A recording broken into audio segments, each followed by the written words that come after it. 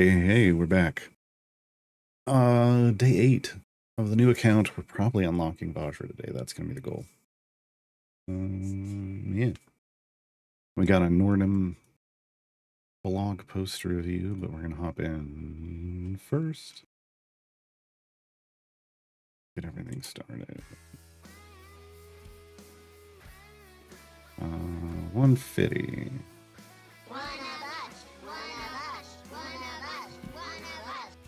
Amlay, thank you for 3 months with Prime. Much appreciated. And hello, Delcoon and J-Dog. Yeah, the meeting ended, I don't know, appropriately on time. So it wasn't too late of a start for this.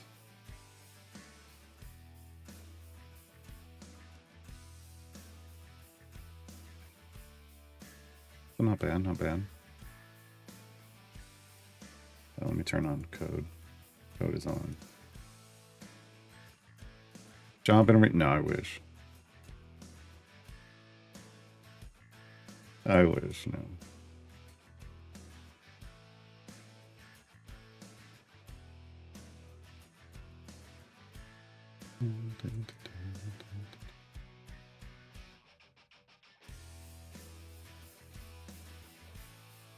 I know it.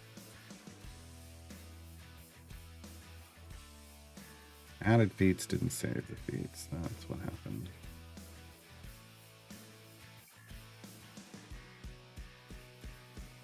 Oh.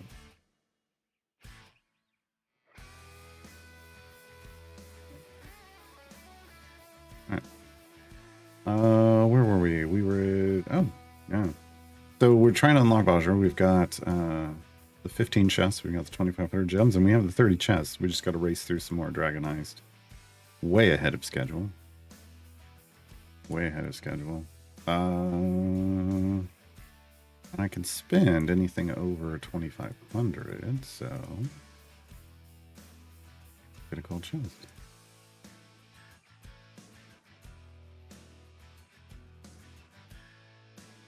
Ooh, and bag of tricks. Is that progress though? Was that something that we had already? Like had a blue as? Yes, it was. So it's not progress. It's progress towards epics, but it's not progress towards the tracker we have right now. I don't know, J-Dog. It doesn't really matter. Like, people need to just use the codes when they get them. Everybody's gotten into this whole, it always lasts a week, and that's not... It's not necessarily how the codes get made. When you create them, you create a start and an end time, and it might... Some people might want them to last more than a week. Some people might only want them to last a couple days. Like, oh, it's up to whoever's creating the code, like the person requesting the code. I usually try to do a week, but when I'm having to do a bulk of them, like I did, I did one for 5 days a week for all of December and into January. So I did at least 35 at once. And when you're just trying to fill in boxes and like you end up hitting a wrong number at some point.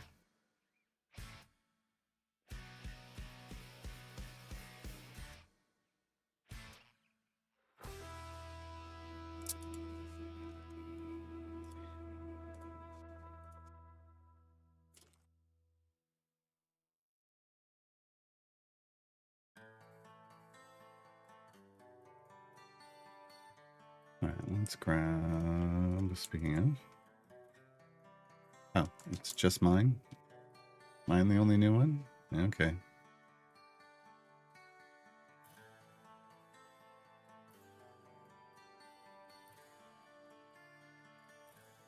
Ooh, there's a blue for Dynahan.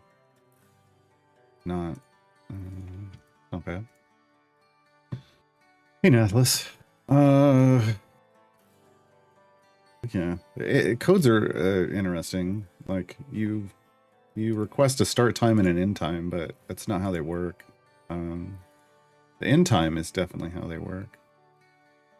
But I broke it again.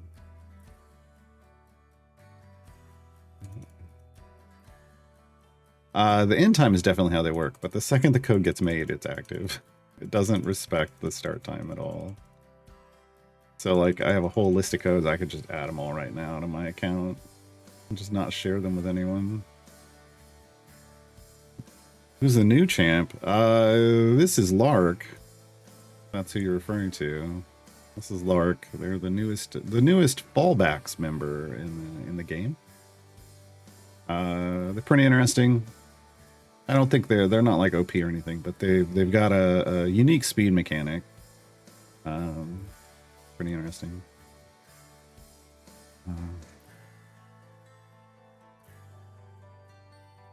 No mop. They have a mop, but it just doesn't scale well. None of the fallbacks mops really scale well. They have a weird like they have a each of them has an inherent like pre-stack ability, but then when they're in a group together with Kazrin in her left specialization, suddenly one of their other abilities with an item becomes a pre-stack for Kazrin. It's interesting. It's really interesting. It's not what you'd expect, and it's only in that one specialization, so it's really weird. Really weird kind of setup for it. Kazrin is the DPS for that group. I don't have her. This is my new account. I can't show her on.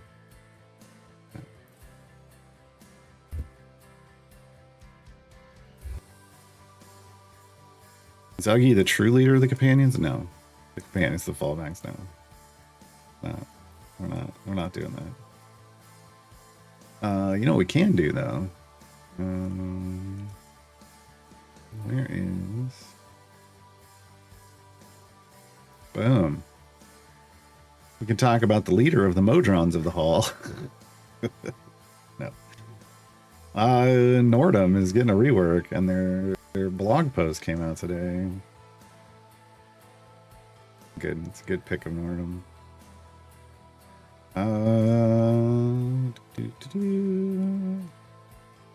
Let's see what we got here. I haven't looked at this yet. So, Gear Spirits. 2 Gear Spirits are taking the form of crossbows, which Nordum fires simultaneously at the closest 2 enemies. If only 1 enemy remains, he'll instead hit it twice. Okay. Seems fairly like the current Nordum. Except for that last part. I'm not sure if it would hit the same thing twice before. I can't remember. Formation abilities. Form orderly ranks. Increase the damage of all champions in the column ahead of him by 100%. Okay. And then we get into... Oh, boy. Oh boy. Core programming. Nordum increases the effect of form orderly ranks and potentially augments his own abilities depending on which Modron core you have assigned to the current adventuring party. Buff stack multiplicatively. Yeah, what's that lawful core?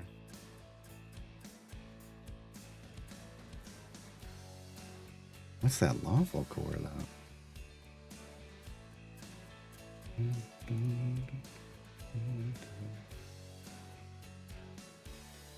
Minus 100 unique species.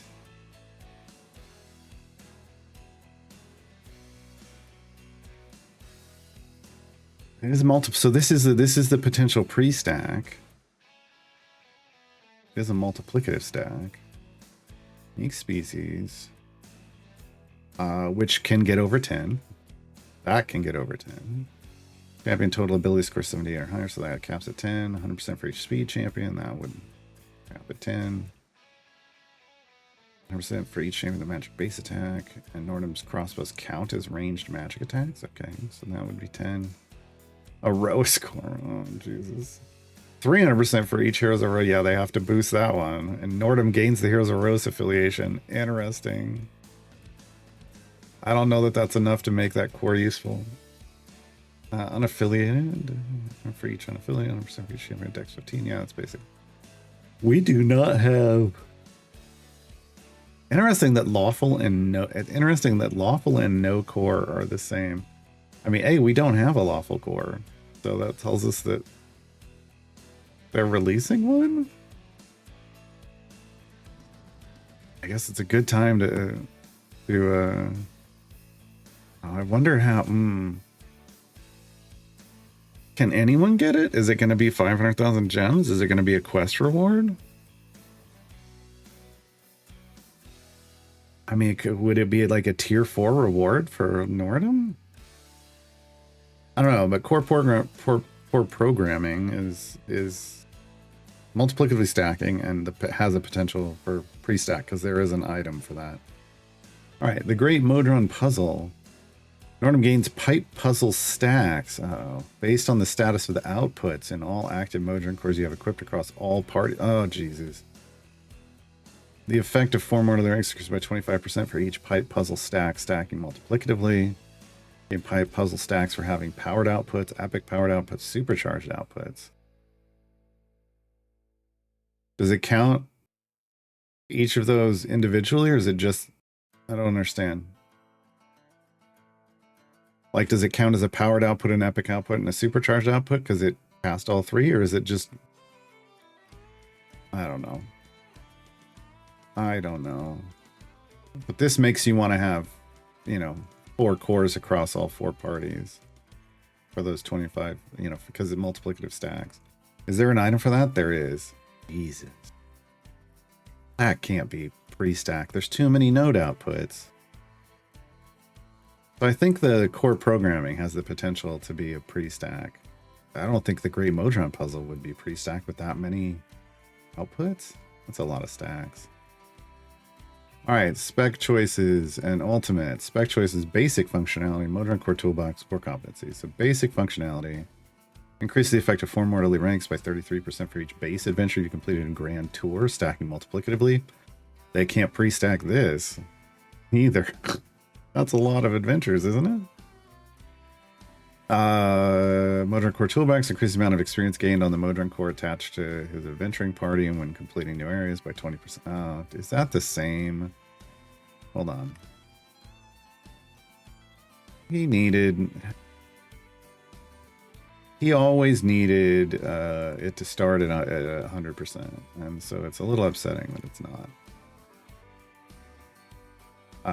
Yes, it's the same. God dang it.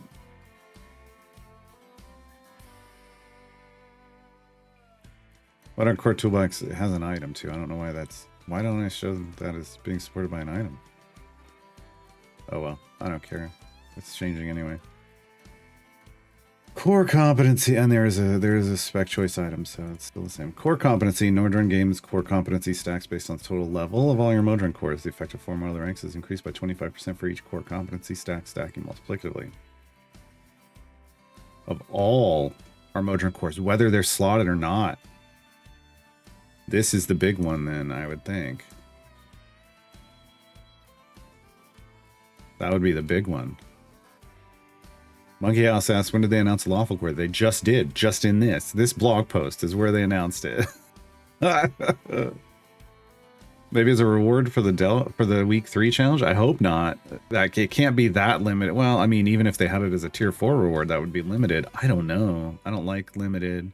Sergeant, 5 steps across the quad. Nice. Nice. Yeah, no, it's never been mentioned before, publicly. Do the Grand Tour adventures end with Brovia, or are there more? No, all of those are.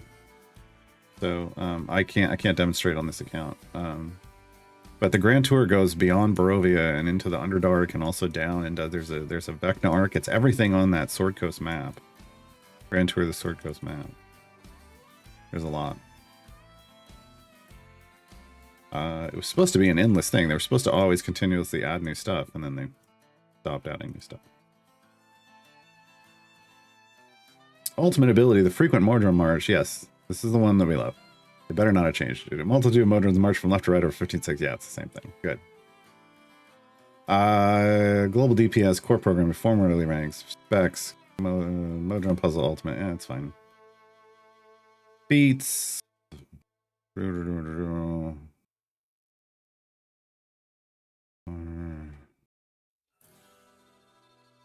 Piercing Bolt's feet. That's an event reward. He gains the debuff roll and enemies hit by his base attacks take 400% more damage. Interesting.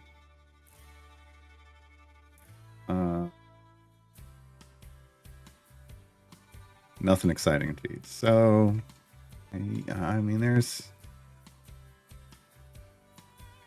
it's, I feel like, I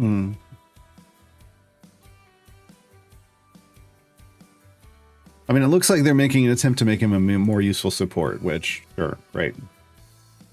It feels like they've completely ignored the fact that he's the shittiest person, like, champion in the game for leveling up your Modron core. Like, until you dump tons of item levels and stuff onto him, which, like, that's still, they didn't bother fixing that problem. Like, he should have started out at 100%. And then just put a cap on it. And then just cap it so it doesn't get ridiculous.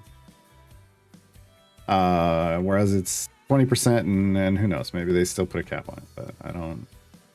In terms of Modron Core Toolbox, I am disappointed that he is not. He should be the better option if you're trying to level your Modron Core than Diana straight out of the gate.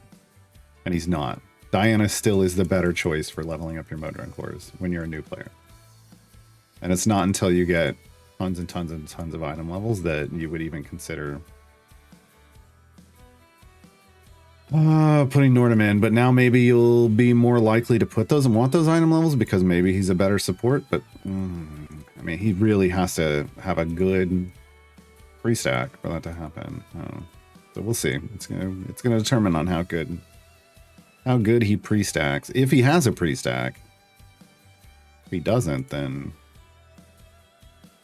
it's, yeah, then it was kind of a, then he may be a better support, but he's not a better Modron Core specialist.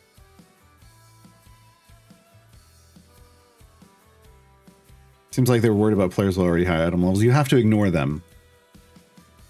You can't design your game around that. Yeah, you can't. You know, you failed to address that in the early years, and now you have to live with it. And so you can't have that be, you can't hurt new players, the new player experience, and make people feel bad about the champions they choose, just because people with 10,000 plus item levels exist. Brave was the best. Well, talking about C9, I thought that was apparent in the context of me saying Diana is better than Nordham, because that's C9. I don't want to have to put full detailed context in every comment I make. Leon. I don't know. So in terms of his ability to level up your cores, I'm disappointed. It looks like there's an attempt made to make him a better support. People have 10k. Oh, lots of, like, end game people are over 10,000. I'm not saying there's tons of those people, but they exist, and they're vocal. Yeah, I'm not one of them. My Briv on my main account has over 100,000 item levels. But that's specifically because I took him to 9 jump and then almost burnt out doing so, and wish I hadn't.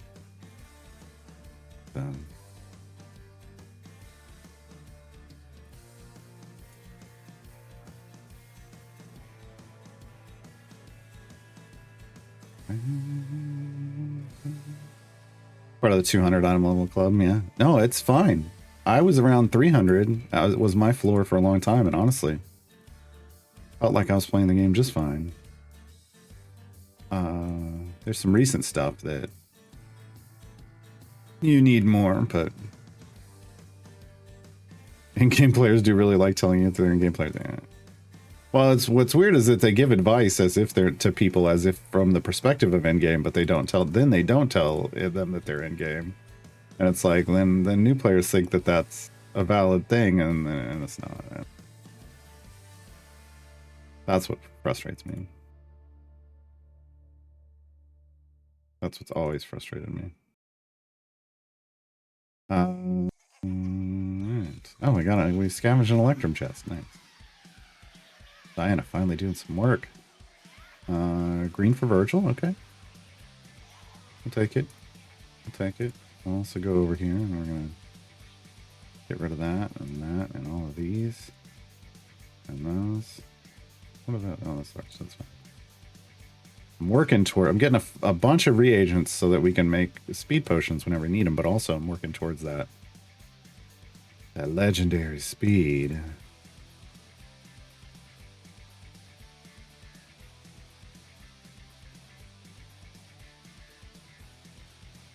Did he run across the map like Tatiana? Yes, but what he does is he runs to the next area. You see? He's already there. And he brings out enemies already. Like, see how I had a couple enemies that were just right here in the kill zone? So he instead of like enemy spawn speed, like he's the replacement for like Whittle and Deacon. Instead of spawning up enemies faster, he just pre-spawns them for you there. So got a couple based off his item and feats. So he has an item, it's Bardic Perspiration. There's an item and there's feats.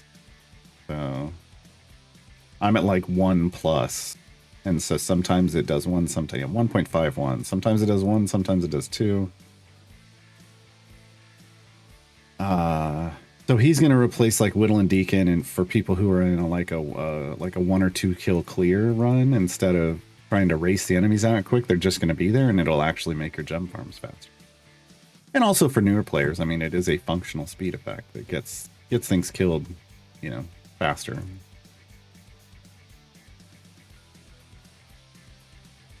The fact that I'm only 17 away. Oh, the rares, yeah.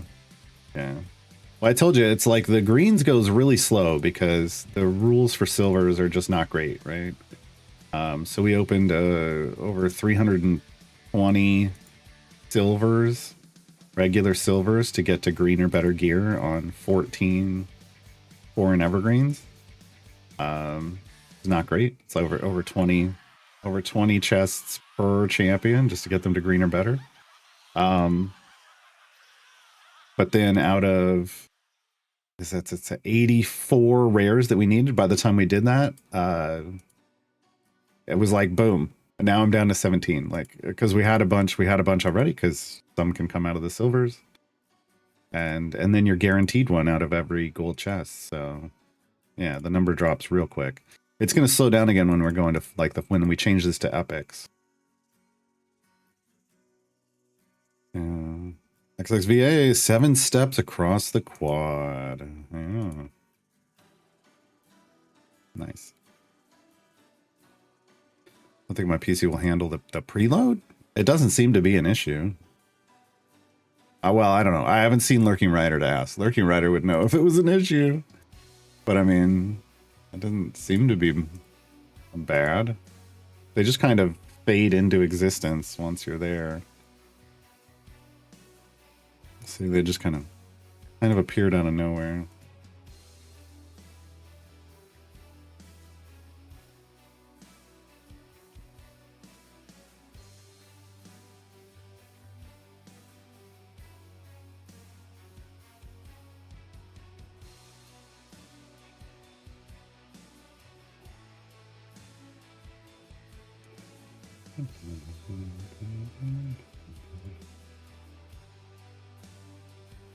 Briv and Lark in a formation are playing leapfrog, kinda. Oh, he runs off and then Briv jumps.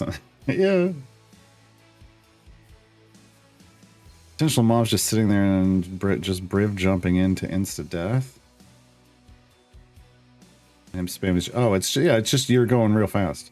Yeah.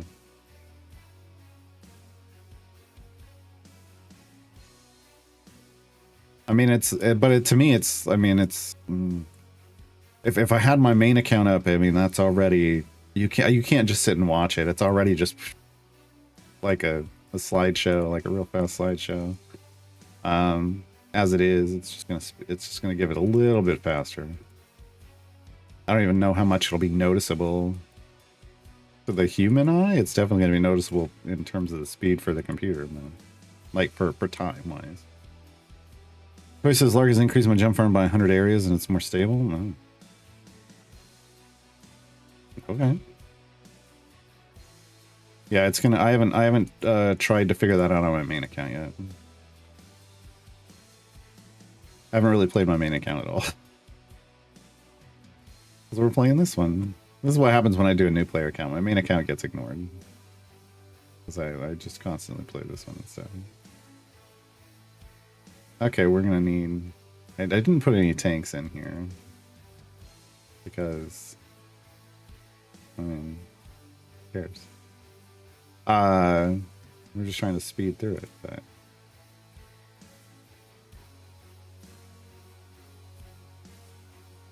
So we're probably going to need a tank. Seeing as how 3 people died.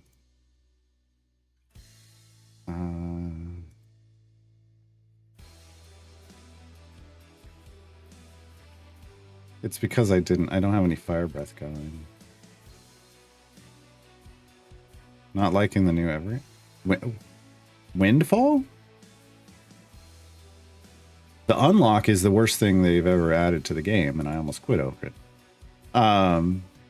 Yeah, okay. Yeah, getting her. No, it's horrible. It's absolutely horrible. Yeah. Everyone's in agreement on that one. They really screwed up. The champion herself is amazing, which just makes it even more frustrating that it's behind this just rage quit of a variant, a pair of variants. There's 2. And one's worse. I mean, it just gets worse. The Trainland 5 steps across the quad. Nice. Nice. Hello. Hello.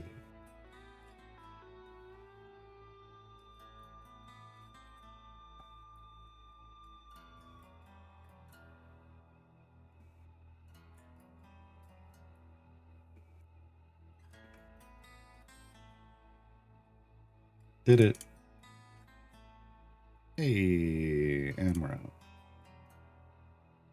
And we're out. On to the next one. Okay, hold on. I need to do my math here. 3, 5. There's only one here. 6, 8, 9. Okay. This is 10, so we need, after this one, we'll need 5 more.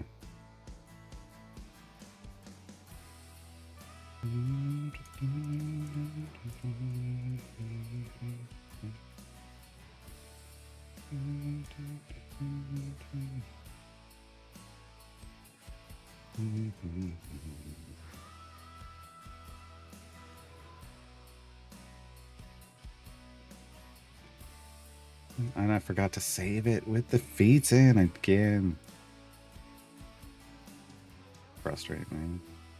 How did I misclick on that one?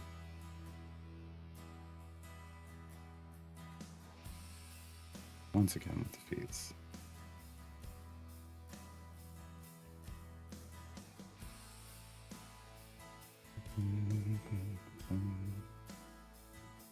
Okay, let's see. Can we do 150 if we throw a 5-minute in?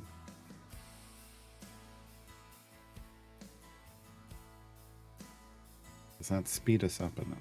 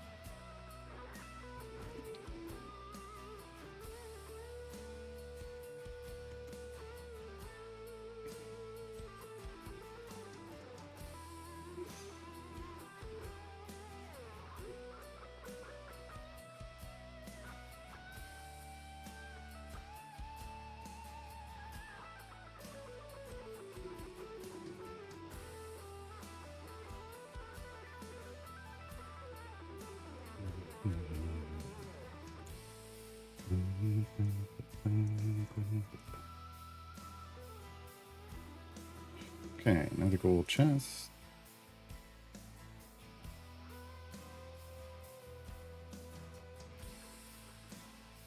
Hey. There's progress. Okay.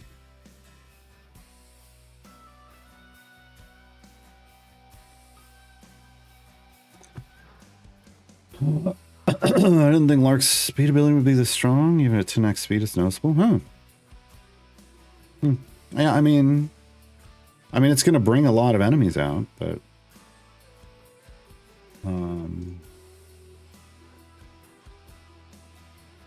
yeah, I don't know.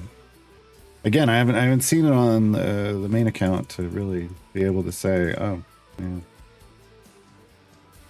Saturday I will, on the tutorial show tomorrow. Tomorrow I will gear him up, and then I will have a better idea of what he looks like.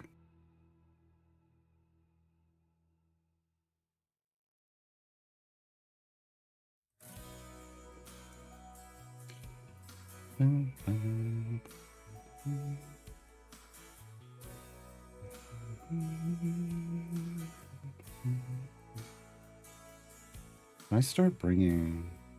Oh. Are we at the Melf stage?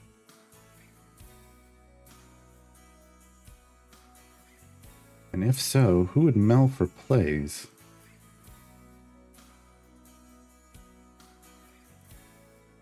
Thinking Calliope?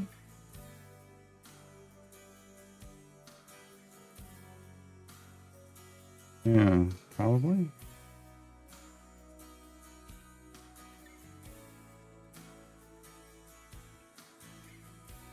So this is the new start formation.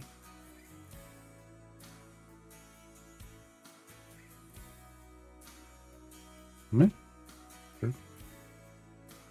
Sure. We finally have enough favor we can start using Melf. We have E18. That means when we go back to Tomb of Annihilation, because we just kind of left, we didn't even complete really much of anything. We did a couple favor runs, and then it was like, oh god, it's time to go unlock Vajra already. Shouldn't have gone there at all. We'd be almost done unlocking. We'd be unlocking Vajra right now if we hadn't gone there at all. Wild.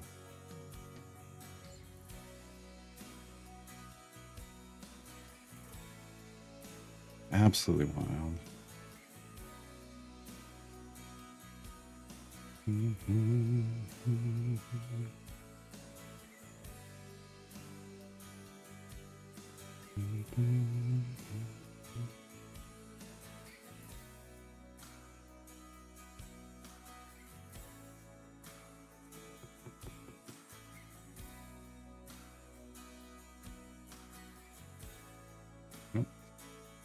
Just fishing for blues out of those at this point.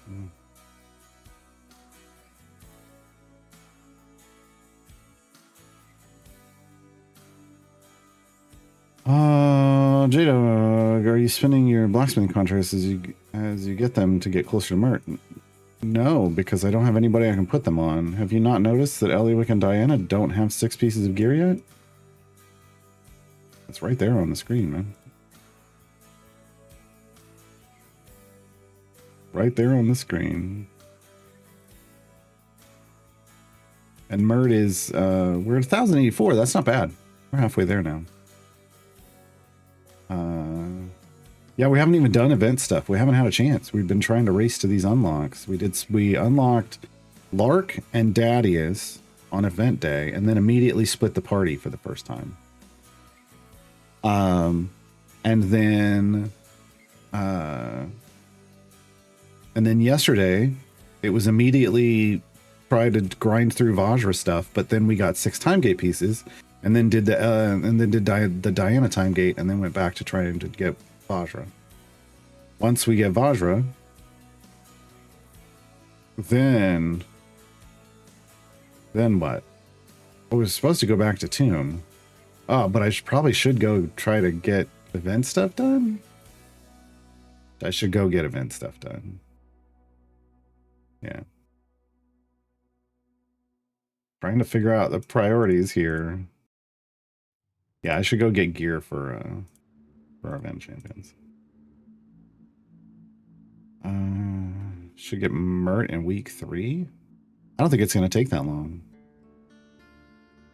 I think I don't know. I mean, we're on day 8. I guess this is week 2. I'm thinking about it like if you were playing every day as just a regular player. We're only 8 days in. Are time to get pieces from patrons that important anymore? Yes. Hank will run out, but it's also getting access to your Modron core. But yeah, champions are you want to get. I don't have enough speed champions yet. So building, the quicker you can build out your speed party, and the quicker you can get to split the party too. Like these are all yeses. So time gate pieces still important. Do I still have the chest for call? Oh, we've still got a lot of gold chests. Yeah, still got a lot of gold chests. So, you know, I'm falling for gold chests. I'm still doing the rule of it's got to be green or better, or I'm not opening them. So as we get here, hold on, let's pull up my. Wait, where's my? We did event gear. Load. Like Daddies and Lark are the only 2 that I can open chests for right now. And I did. That's why they're like this. Esmeralda's still missing a couple greens. Hank's missing a green. Those are the closest, yeah. So still waiting.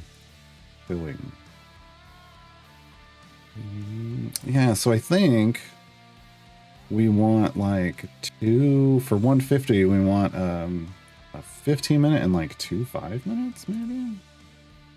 Let me go brew a 5-minute.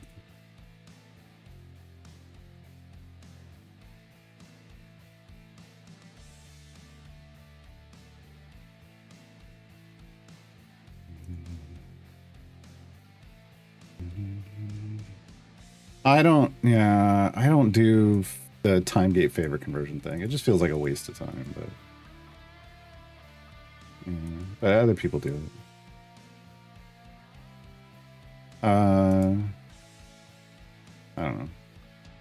I had enough to do the Turn of Fortune's Wheel and stuff, and then it just slowly built up on the main account, and it wasn't in any hurry, I guess.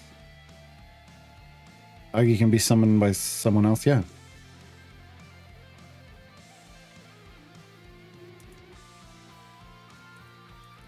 Uggy is about like whoever the first fallbacks character in the formation is gets Uggy automatically, and then as you add more, their ultimates become Call Uggy, so you can move it to whoever you specifically want. You can move Uggy to whoever you specifically want them with, based off what you're trying to do. Another Electrum. Okay, well, that's fine.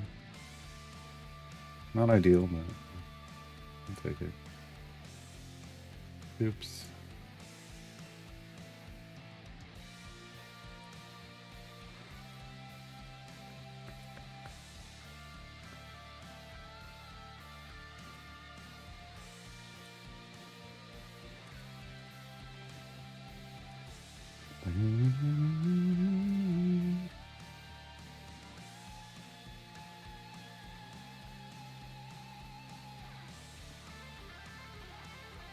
Ugh.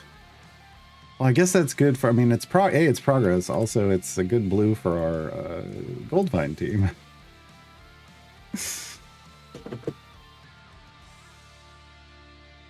Wow.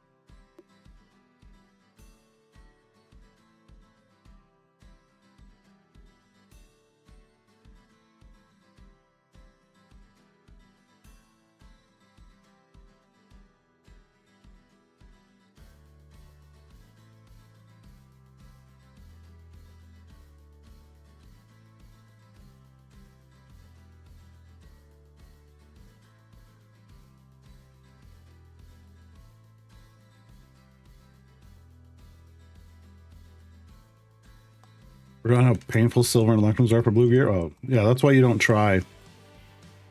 You don't really try for blues with those. It's not what they're for.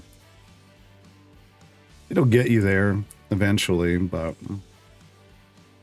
yeah.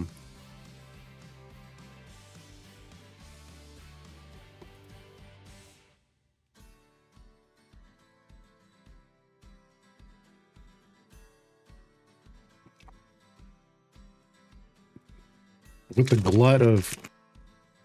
glut of champions out of Tails that just have no gear, that come with no gear, it's rough.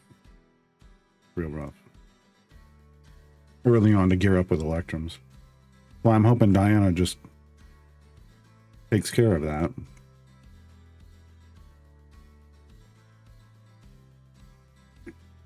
$311, we looted 3. Like, she's got the numbers game to help you do it, but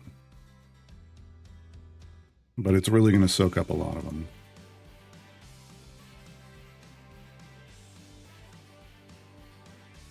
Ron asks, I'm mostly getting blues for my time gate champions from patron weekend chest.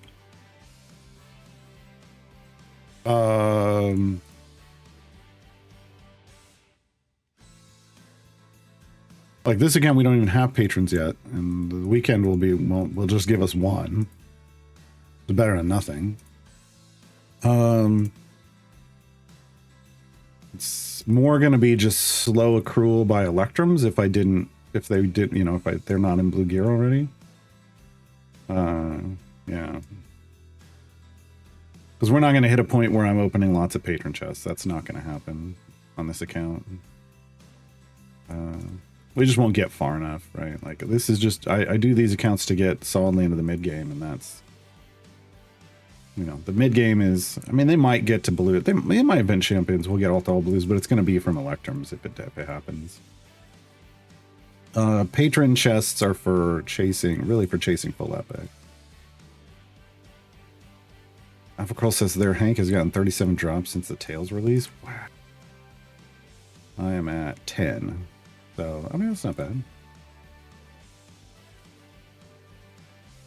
Roguelex says they started 4 weeks ago, and yesterday, thanks to the guy, it's the first time I got over 150,000 gems from my gem farm. Wow. That's wild for 4 weeks. Good job.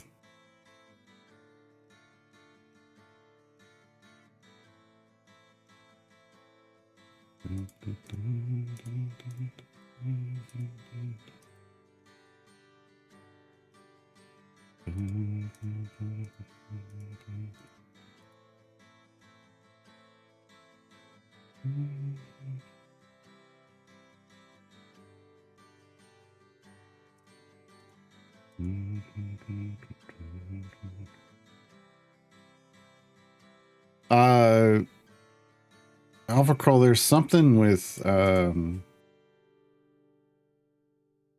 something about if you have your Diana running when the like at noon, when the daily, like noon Pacific, when the daily reset happens, there's a chance to trigger it, like that she'll drop a lot of Electrums beyond her cap. Like it just screws up the math and she'll drop a bunch at once. That bug's been around a little while. Yeah. So that may have done it.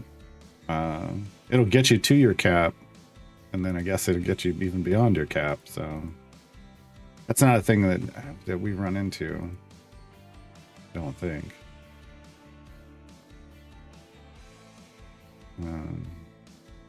Yeah, I mean, it could have, like, I got, I think we got, what, 3 time gate pieces on one of the days from Hank, but it was like, I think, what, maybe it was last Friday?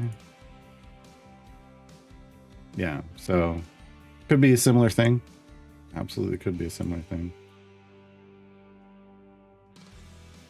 Sitting at 2,000 Electrums? Why? Why not open them? Or is this on a gearless account? All right, hey, we completed this one.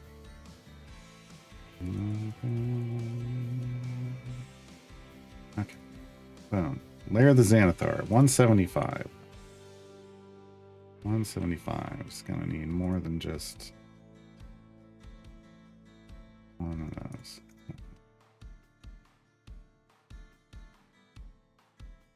Did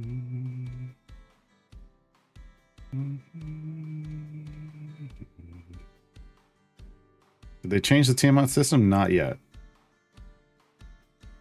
They're still in talks. They've decided on a design and they're developing it.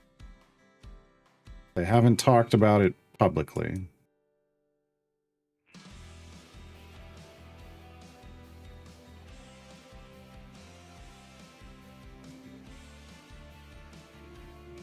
Oh, yeah, scripted Briv, yeah. I don't...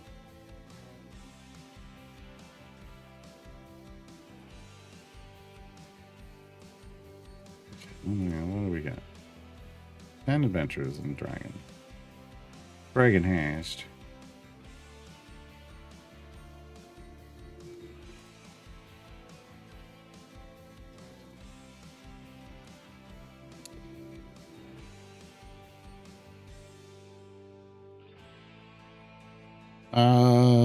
Alpha Girl says, I hope they've asked at least some players about input, so there's some external comments.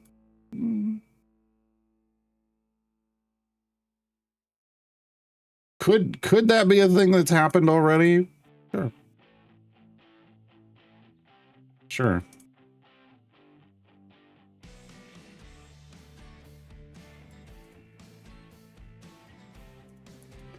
I don't think it's what have they said publicly? Well, we know for a fact that it wasn't on the roadmap for 2026. Like, they just did a 2026 roadmap stream. And what does that tell you? That tells you that it's not firm enough. Like, they aren't complete enough, and it isn't firm enough that there would be even that there would be a launch date set. So it's that early in the development. That's about all. That's about all they've said publicly. We have to wait for them to say more. Wonder if they'll roll out the new system as Trials of Takesis along with the new Dragonland stuff. I no comment.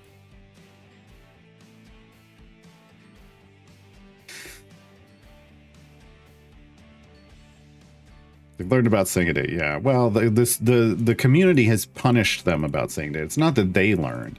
It's that they didn't teach the community. They just chose to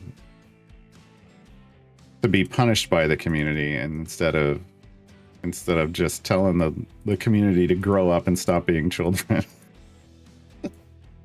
Understand that, hey, stuff happens and sometimes dates slip. Like, you can do that. You absolutely can do that. We see studios do that a lot more often nowadays, but CNE doesn't like doing that, apparently. So yeah. They expect it sometime in 2026. Yeah, they've said early 2026. I mean, they were hoping to get it out this year, but then Justin said he, publicly stated he dropped the ball on it, and that now it's, it was behind schedule, and that they were hoping. There was a long time they were still hoping to get it out this year, he kept saying, but now they're firmly into early 2026.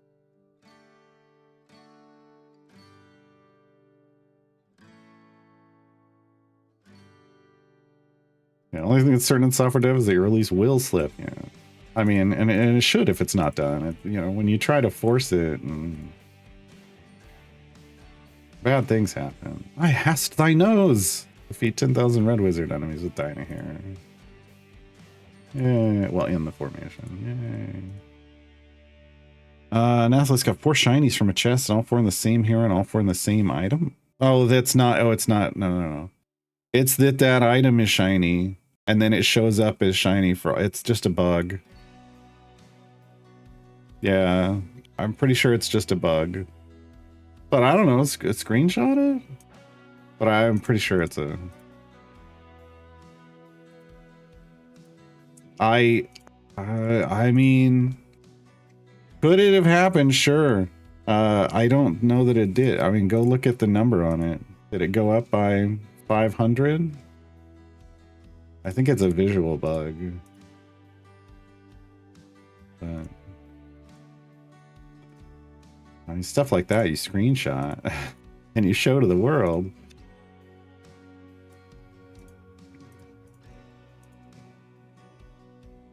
I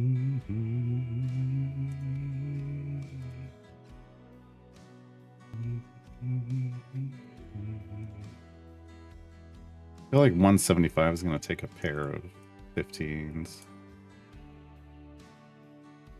The 3,000 again.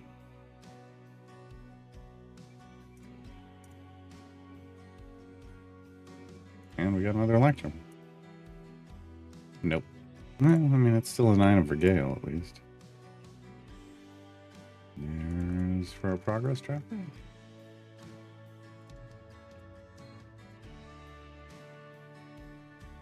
What was on Delana? Oh, gee. Is there a bug with Finn where the bonus to patron stuff isn't accurate? Mine is giving +2 when it should be giving max. I don't know what that means. Oh, it would be giving 400%. I don't know. Take the feed out, put it back in. Turn the game off, turn it back on again. Do all that stuff first.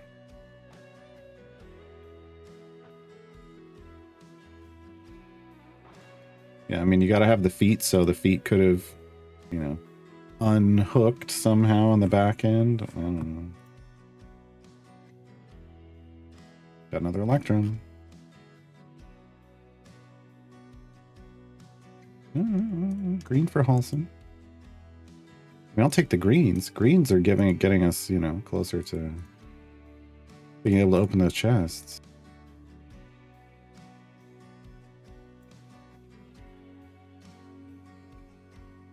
If he was on, so swapping it out, reset it. Yeah, that's. I don't know what it's kind of like when you're trying to run. Well, you'll notice abilities will get turned off when you're running Artemis. Like you only usually notice it on Artemis, but probably happens more often than we think. Then you got to shuffle your formation and to get them to come back on again.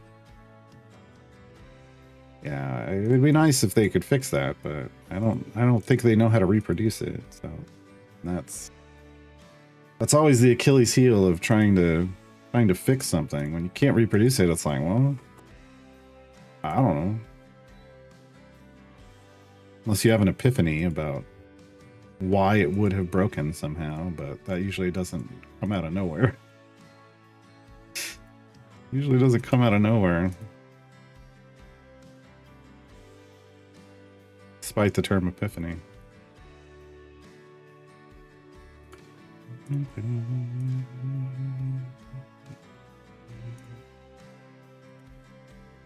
Alright.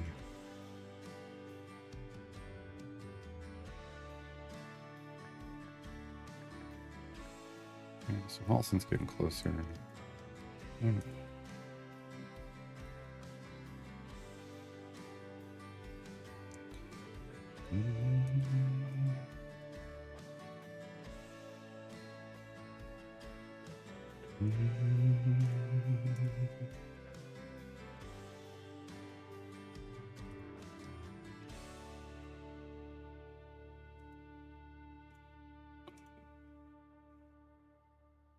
At full speed, I have no idea if the guy's doing a speed effect. I mean, I haven't seen it not trigger yet, so should be. But yeah, I get it. Here's the thing: if on the other side, if he's already there and then the others rush in, really how you're able to tell,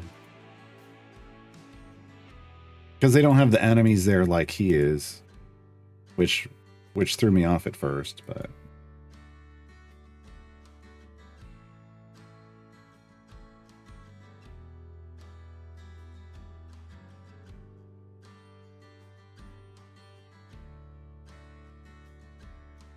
My screen is always with the formation. Are you at a 1 kill clear, or are you at a 2 kill, or are you above a 1 kill clear?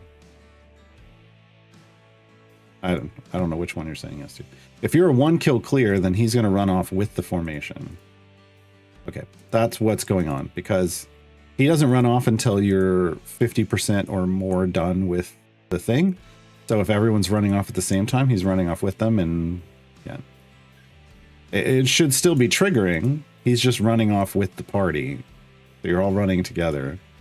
I feel like he should, what you want to look at is when they're coming onto the screen here, like see how he was there first?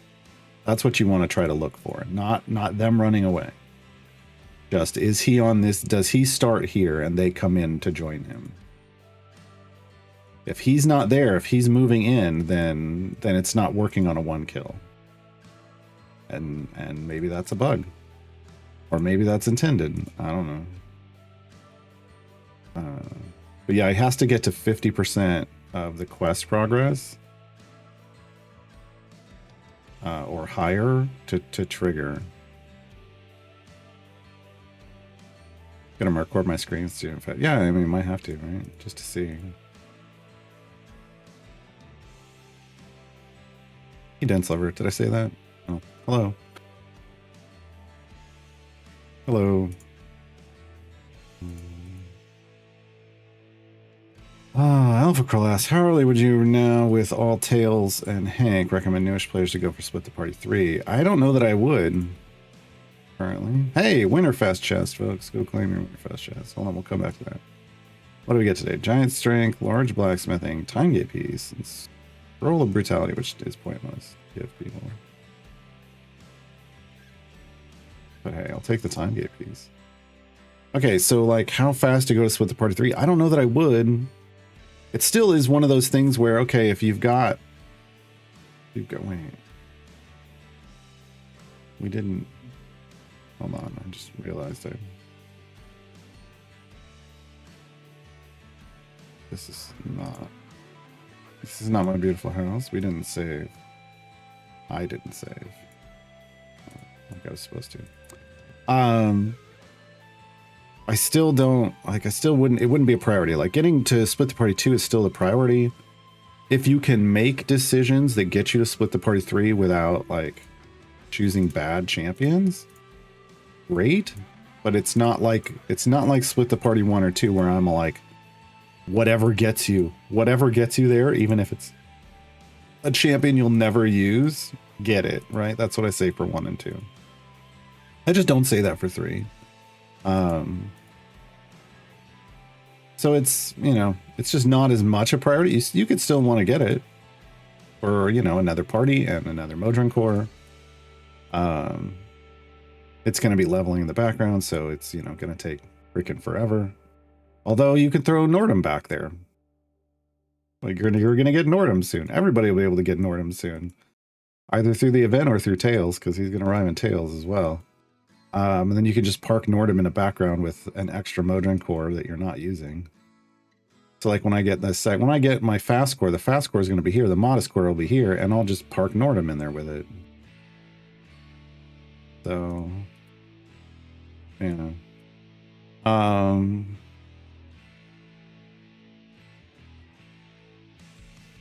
For my new account, it seems weird that I'm in reach for it already. I mean, everything about this feels weird to me at the moment. I also feel I should more focus on actually building more of a team to push. I'm not even worried about pushing right now. I just want speed. But yeah, everybody's got their own priorities. Yeah, I think it's, you know, I think it's more important to build the team that you want. And pick up Split the Party 3 just naturally. Like, you'll pick it up naturally. Yeah.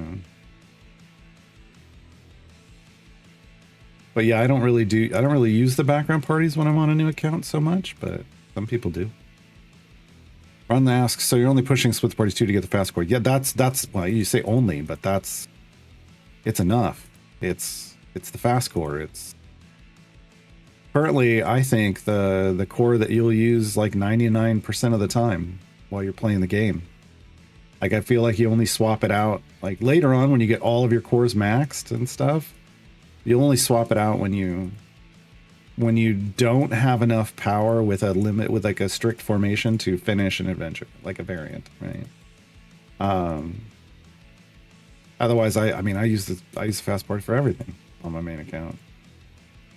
No reason to switch unless I absolutely need a little more damage. Because that's all you're getting from the other cores is a little more damage. But I like the speed effect all the time. I mean, Nordum doesn't change the calculation. I'm just saying, because we just saw his, we went over his kit earlier. His Modron core toolbox isn't changing. It's the same underwhelming mechanic it was before. Which means he'll just go get parked in a background party. Like, it's still, that's his. Here's the thing, like,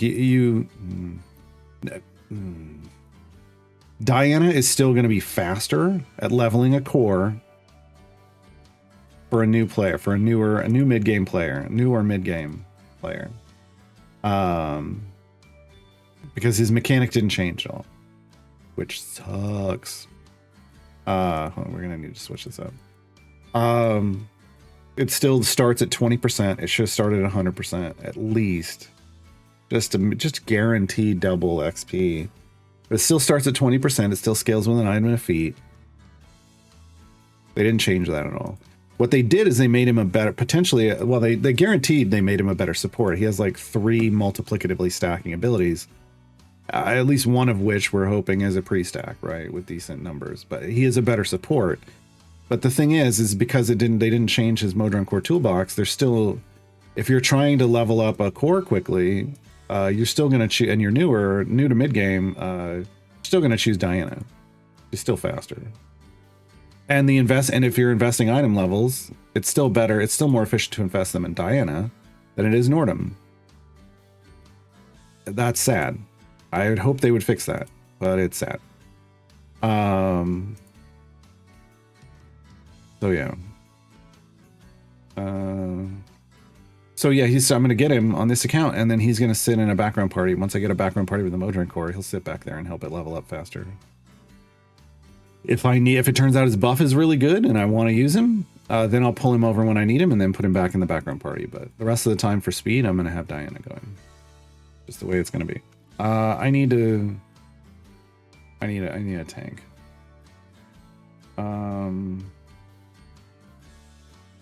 So there you go, Havilar. We were just getting shipwrecked. Up here by this, because we had no health. There. I blew it all up. Alright, let's see.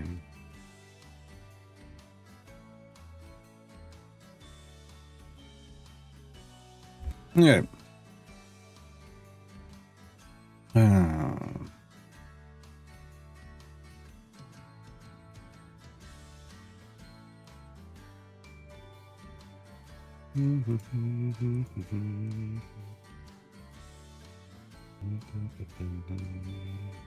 The blog is out, yeah. I could go over it again.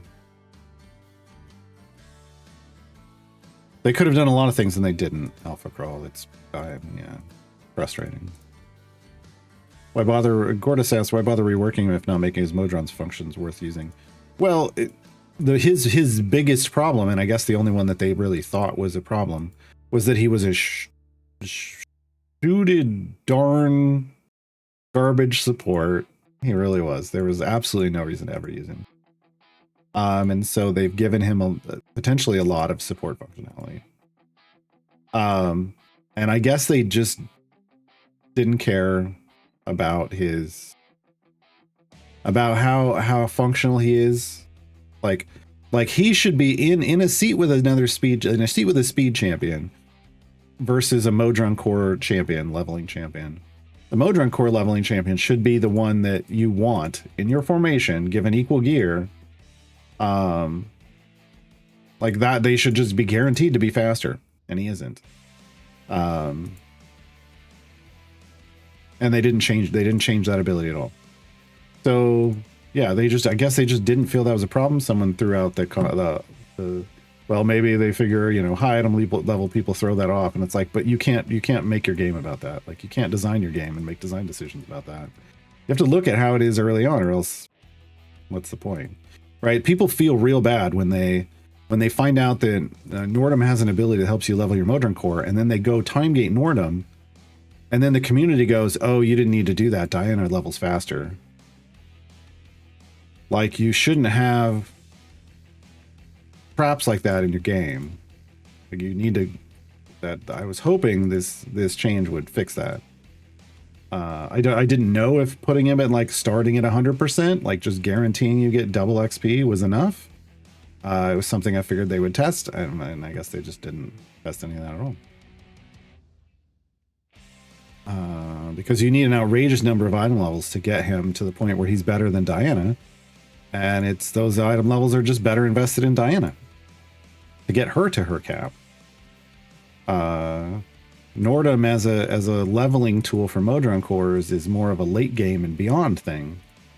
You can once you can invest thousands of item levels into Nordum, you can level a Modron core in like, less than 30 minutes. 15 minutes or less, I think, was the record we heard last time. Like from 1 to 15, less than 15 minutes. But that's late game to end game. Like that's, if he only becomes functional for that after you've leveled up all the cores because you stopped delivering new cores, then it's just kind of pointless. Jericho says the buff functionality is pretty interesting now. I mean, I looked at, yeah. And the buffs interact with Modron cores, yes. But there's glaringly obvious problem left on the table. At least he isn't the worst support ever is not much of a consolation to that chart. Exactly. Like, well, he's a better. I mean, they do this with reworks. Well, he's better than they're better than they were. It's like, but why did you like? Here's our problem. Here's the problem I feel like we have as a community is like the devs are investing the time to rework a champion, and then we see the rework and we go, well, I'm not going to use that champion. So they wasted an entire rework cycle on a champion. Like, why would you do that? And I'm not saying this rework cycle was wasted. I think people will actually use him in formations now, potentially. We'll find out on Wednesday if he's strong enough. Like if he scales well enough to have a seat, to be able to take a seat from some of the other champions here, like to take a priority. But he's definitely not, the worst support in that seat now. But he doesn't. His niche should have been leveling Modron cores, and it's not.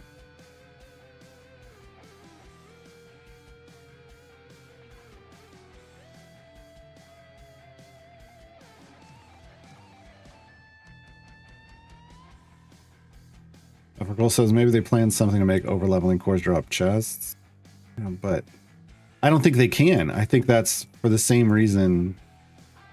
I mean, somebody can rock, 15 levels in 15 minutes. They just generate infinite chests. I don't think they're ever going to put that mechanic in. They've literally publicly stated that they think the amount of Modron component chests we get is where they want it to be. I don't think that's ever going to happen.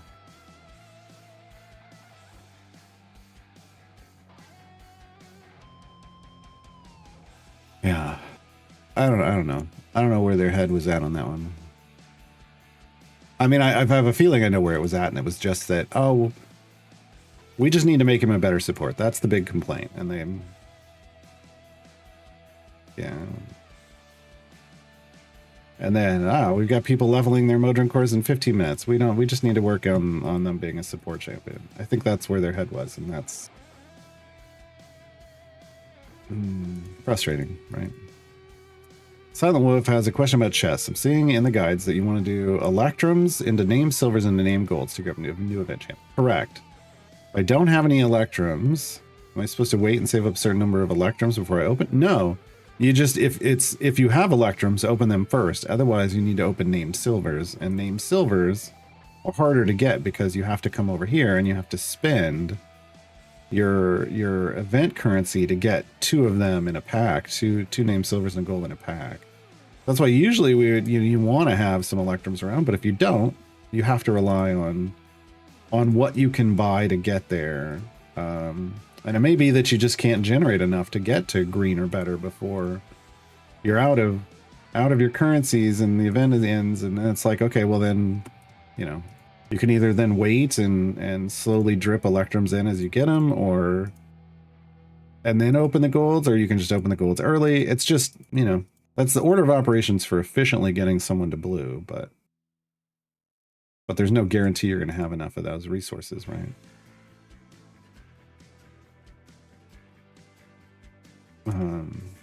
And again, like, yeah, at the end of the day, as I'm finding out here, it's just the game is much smoother when you're new. If you're just like, I give people, here's the efficient way to do it. But ultimately, at the end of the day, you can just open all the chests when you're new, and it's, you know, the resources are going to help you. It's just if you want to be efficient, that's the efficient way. But that can mean patience and slow progress sometimes, right? As we're seeing on this account.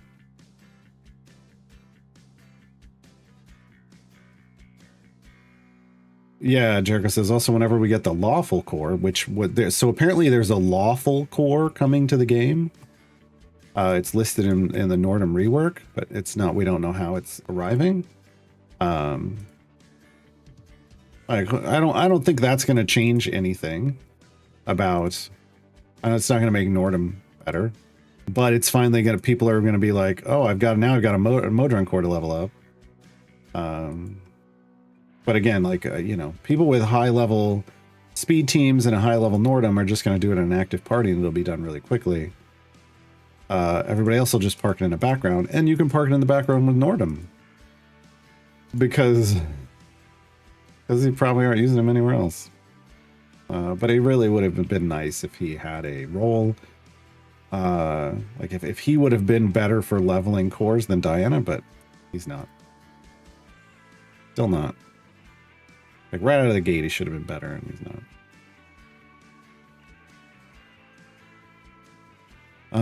They once or twice discussed giving some benefit for XP to max Modrons. Yes, but they've also clearly stated that they think the amount of Modron component chests we're getting is fine. So, you know, so I don't think the benefit is over leveling gets you more Modron component chests, since we know that there are people who can then just create infinite Modron component chests. I don't think they want to do that. Summon silvers now and wait till the event is over to open the golds. I mean, you know, if you don't have green or better by the end of the event, then yeah, then once the event ends, open the golds, I would say. But if you're like, I need to use these champions and these event variants, because you do, you could just open them. Just open the golds. You don't have to wait. It's just, you know, if you have, so again, the efficiency thing is like, if you have the resources to do that, this is the efficient way to do it. But but if you don't, just open the chests. Does it mean you're gonna be guaranteed to get blue or better gear? No. But you'll be able to use the champions sooner than you would have normally, instead of waiting. Maybe that ends up better. I don't know. Things become a toss-up at that point, and it's up to the player to decide.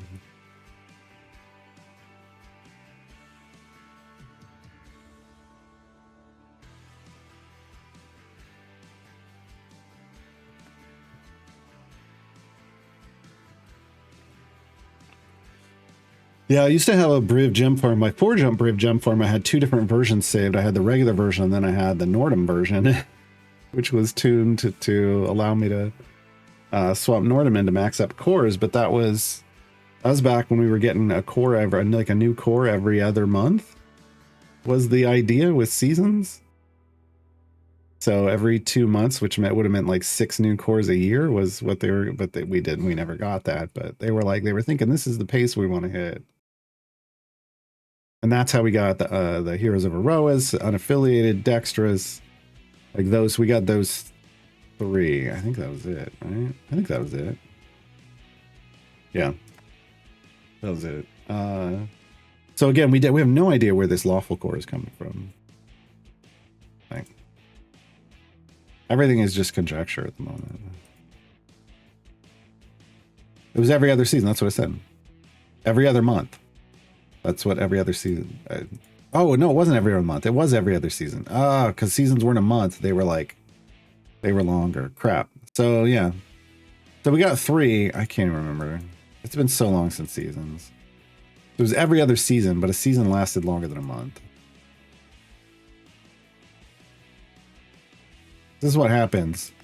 Ever since they sent seasons to live on a farm upstate, I've just forget more and more about how seasons worked. So maybe three cores a year? I don't know, 3 or 4 was the goal. We got 3, put it that way. 100 core XP is 1 per zone, yes. But that's before Nordum, and then Nordum can change that. But the problem is he starts out with just giving you like a 20%. So you'd earn 20% boost base before any gear, so 1.2. And I feel like it should have just been 2. Like it should have just doubled it from the base and then it gone up from there, but it doesn't. We haven't had a new mode run since Seasons, correct? Correct. Wouldn't surprise me if the new core is the tier 3 of Tails for Nordum.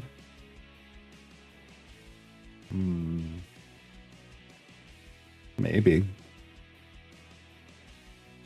Maybe.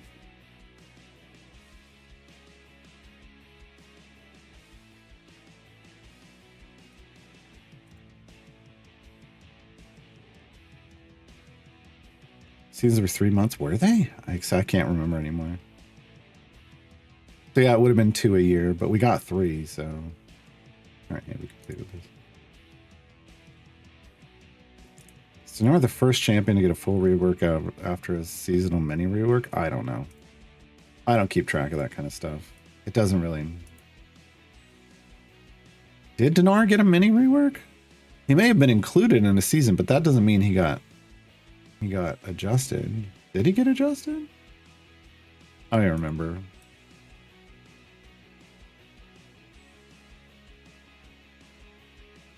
It's been so long ago, folks. So long. I forgot to... Oh, I saved it didn't this time, didn't I? Oh. Clicking on the wrong people, though. Yeah, I don't remember who all was in all the seasons anymore, and I didn't do... I think I did a guide to one of them, then I stopped because it wasn't like... They didn't need guides. I probably should have done guides for all of them because there were people that just... Basically guides to teach people not to treat it like a grind, because you didn't have to, and so many people were. That's unfortunate. How far are we going this time? 175.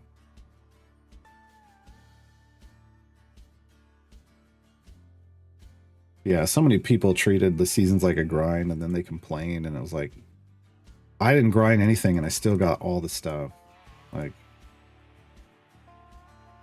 you try to do what you can, but people don't listen sometimes.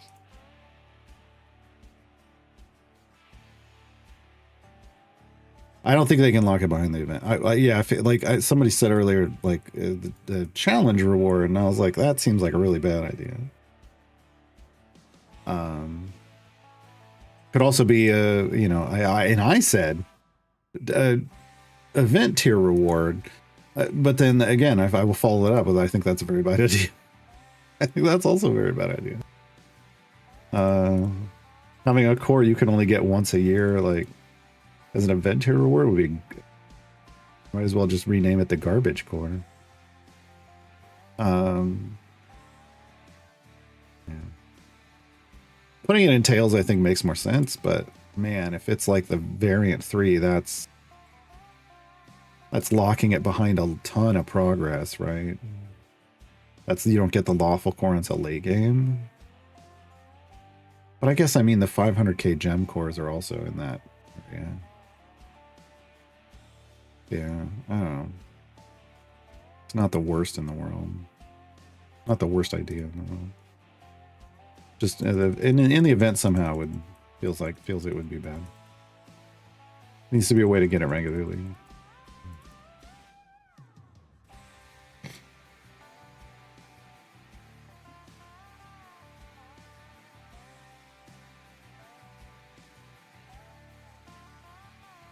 Or do you have the garbage core? They just spelled it Erois. No, yeah.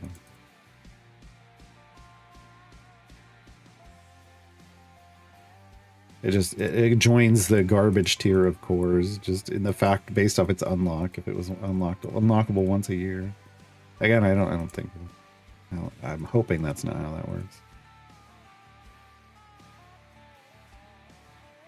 Well, I don't think you can base anything off Hank's variants. Don't use Hank's variant as the bar. for difficulty. They screwed everybody over with Hank's variant. Like whether it didn't even remember the variants. It wasn't even the variants. They screwed everybody over with Tiamat's special rule in Hank's stuff. So even the unlock was more difficult than it should have been. I breezed right through the other one. So like you can't use that as a measure of tier 3 difficulty. They did Hank dirty, basically. So yeah, don't try to figure out balance for tier 2 based off Hank stuff. Use Havilar instead. Havilar's stuff was much more like normal. Hank's was way too messed up.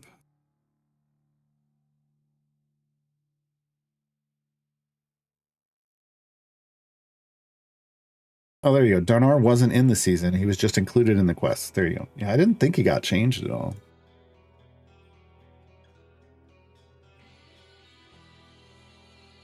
His kit's been pretty much the same since he came out. And the problem was that he was the more functional of all of them, and that's why I'm all like, wait, they're reworking him before Walnut? Like, okay. Seemed a little odd to me, but well.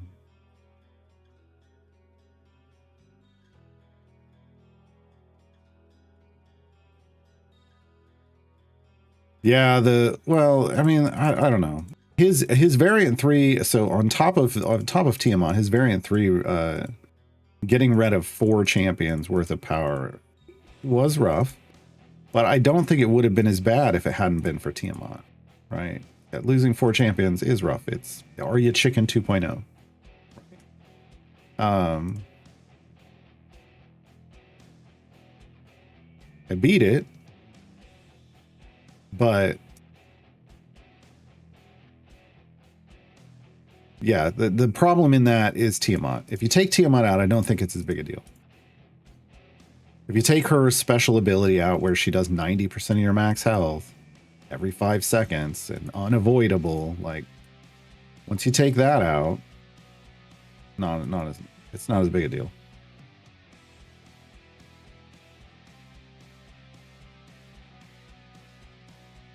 I didn't mind the 4 champs missing only good. At that point, look, you're talking about they're effectively consider that if you want to think of it this way, as a tier 4 variant.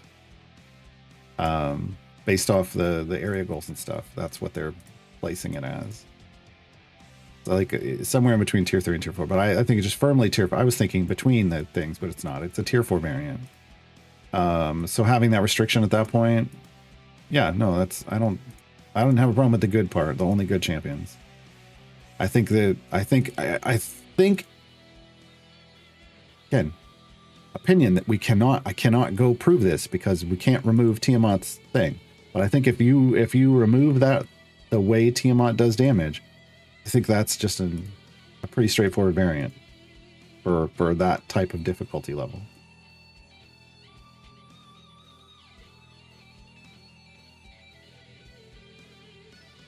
I want to say this though, I am not going to ever try doing those in variants and patron variants. I was going to do patron variants up in the picture-in-picture window. And like finally like grind through all the patron variants while we were doing this new player account. And then I just sat down one day and I was like, but I don't want to. And I went, okay, well, if I don't want to, then then why bother? Why do something I don't want to do? Yeah, so I'm not going to. I just don't. There's no reason to do patron variants. Where I'm at, in my progress level, there's just no reason to do patron variants anymore. Like to me, there has to be some kind of. I'm not a. Oh, I've got a completionist complete all the things. I'm not that person. So you have to have some kind of like. I don't have the intrinsic motivation just for completionism, and personal desire. That's not there for me in a video game. There needs to be something in the game that encourages me to do it. There isn't.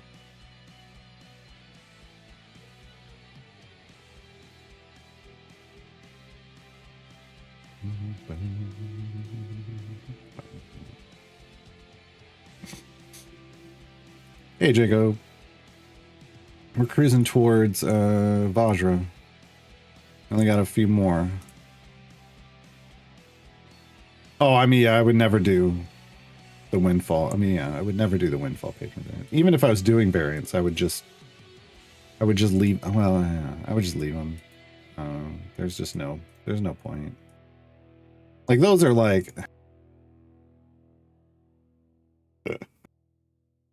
That's like those hot pepper challenges that people do on streams. Like, well, if you donate this much money, I'll eat a hot pepper on stream. And like, that's the only way I'd ever do those is like set up a donation thing and like, well, if we get to the donation goal, I'll do a windfall patron variant. Like that would be the only way.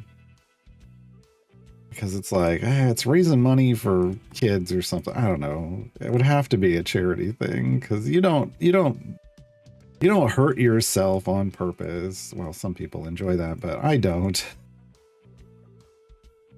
They get all the buffs from patrons? No. I think I have them all for Mert for sure. I might have all of Vajra.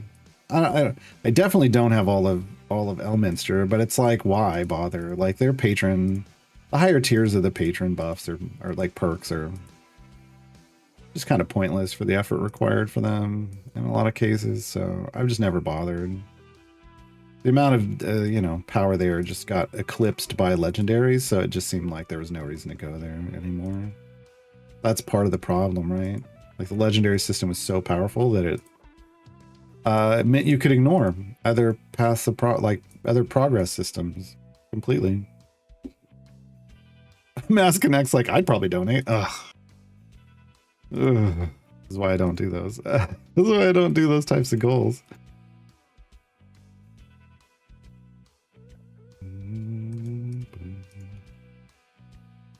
Set up a throne item or Twitch saying that $250 equals one windfall patron attempt. No.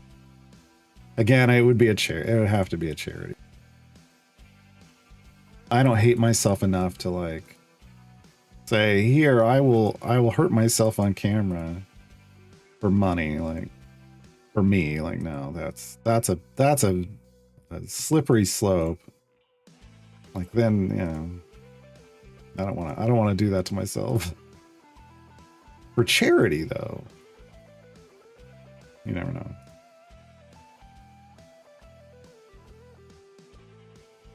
The money goes to doing good things for other people, and then you open yourself up to a little more stupid decisions.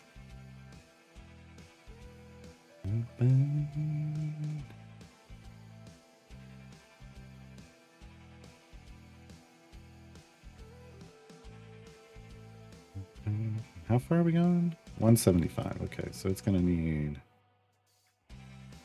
another set of these.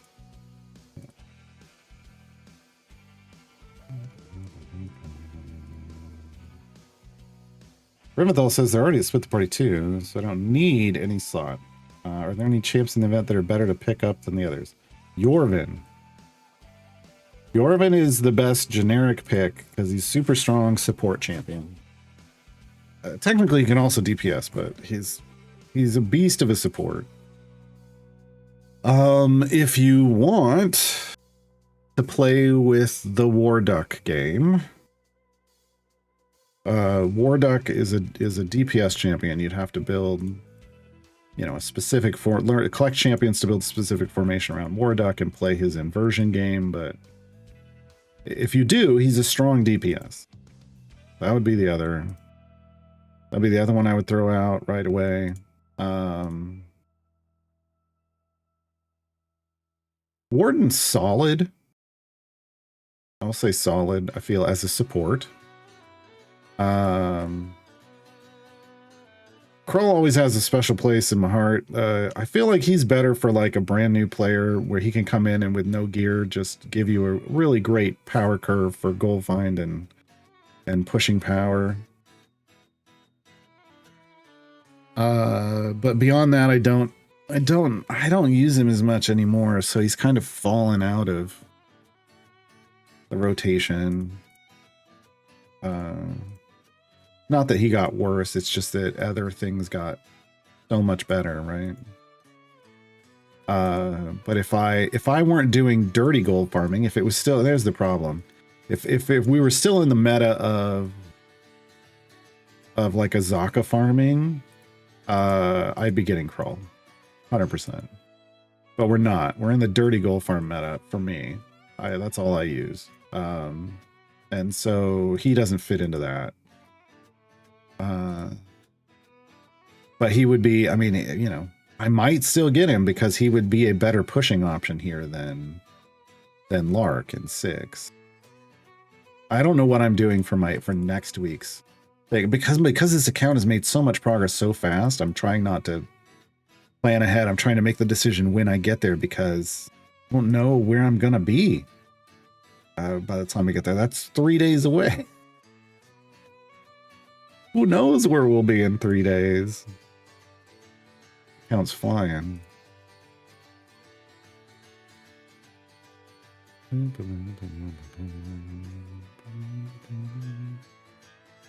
Windfall is in Vecna, right? Yes.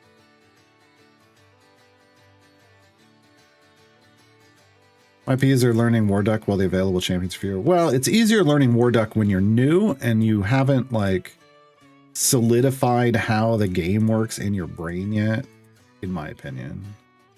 Because when he came out, my brain just broke my brain after years of having played the game a certain way, like him just inverting the way things work. My brain didn't like it. It would give me migraines. But that's me. Nathalis ended the House Always Wins before 11. Oh, no. Yeah. Sorry. Yeah, that one's just not great.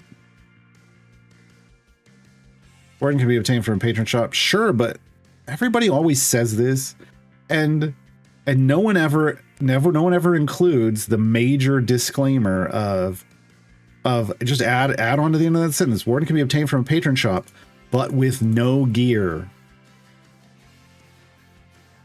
No one ever says that. Why? I say it. Why doesn't no one else say it? Folks, you know, when you have the choice, if it's a good champion that scales, that likes gear, there's absolutely nothing wrong with flexing them in an event. Like, that's how the events are the best way to gear them up, especially one with auto blacksmith. So I don't know. It feels weird when people keep trying to push, just get Warden in the patron shop, and it's like, but you have no gear. Warden could be a super strong champion for you, getting them with gear in this event, right? Whatever. Make your own decisions, but please at least say that. Let people know that, well, there's a difference. You could have a lot of gear on them in this event, or you could just get them without any gear. Jericho says, remember the days when Krull was just the solution for armored bosses. I mean, he's still a big solution for armored bosses. He's still huge. He's still one of the best in the game. The best is now Corzon. But I would say he's, you know, right after that still, for just insta-deleting armored enemies. Armored bosses, specifically. Specifically the stationary ones.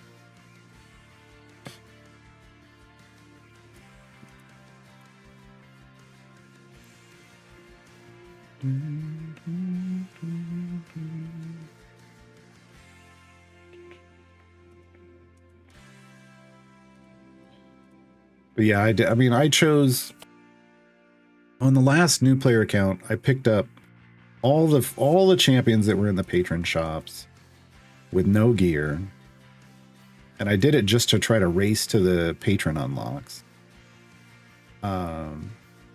You know, since they needed, you know, X number of champions.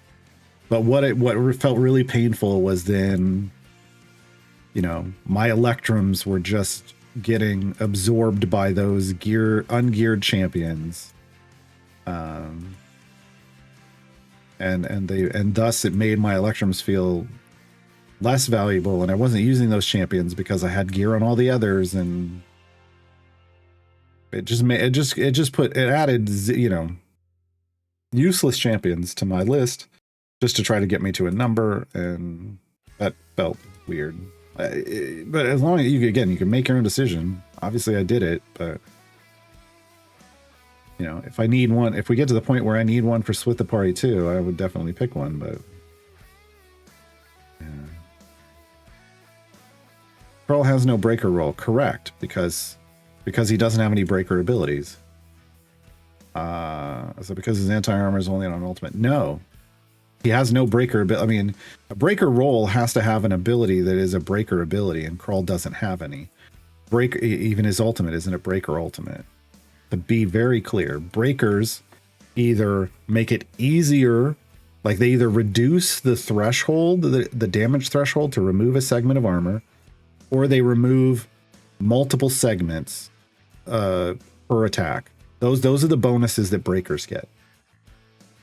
Krull doesn't do either of those. Krull just has an ultimate that pulses damage every second, and there's multiple pools based off. You can have a pool of damage, and you can have multiple pools of damage, and if they all land on an armored enemy, they just chew through it. That would never be a breaker.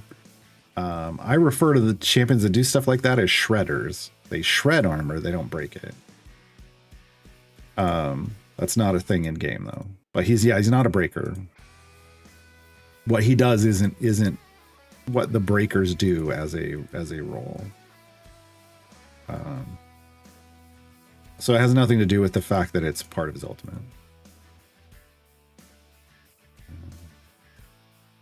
Yeah, it's just like multi-hit. Multi-hit champions aren't breakers, and that's ultimately what you're talking about, right? Because then you'd be saying, well, then Jarlaxle would have to be a breaker because his ultimate is multi-hit, and so would Celeste because hers is like, that's not how those work.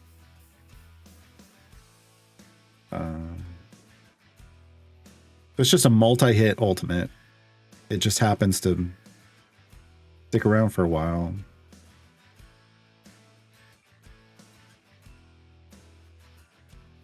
His Bardic Inspiration song is really good, yeah. Wardens.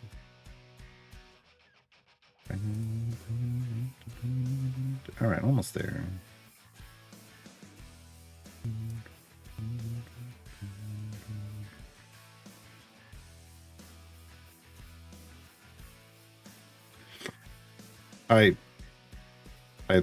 Yeah, that's what I said, Jericho. You just typed out what I said. Nice, Jaco. We're at 1400.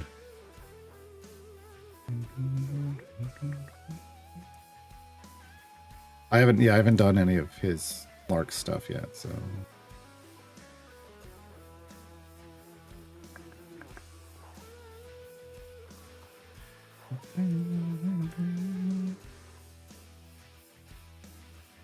Okay, I don't. Okay, this takes us back up here. I don't want to count. Did we get enough? No. Okay. Vault of Dragons, Area 200. Oh, no worries, Jericho. But yeah, that's basically what breakers are. Like those are their two things that they do. They're not anything else. I don't remember where. Okay. Let's just do this. But yeah, all the roles have some kind of defining attribute, right? They do try to make sure, or they have tried to. They've broken their own rules here. Again, it's you know, the only hard fast rule in Idle Champions is that there's an exception to every rule, and so there's exceptions to these rules that they follow for roles, but it's supposed to be on an ability and not on an ultimate, right? Like that's the first thing. But they break that rule in some cases. Who is it that they break it on? Is it Eliwick? I think it's Eliwick. She has the healing roll, but her heal is on her ultimate. So I don't know why she has the healing roll. I don't know why she has the healing roll. You shouldn't have it. But you know, so you've got to figure out what are the defining characteristics per role. And then they're going to have that in their, not as part of their ultimate, it's going to be part of their main kit. So if we go over here, let's just look at rolls. So a breaker is going to either give you extra credit on removing a segment of health, or reduce the damage threshold to remove a segment of armor. The only person that the first person that does that was Gosrick. I don't remember if anybody else does that right now, but yeah. Control rolls are crowd control effects. So stuns, slows, knockbacks, right? Debuffs. Gotta be like some kind of damage debuff that's in their kit, right? It can't be on the, it shouldn't be on the ultimate, but again, exceptions happen. But it's got to be built into their kit, and I don't know that it always has to be damage. There are some like gold white, we call them gold fine debuffs, and it's like, but they're also on champions that, yeah, I don't know. Hold on, let me look. Reset. I know exactly where. I think I know exactly where to look for this. Nar has debuff, but I think his debuff is a gold debuff, isn't it? Anyway, you're looking for, with the debuff, you're looking for something that has to either hit the enemy, like there's an on-hit debuff where you hit them and then they start doing stuff, or an applied debuff based off like, just them being on the screen. Like Nova has one that just loads in with debuffs. DPS means their abilities are focused around buffing their own damage. Gold means they're trying to raise the amount of gold you're getting, and it can be either through on kill, like gold boosted on kill, or it can be gold, just gold, generic gold fine boosting. There's what I call debuffs, which are on hit gold boosts as well, but it's just boosting gold on kill. Healing is either you heal, has to be others, it can't just be yourself. So you're healing your party in some way, or shielding, giving them temp HP shields in some way. It's one of those two things. It can't be a self-heal or a self-shield. You won't get the healing tag for that. Hunter is the favored foe mechanic. So if you have a favored foe, you should have a hunter tag. Regardless of what you're doing with those favored foes, if you have a favored foe, you should have a hunter tag. Speed is some kind of effect that either gets you to complete your quest requirements quicker, or has something to do, it's all non-damage related things that make it so that you're completing an area faster, or completing your overall adventure faster. Like there's the transitions, there's skipping areas, that kind of stuff. But it's not about just, I'm doing more damage. That's not the point. It could be, there's a bunch of them. Support is, you have an ability, like you have a ability that specifically buffs other people in the party. It can also buff you, but it's about buffing more than just yourself. Some kind of ability that buffs not you, which is pretty generic, which is why there's tons of support champions, right? And then tanking is you have to have some kind of method of dealing with damage that is either, sometimes it's you get health upgrades, sometimes it's sometimes you'll have a higher overwhelm number than others. Sometimes you just avoid damage. Like Cridle is the exception to this. Usually it's everything is your health goes up, but Cridle gets around that because he just dodges. So if you're looking for either health upgrades or some kind of health avoidance mechanic, like damage avoidance mechanic, and then you're looking for a higher overwhelm than normal, and then usually a tank will have some kind of support, like their support buff will I won't even put that on there because that's support. Tanks will have different kinds of support. Certain different roles when combined with support will have different kinds of support abilities. So tank is really just, either some way to soak up damage. Either you're avoiding it or you've got lots of health, and you've got a high overwhelm. Oh, and usually there's some kind of health share mechanic with a tank. Cridle is again an exception. Instead of sharing health with the party, he reduces the damage the party takes, which is neat. That's, yeah, pretty neat. It's pretty neat. All right, let me throw speed potions on right here. That's going to take 2 of those. I don't have any fire breath. Let me go make 2 fire breath. Yeah. So I personally would like a shredder roll, right? And the shredder roll to me would be something that does, like, on an ability, again, not on ultimates, but on an ability that basically would be the roll to collect all those people that have bud-based damage triggers of some kind. I think, and honestly, you almost want it to be in the ultimate, count the ultimate as well. But for people, because there's like Strongheart's ultimate, if he stuns an enemy, he gives everyone in the party bud-based damage for like 15 seconds, which basically makes everybody in the party a shredder, for what I call a shredder, for 15 seconds. So if some character has an ability that gives themselves or bud-based damage or other people bud-based damage for a period of time, to me that would be the shredder, like a shredder champion, because then they're able to remove, as long as your bud's high enough, they're able to remove armor, like shred through armor segment, separate from a breaker, right? Because they can work in coordination with a breaker and remove even more.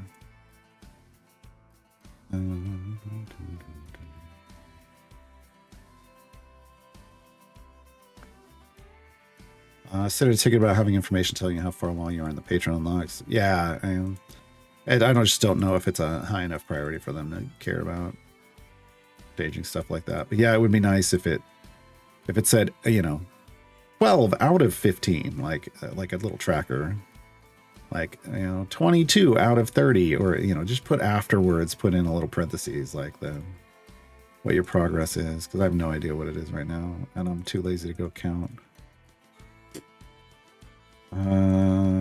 Vexler heals on her cards with temp HP. It requires you to hit her alt, which is why I said it's on her alt. Hold on, let me pull her kit up. Well, no, we've got. Do I ever leveled up enough? So it's under Call of the Feywild. She unlocks her ultimate ability. When she uses it, it does stuff, and so the temp HP comes off using her ultimate. So using her ultimate, like that, they had said before that ultimates aren't supposed to grant you rolls, but apparently she's the exception. So, yeah, she doesn't grant temp HP outside of hitting her ultimate. And I guess their thing is, well, it's based off the cards on another ability, but it's off an ultimate press. So.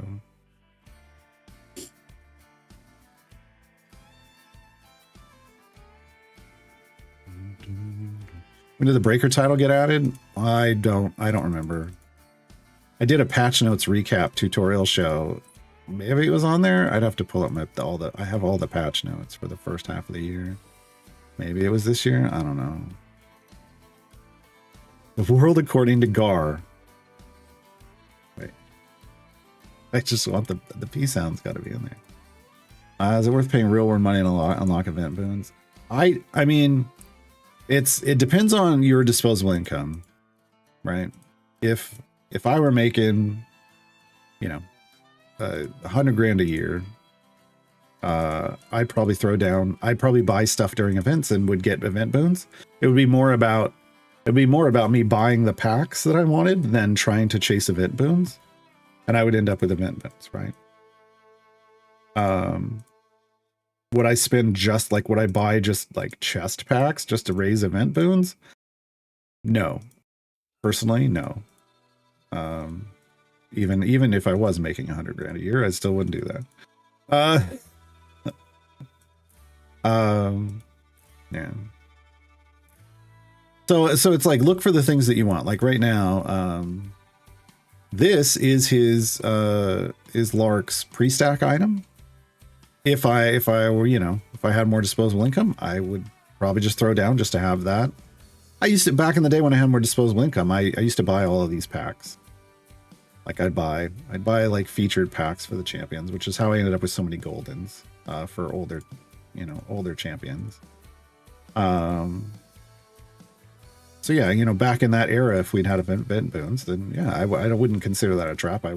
I knew what I was getting out of it. I was getting, something permanent as well as a temporary boost during the event. Right. The gold roll is also giving less gold. Fine and what?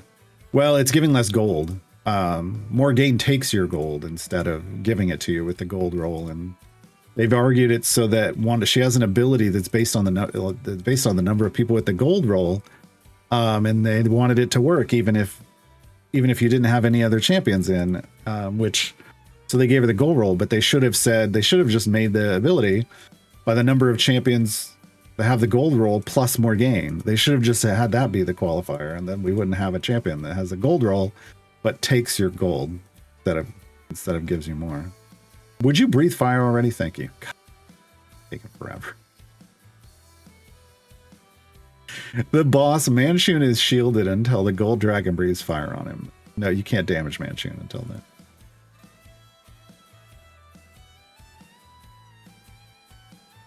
Get a Teenage Mutant Ninja Turtles crossover and have Shredder be a Shredder.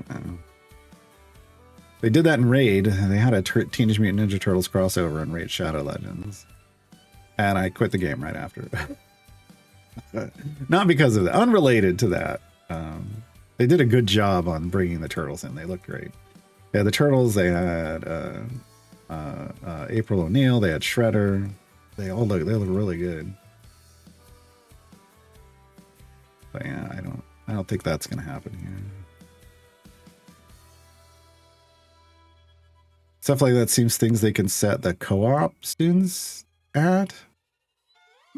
I mean, I think that, Justin's got so many lists, right? And I think they throw list stuff at the co-ops, but like they've said this year that their co-ops have just been really good at doing stuff. So they're giving them, they'll give them bigger tasks because they're not there just to do piddly widdly little things. They're there to try to get experience doing big things too. So who knows? Who knows what could happen?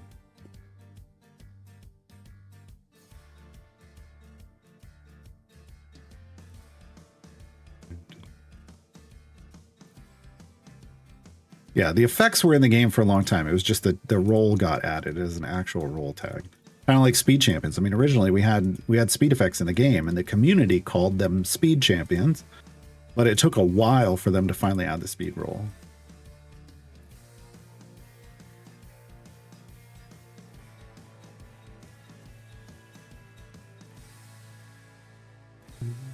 Why quit Raid? It was never my main game, right? Like, Raid has so much going on. Part of it is it just feels, the more that they kept adding into the game, the more it felt like unfriendly to free-to-play. It was never friendly to free-to-play. It was possible to free-to-play, but it was really just, it really felt like whale chasing. More and more whale chasing as the game went on, and less possible for you to really progress in any realistic way free to play. You can get through like the early and mid parts of the game, but once you get to the late game, it's the amount of effort it required for me to put in. I just didn't care to put in because it wasn't like my main game I was playing. Yeah, just too much. Like, yeah, they started adding like they always had up to like they had legendary champions, right? But then they added mythical champions and higher level gear and stuff, and it was like the only way you could get that stuff was realistically or to get lots of it was by spending money. So the people who paid to try to get that stuff had a chance at then like it compressed, like, because there's PvP in that game, it compressed the PvP tiers so that all of the people who were paying were then the ones that were up here, or people who got lucky, most of them. And then it compressed all these other like true end game players down into the lower PvP tiers, which meant all of those of us who were just trying to complete these progress quests to get into these were just getting smashed, and like everything just you just kept getting pushed down over time in these things that you would progress to, and that doesn't feel good as a player.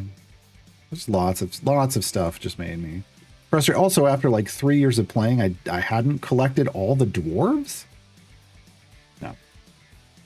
No, there's just no way to. There's no way in that game to chase after characters you want. It's just, yeah. It's a gotcha game, right? Spend money, open the little box, and see what you get. And you didn't get it, well, spend more money. Like, that's what it came down to. Sounds borderline predatory. No, I mean, look, anything can be called borderline predatory, right? Just about any game. Like, people call idle champions predatory. I'm gonna let that sink in for a second. People call idle champions monetarily predatory. So, you know, people will make that argument just about anything, but ultimately it comes down to, like, you know, what do you want to, you know, is it ultimately, it's like, okay, there are lots of people who spend a lot of money on that game and are totally happy spending a lot of money on that game. And I'm not judging any of that. Let's, again, if you have the disposable income, go do whatever the hell you want with your money. I just appreciate when games have another path to get that progress, and Raid didn't really. Not a viable one.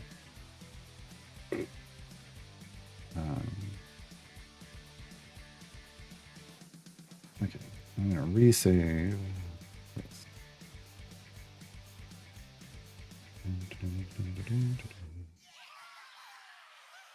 What are we at? 4,000. I haven't been opening or buying chests. We looted a gold. Let's do that one. Speed potion. 13, folks. 13 on our progress tracker. We can open 2 of these. Good. Okay. Oh, you just close that. We need 2,500, so I can buy 3. That's math, right? That's the math on that, right? Okay. Well.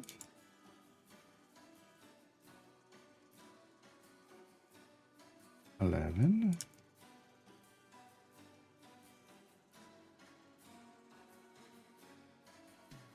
Good. All right, we're down to 10. Oh, wait, was that an Electrum that slipped in? It was, 2 of them. No, okay, we've got green. At least we want the greens, and that was 100 gems as well. Honey bee. All right. I mean, I'll take the whites on Eliwick. I don't even care if it's a white or a green.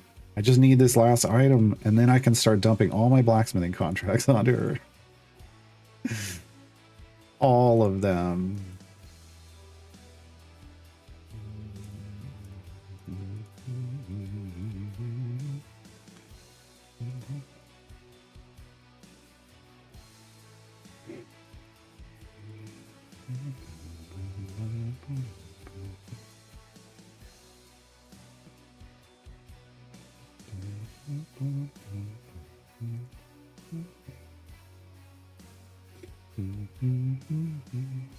What are we up to? 4 time gate pieces. Okay. We just did a time gate. We just did a time gate. Okay. Wow. We literally did a time gate yesterday, folks. We hit 6 yesterday and did a time gate, and we're already at 4. This early game is weird now. It's good for people. It's just weird to people who have played through it many times. It's like, what is going on?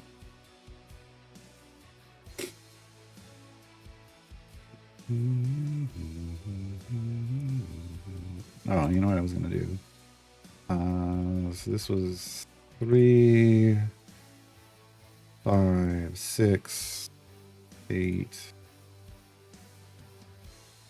9, 10, 11, 12. It's the number of greens. 12. So we're doing 13 right now. We need 2 more after this one.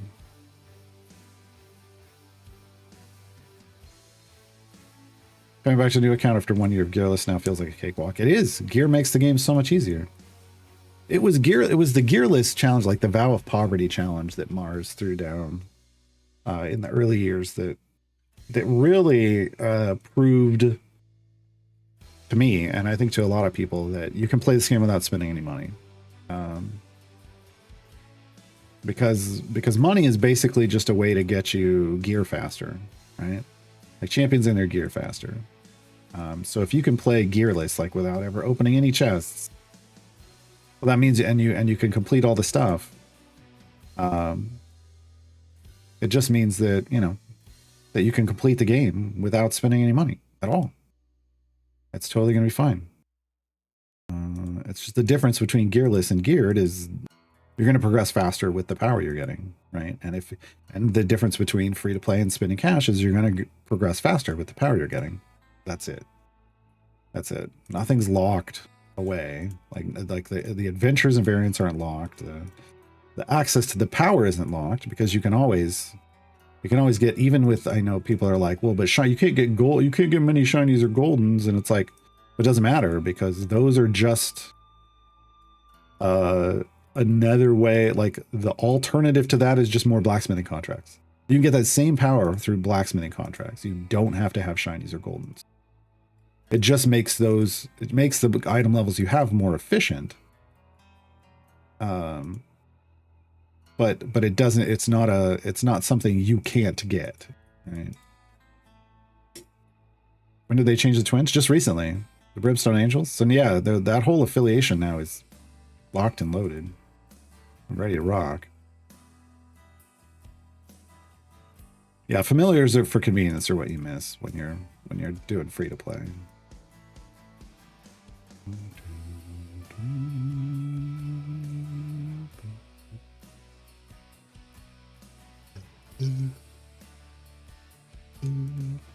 Yeah, I mean, there's ways you can get some golden epics. And I mean, the reality is there's only a couple that you really... There's only a couple of items in this game that getting a golden epic on is a major deal. One is Briv's slot 4 for his jumps, right? Another is Halson's slot whatever that I don't care about because he's garbage. Is it Call to Action? I think slot 4. Yeah, that's it, because it's got a cap. Look at that cap. 32,000 item level. Oh. If you're ever gonna chase the cap on Halson, you want a golden, right? That's because of the large numbers. I don't think, like, other than those two, you don't have to have it anywhere. Like, if you're gonna chase the speed effects on Halson and Briv, you really want those, right? So there's 2. And then there's some, you know, yes, there are some DPS champions that would like that, right? Like if you're an Artemis main, you want the flute. But you know, you could, but those you could still get tons of damage just by getting lots of item level. You hate this boss? It's just you just have to survive until the dragon. It's one of those where people are like, whoa, no, it's another one of those places where the people that say the best defense is a good offense, it just goes in the garbage because you can't even damage the boss until the dragon breathes on him. This party is built to fall over. It's built to spill. There's a nice band reference. This party's built to spill. There's no tanks here. Just it's all the effects I want going on at the start of a run. What specialization does it go to? For who? Mind telling me who? In some cases that isn't a thing though, to be fair, because it depends, right? But tell me who. Well, so for both of them, good lord. Havilar is Alla. It's the middle spec. For sure. He's the one I've been using more of because I have her on this account. I don't have Frida on this account though. Hold on, let me pull up Frida's reward. Frida, it depends. I think I usually do Pact with Lorcan. So that's my go-to, but so I think you'd be fine if you just defaulted to Pact with Lorcan, which is the right-hand spec. But I think it could depend. It is a bit situational.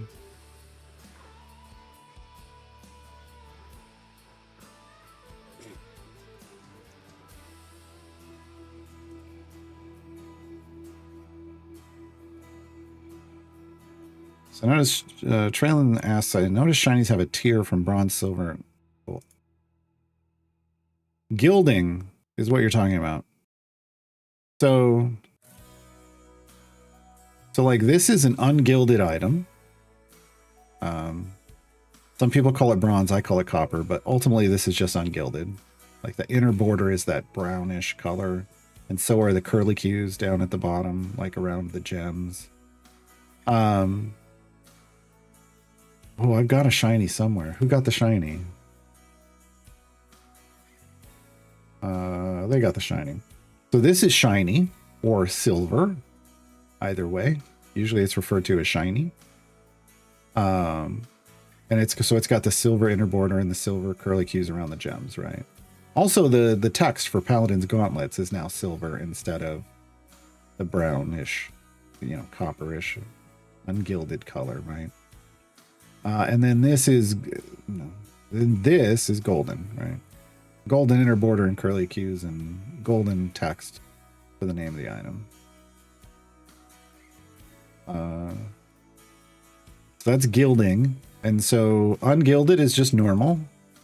Shiny is a 50% boost to the power of that item slot. So the combination of the rarity of the item and the item levels that are boosting the rarity, or that are boosting they're a boosted multiplier against the base multiplier on the rarity. And then golden is 100%. Those don't upgrade. You can just go from shiny to golden. You can't double shiny. I will TLDR this afterwards because we went into an ad break, but yeah, you don't go double shiny. If you somehow end up with a duplicate shiny, which is, you have to have shinied everything else. It's just more item levels, gives you more item levels.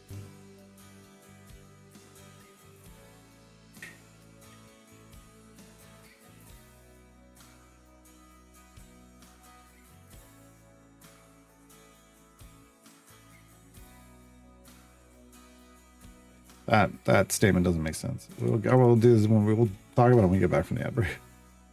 Doesn't make any sense to me.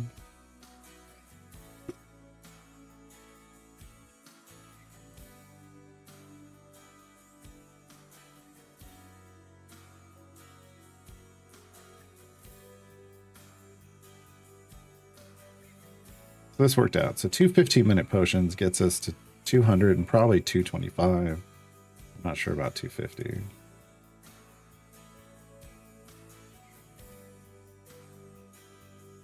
All right, we're back from the ad break, so I'm going to TLDR the gilding conversation, but 1 second. Let's just get through this.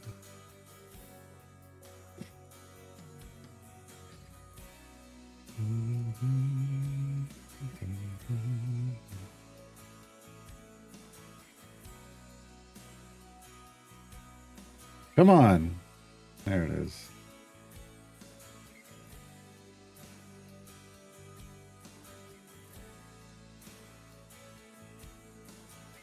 Breathe, damn it, breathe.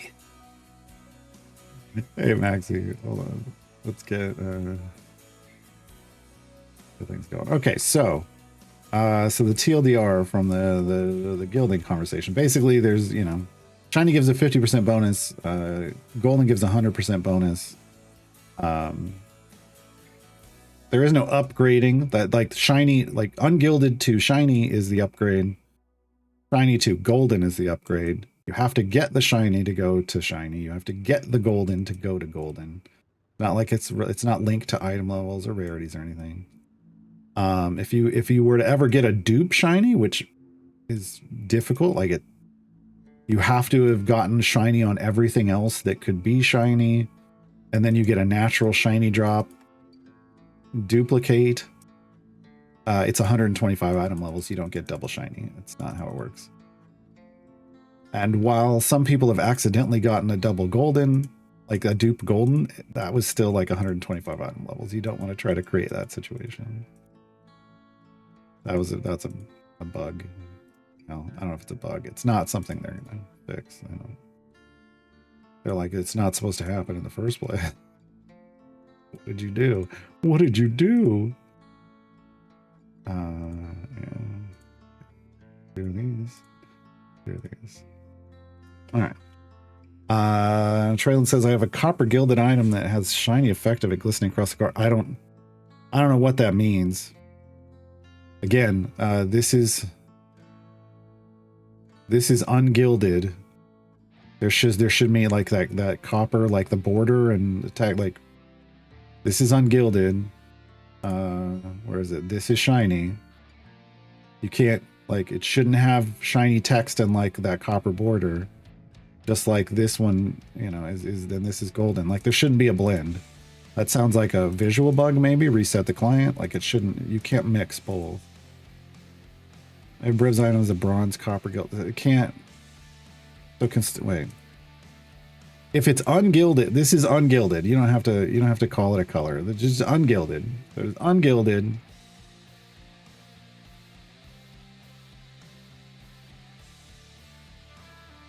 There's ungilded, there's shiny, and there's golden.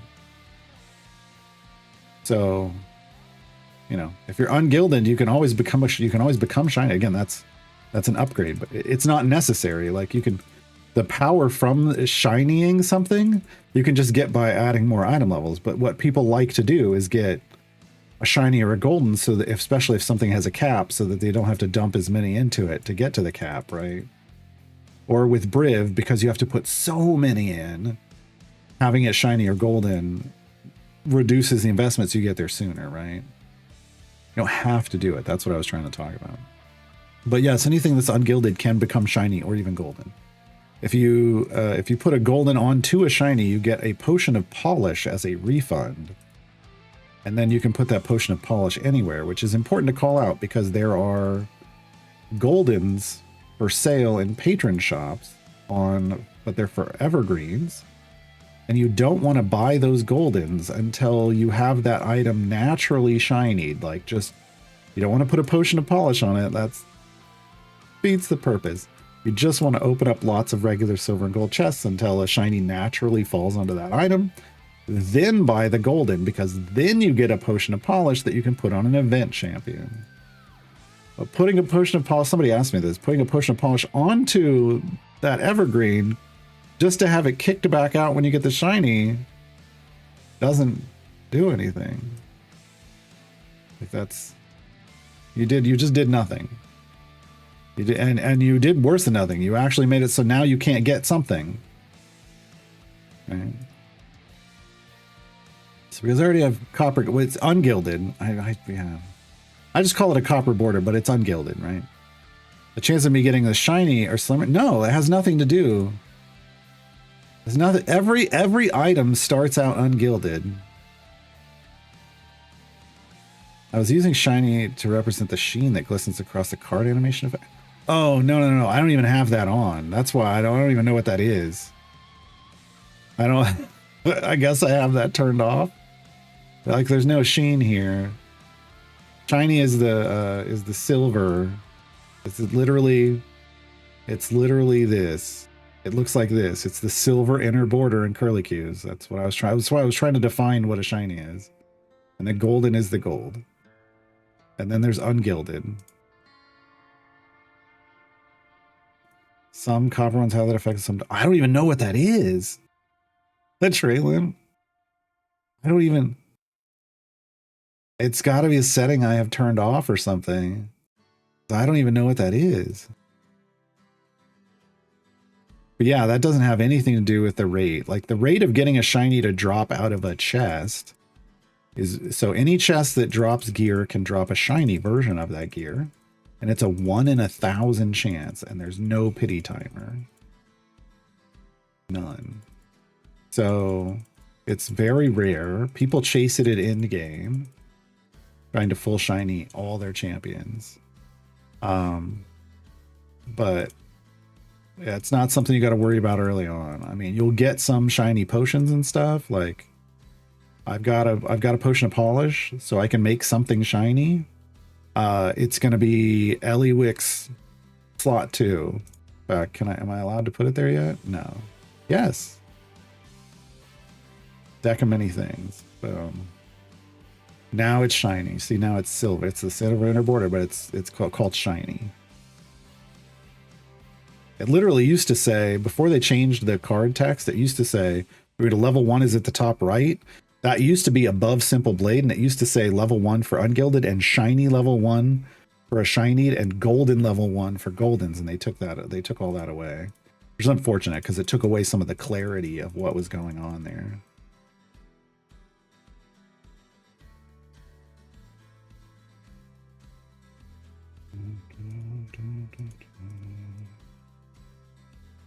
Legendary dismantle time. Yeah, I gotta think about that on my main account. I was considering pulling the legendaries off Briv, but I don't know. It's not whoever you're not using. I mean, it's just like if you want to move power from like who did you stop using as the meta, as your personal meta shifted, and then move people around, right?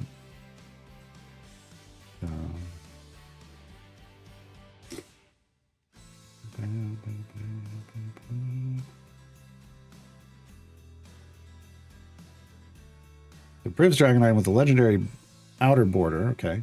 Copper inner border, okay. A sheen animation effect. I don't know what that is. But nothing silver or gold. Yeah, then it's just an ungilded epic legendary item. I know that's confusing, but it is the epic and legendary at the same time, because legendary is not a rarity. It's an effect. Blue and green items and other people with copper and gold, some of that have the sheen effect, and I always thought that's what shiny meant. No, yeah. I don't know if I've ever seen it. No worries. Yeah, I don't.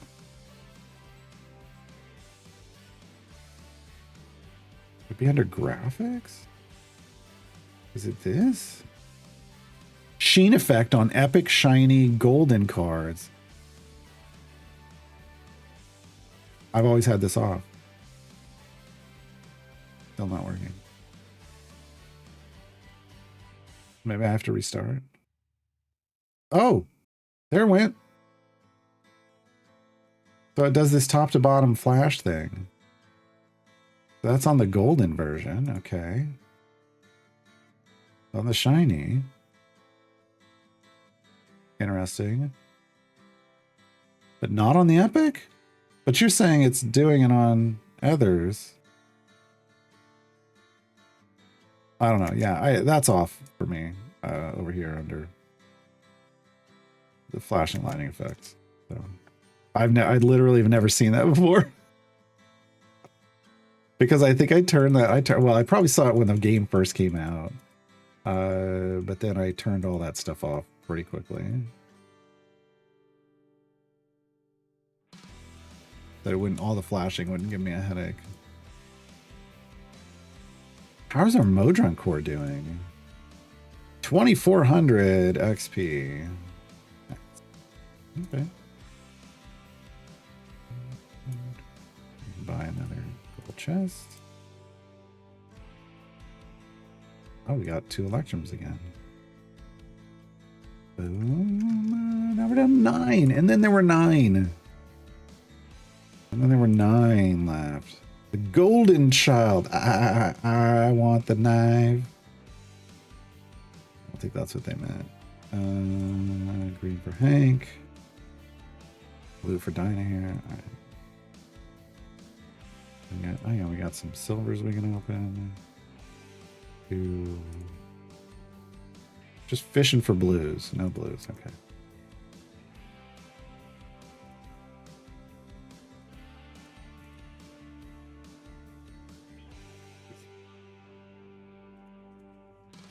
So that means, let's just go here.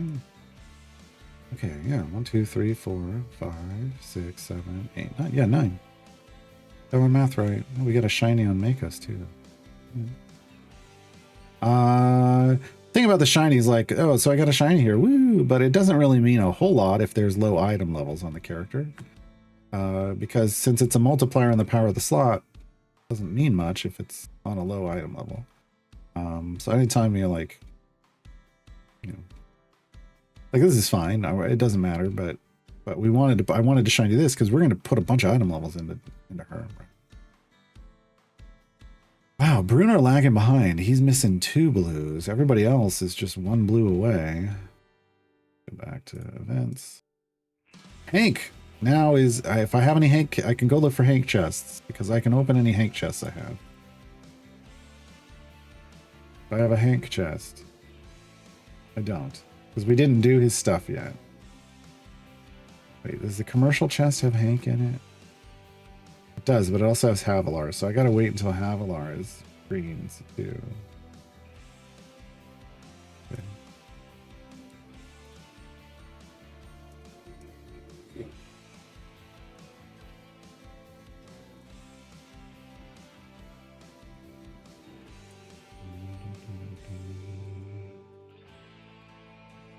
The magnanimous dwarf that he is keeps giving the rest of the party first dibs. I don't think that's what it is, but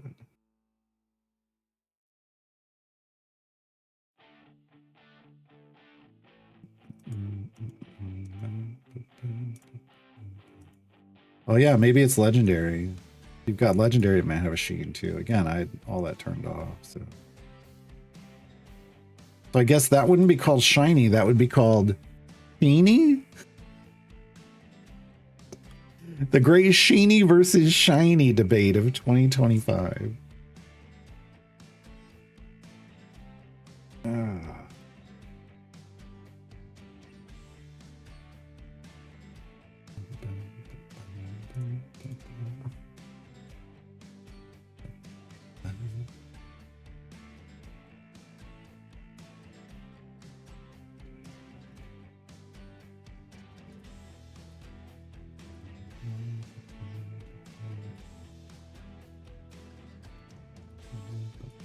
What a way to end the year, yeah. Is it shiny or is it sheeny? Shiny, sheeny? Shiny? Sheeny? Is it better like this? Is it better like this?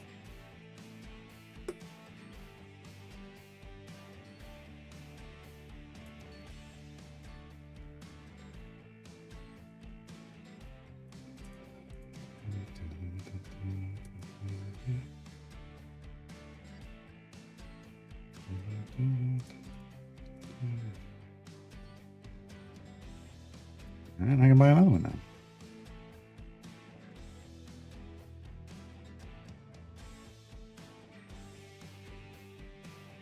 All right. One more. And then there were 8.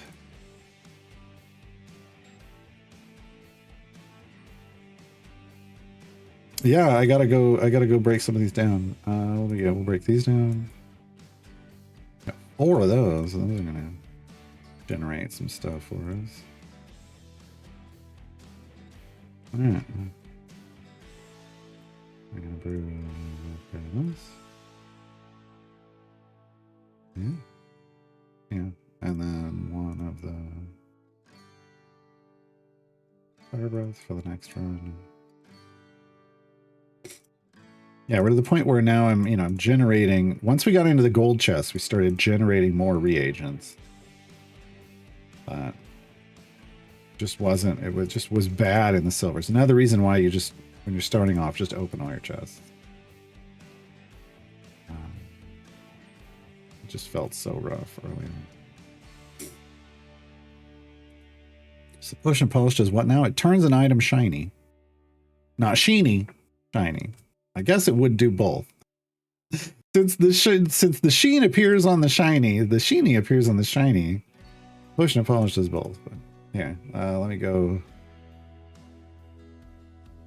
Oh no, I used it already. So basically, it turned an ungilded item into a shiny item. You get to choose where it goes.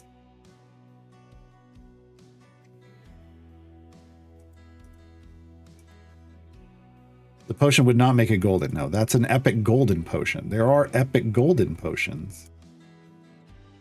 And that's what would take something to golden. It doesn't even have to be shiny first. It doesn't even have to be epic. It literally turns it into an epic and golden item. So each of the potions does what it says. A potion of polish will make something shiny. You can't use it on something that's already shiny. An epic golden potion will make something both epic and golden.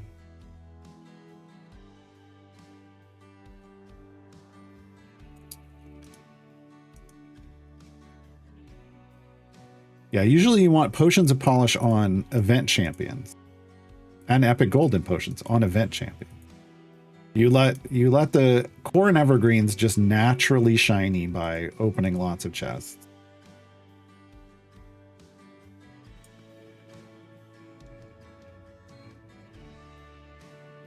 The hero rewards from event are only possible to get during the event. Right, like these things, you can only get them by completing their appropriate tiers during the event.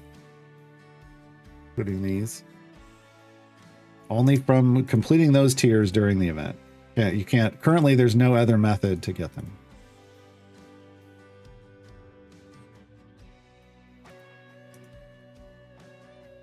So potions of polish collect and save for your event champ faves. Yes, just like blacksmithing contracts. Yes.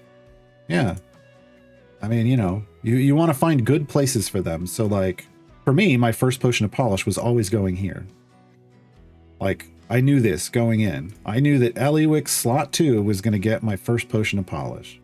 Period. Why? Because her slot 2 is what affects how many gems she boosts you through. So I wanted a chance to have all the gems. I want that boosted first, right? Because gems are power, as we've seen. The more gems I get, the more chests I can open. The more chests I can open, the more happier I am. Because I'm getting power and I'm getting speed, all the things I want, right? So that's the first one. If I get another one, well, we'll have to see where we're at when we get another one. Currently, I would seriously consider putting it on Diana, on her speed effect, which I don't have the card for yet. Only, even though hers caps at a fairly low number, it would let me do a lower investment to get her to cap early. And right now, I don't know that there's anyone else. Right now, if I got it right now, that's where it would go. If I get it in the future, the decision will get made in the future. But yeah.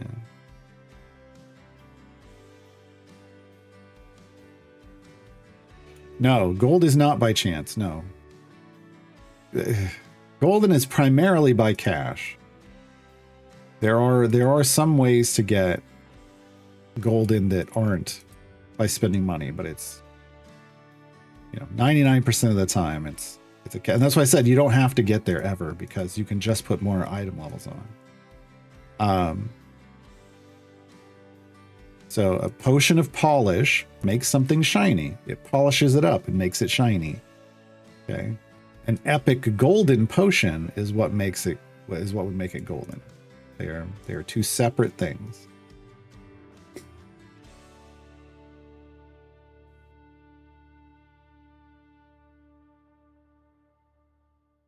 Must have gotten a few goldens from starter packs. But yeah, I mean they come usually with packs. That's usually the default thing is when you, like, let's say you were gonna buy a 6-pack of platinum chests, like, hey, here's a golden. That's the generic one. But like, if you were to spend cash on 6 platinum lore chests, you're gonna get a golden. Like, they just, the first time you do it, it comes with a golden. It doesn't matter which pack you buy, it's all the same golden.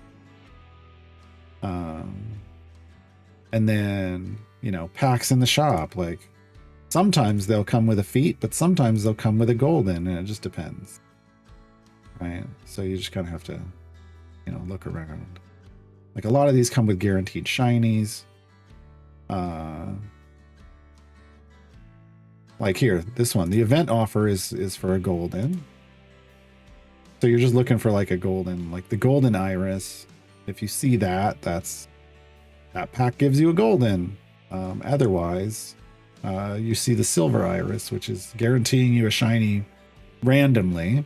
But sometimes these familiar packs will come with potions of polish. On super rare occasion, a familiar pack will come with an epic golden potion. Trying to see if they just retired out one that had an epic golden potion, and I don't know if there's another one in here that has it.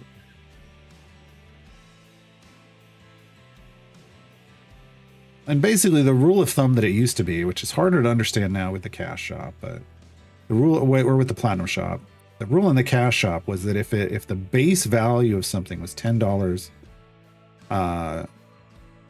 and up, then it would come with a potion. Then it would come with a shiny, some form of shiny, like either naturally out of a chest or by a potion of polish if there were no chests. And it was for every $10 you spent, you were going to get a shiny. Here's one with golden. So this is an epic golden potion. So the bottle is a little different. It's got the purple and the golden in there mixed to show you that to represent that it's doing both.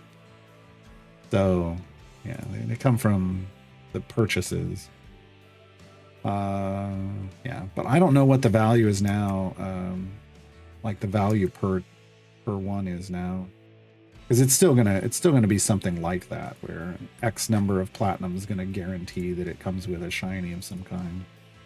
I just haven't done that math. Yeah, golden isn't necessary. I mean, even shiny isn't necessary. Once again, the power that you get from those two things can just come from more blacksmithing cards.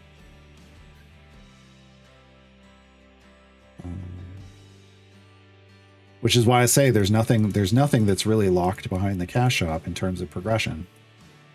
I know that skins and familiars can give stuff, and then they complicate that part of the game more and more all the time. But it tends to be a minor bonus compared to everything else. So, and still easily overcome by just getting more item levels.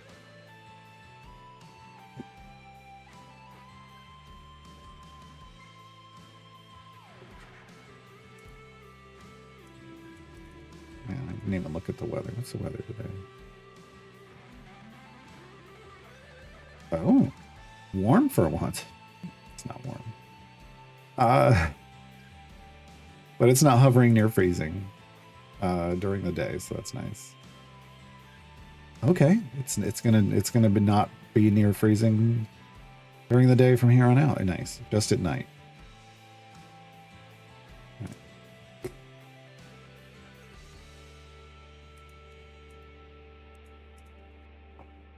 Yeah, I kind of did that earlier. Like, there's really only, you know, Brivs is the #1 item for a golden. Beyond that, you could play the rest of the game just fine without any golden. But then you only need that golden if you're going to chase a Briv gem farm. So even then, it's not required. How do I have it so I can click on a champion and have them highlighted in the formation? Huh?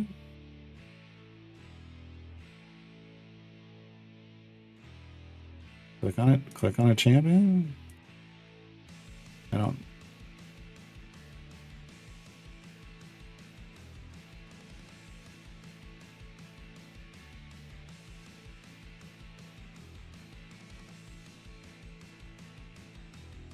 This thing is garbage, and that doesn't mean anything. So that's why I'm getting thrown off. When I hover over a champion or a picture, I just get that. I don't get anything else. I don't know. I don't understand what you're looking for, Braylon.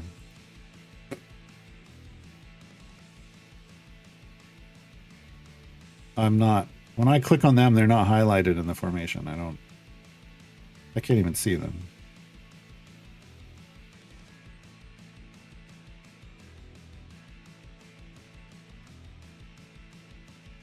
Yeah, I don't understand what you're asking. So I don't know. If you could explain it a different way. I'm just missing something.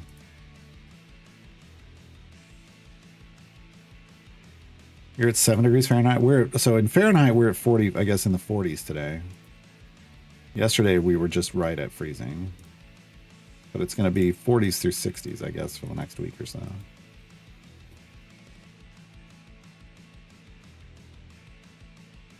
Well, again, Maxie, I said all this earlier. If you're certain champions, you might want to go in, but again, not necessary. Keep hovering over the champ bench icon. Oh, this. So if my mouse just happens to fall down here, it's gonna like show me what that champion is doing in the formation. I wasn't trying to do that. That's just a function of. That just happens because my mouse happens to be down here waiting to level them up. But yeah, I said Briv. Halson would be the other one that if I cared about Halson, which would be a big if, I would golden his speed item before I tried to chase his cap. It's ridiculously high. If I cared about Artemis, golden flute. But there are other champions like that, you know, if you're going all in on them, it's usually the pre-stack ones that have really strong pre-stack multiplier, like multiplicatively stacking with pre-stack multipliers. If it's a really strong pre-stack, having a golden on it, because you know you're going to throw 1,000 plus item levels on it at some point, you know, makes it, you know, more valuable. But again, you could just get lots more item levels.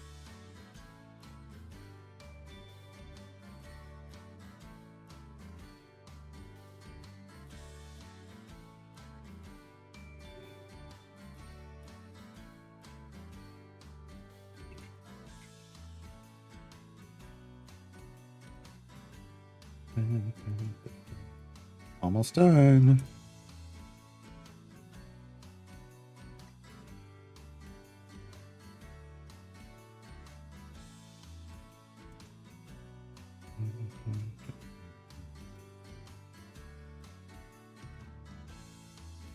On my main, I'm not chasing Halson. Hell no. I think it's garbage.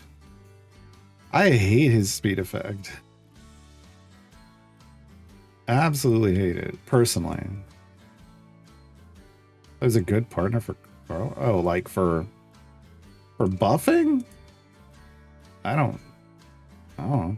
Maybe somebody who's dumped a bunch of items for that speed effect would think so. I don't know.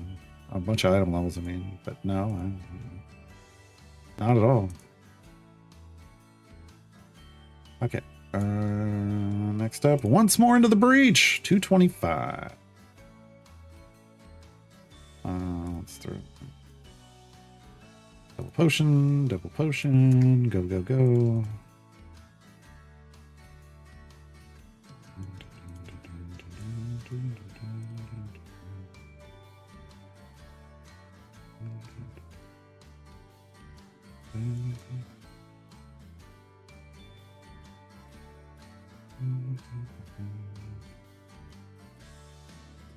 What's his speed effect? Garbage. I don't know. I'll go over it in a second. I don't bother memorizing it because it's right down there with Xander's for me.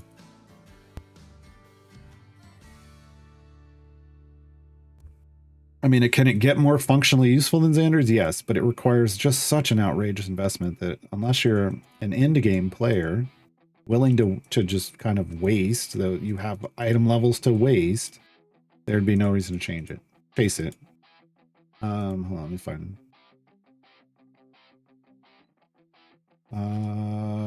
Okay, call to action.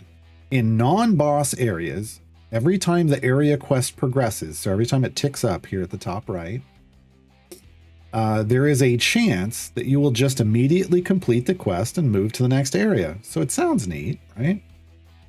The maximum chance is 20% if the quest is 1 away from being completed. but it is greatly reduced based on the number of quest items left to collect or enemies left to defeat. Now, obviously, you can boost this with an item and feats, right?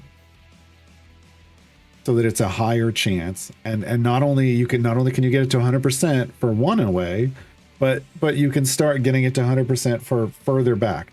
But let me be real clear here, and this is what pisses me off about this. If I am one away from completing an area, then the next thing I do is going to get me the completion anyway. And the next progression is going to get me a completion anyway. So he starts off just being kind of garbage. And then he has an item level cap that is ridiculous. Like, okay, granted I am only on a green here, but 32,000. It's like over 20,000 item levels to cap, like on an epic or something. It's ridiculous. It's ridiculous. I don't like it. No, sir, didn't like it.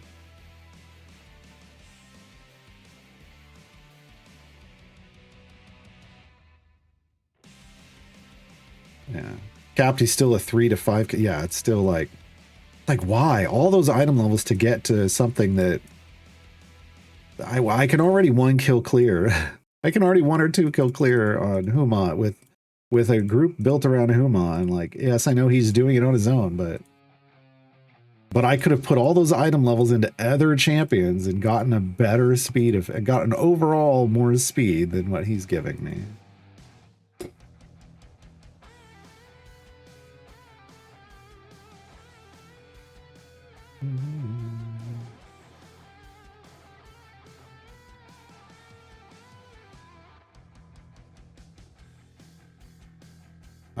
No, she doesn't.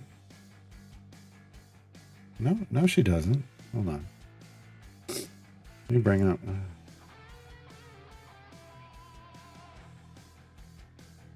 Karlach doesn't get more rage stacks based off tadpoles. It doesn't get more damage based off tadpoles. What you're thinking of is, you're thinking of Wild Magic, Bexel. Wild Magic is not her DPS spec. That's a support spec. So I don't run DPS. I don't run support Karlach. But like DPS Karlach does, like for her Ceramorphosis ability, she doesn't get better with tadpoles. She just shares more health with the group. Under that support ability, yes, Wild Magic is best when you're supporting an absolute adversaries group, because you're getting, because it's based off the Ceramorphosis stacks, but nothing else about her kit gets better for her off nothing that doesn't even get better for her off Ceramorphosis stacks. She's still better off in Berserker spec as a DPS than Wild Magic spec, even with a bunch of Ceramorphosis stacks. Because it takes her rage stacking mechanic from 50 to 100. Oh, well, no, that's her ultimate.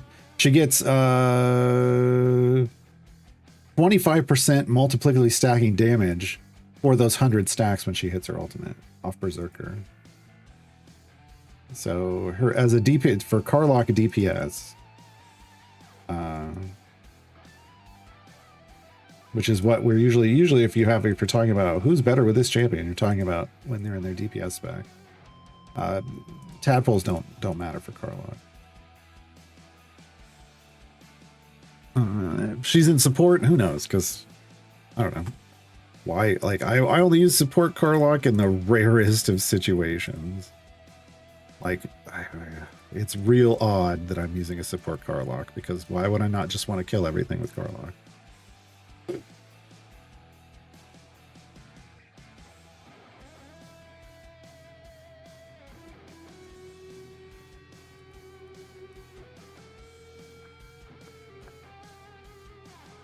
Well, it's hard to say, Nathless. So the way it reads is if you're one away, then on the next thing it's gonna just skip, which It would already do that anyway. But even if you get to 2, even if it's like, okay, if you get to 23 out of 25, and the next one you pick up that's taking you 24 lets you skip the last one to pick up, like, that's not much of a speed effect, right? And then if you want to boost it, it just takes so many item levels. That's the big problem, is that boosting it takes so many item levels that it's just not worth it. By the time you get to that point in the game, I mean, here's the thing. If you are stuck in a variant where Halsin is the only speed champion you have, solid effect to have maxed out. I don't care to invest my currency for that one rare situation. I don't want to do it. I don't think he's worth it.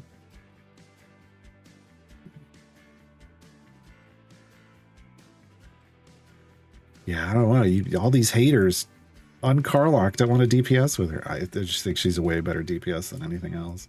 She's definitely not a good tank, which is sad, because in the Baldur's Gate 3, she's such a beast of a tank. I was so upset when she got to Idle Champions and she wasn't a strong tank. Yeah, I mean, now with Farida out, I could see using Carlock to support Farida, like a Brimstone Angels formation. But even then, like, I mean, that's a Brimstone Angels formation. That's not going to have tadpoles in it, so that little part of her kit doesn't really mean anything. I just really wish that her Ceramorphosis ability had boosted her health. Like, had been the health share, just 25% health share, and then her health goes up 2% for every tadpole. That at least is giving her a little more health. It wouldn't be enough. It wouldn't be a huge difference, but it would have at least given her more health to try to make her a better tank. She just has nothing outside of the self-heal in her middle spec to try to keep her alive, and that self-heal isn't enough. Maybe if there were enough healing, if I had enough healing pigments, I could make it enough. I still think that, like, if you were to get enough healing pigments in a formation, I think you could, you know, healing could be functional again, but they just don't give them to us.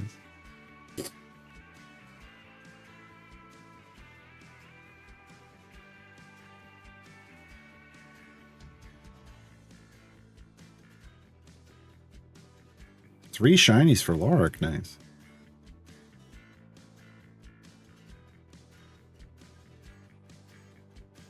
Once she hits enough rage, does she not deal bud damage and AoE when she gets hit?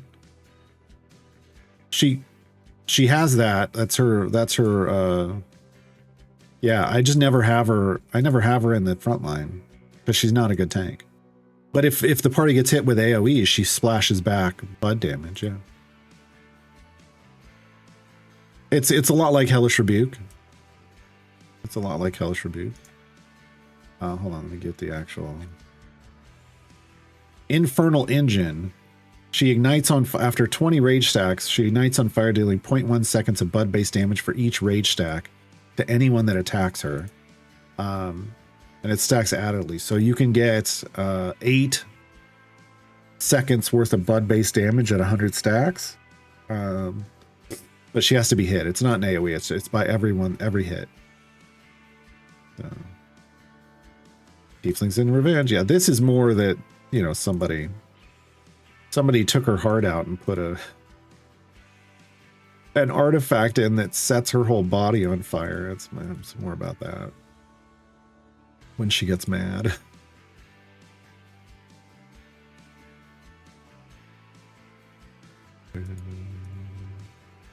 2, 3, and 5 on. So up-tempo Uggy, if that got a natural shiny, I mean, that's good for Cosrin. Oh, 2, 3.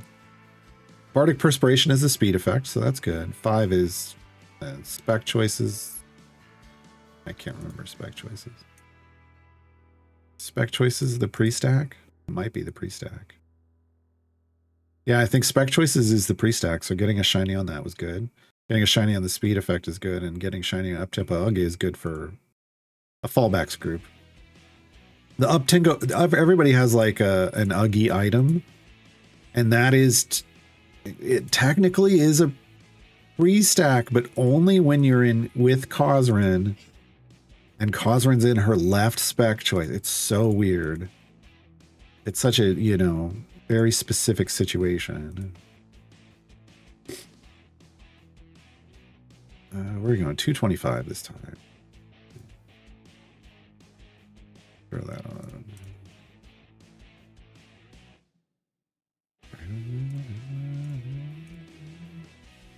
It's weird when they make like choices so that, well, this is a pre-stack, but only in this situation. And it's like, all right, ultimate cooldown items, butt kicking boots of wrath. Did we have those already? We did. Okay, so that wasn't progress. And it's progress towards epics, but we're not on that progress tracker yet.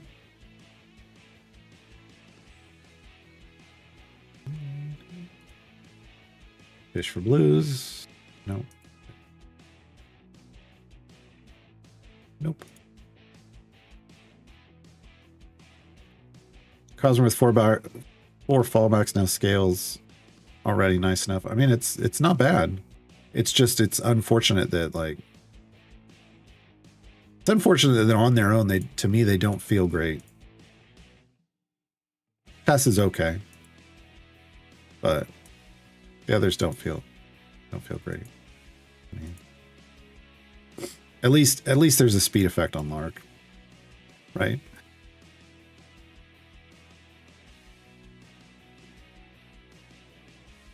You got the 4 as well. Wrapped, yeah. I mean, the rest are just, you know, it's whatever. The important ones were the 2, 3, and the 5 for Lark. Should probably change my guide to reflect that the 2. I don't want to confuse people. Hey, the devs confuse people. I don't also want to confuse people.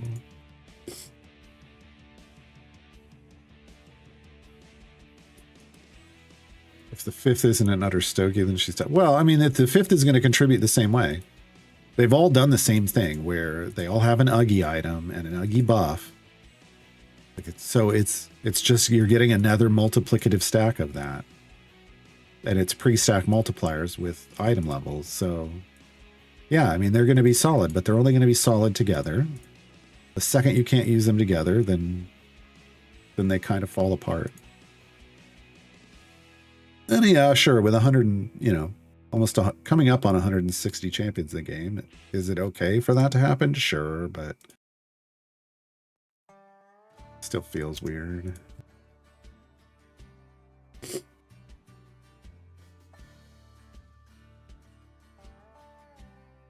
Because to me, Baldric and Lark are basically not great. Kazrin on her own, I don't think is real great either. Like, I don't know that I would want to use any of them on their own. Like, well, so here's the thing. Baldric can be used. I'll use Baldric for my gold farming. Larkin's going to be in the speed group. I have not used Tess for anything, even though she's the better of the buffers. And I haven't used Kazrin outside of a fallbacks group. So, wondering if Anson's going to have a bus ability. I mean, if he did, I don't know where he'd bus them to. Like, is it just everywhere? I mean, I guess he could just buff anywhere Anson goes, they could go, but that's usually too strong. Usually they try to make it a campaign. And they're in this, like, their book, at least the first book was in the Sword Coast, so... Is it just a bus for the Sword Coast? I don't know.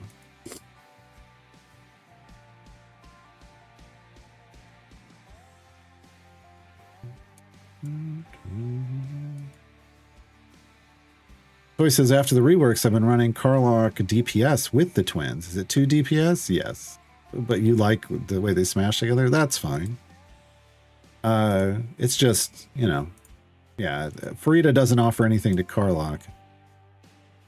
Karlach offers something to Frida, but Frida doesn't offer anything to Karlach. It's unfortunate. So yeah, you're running a 9-person party. Unless your Frida's the one setting Bud.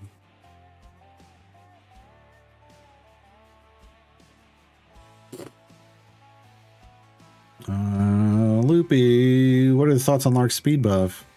I think it's neat. I think it was a good addition. I think he's going to replace Whittle in my Briv Gem farm. I don't think like on its own it's amazing. I think it's nice. I welcome it as on this new player account, but I think Shandy. I think I'd rather as a new player. I think I'd rather have Shandy, but as an experienced player, like who doesn't need Shandy anymore, who has no use for Shandy anymore because I have so many potions, Lark then is useful. So there's now for late game and beyond people, Lark is the useful speed champ for speed groups, whereas early on I think Shandy's stronger. I like that that's a different. I like that that's the differentiation, personally. Yeah. A bus into Turn to Fortune's Wheel? No. Hell no. Okay, my question, where am I regarding Mert? I don't know. 1164.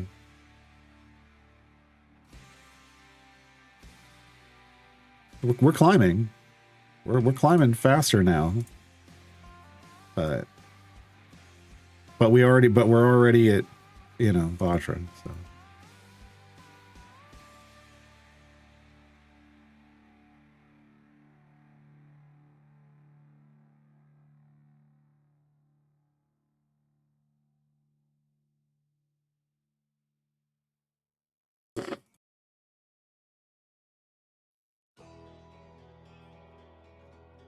Was this the one we needed, or did we need one more? Wait, can we go over here under campaign? Will it tell me? 14. Okay, so this is the one. This is where we go. 14 out of 19 base adventures completed. So after we complete this one, we will have access to Vajra. And then we have to do Vajra stuff. Then we get to talk about patrons for the first time. Like really talk about patrons for the first time.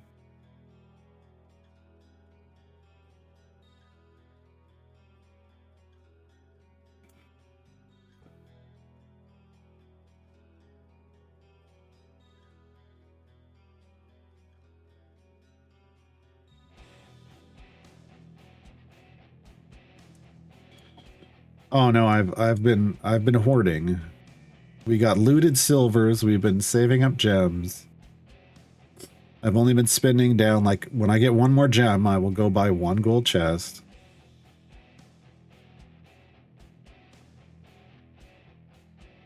Yeah.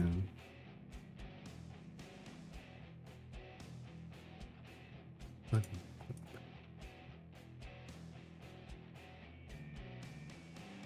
yeah, all the silvers I got were looted. And as I loot more, I only spend down to 15 again.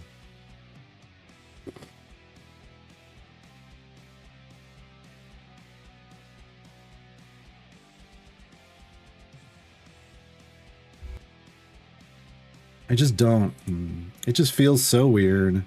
I knew this would happen eventually. Like at some point, they'd start giving you so many champions early on that this getting item levels thing would bite you in the butt, and Mert would no longer be the first patron you unlock. Which feels a little problematic, but whatever. I don't think they're ever going to rework patrons in any meaningful way. So yeah, so we'll get this. And then, oh man, what are we at now? Oh God. Champions. We're at 30 exactly. Okay. So I can expect one more from the event on Wednesday. We'll have another, at least, oh God, we're up to 5 time gate pieces again already. So yeah, it's slower progression now. So that's good. So I don't have to worry about racing to Strahd. At least. As they add more stuff to Tales, though, you might? I don't know. Split the party too is, yeah, I mean, it's definitely Look at this. 1, 2, 3, 4, 5, 6, 7, 8. We're 8 champions away. But I mean, it's gonna be quick, right? Like that's what I'm making choices off of now. Unfortunately, Nordham's gonna be a 9, so he's not gonna help with that. But I'll make my other choices for the event out of this, and time gates. I don't even know how I'm gonna time gate next. Oh god. Maybe I time gate Shandy. I do think she's the better speed champion at this point, early on in 6. I'll consider, since we already have a speed champion here, I will consider maybe a, hold on, let's open that again. Maybe a sentry? Sentry in 4 would be a good choice, maybe?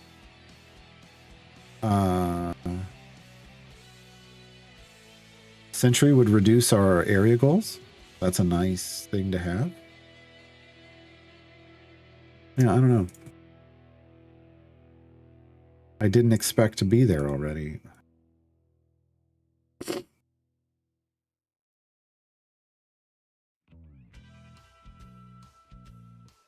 Going for every tier 2 variant in the event would bring you very close to... Oh, yeah, no, I know we need that stuff, but we're just... There's too many things that are getting prioritized ahead of that at the moment. Yeah. You chose Nox in 6 for Makos. I just don't like Makos gold farming, so that's just my personal preference. I'll stick to the dirty gold farming. Okay, item for Carlock.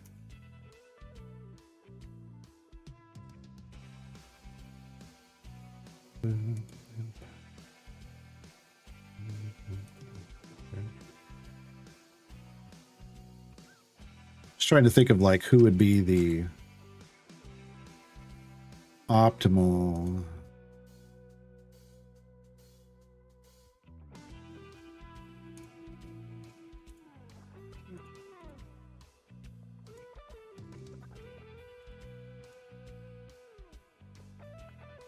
Yeah, I think I would like Sentry before like Calyx, but Shandy is probably better than Sentry. But since we already have Lark, then getting the second one here would be good. Human, also possibility an 8. We need an 8, right?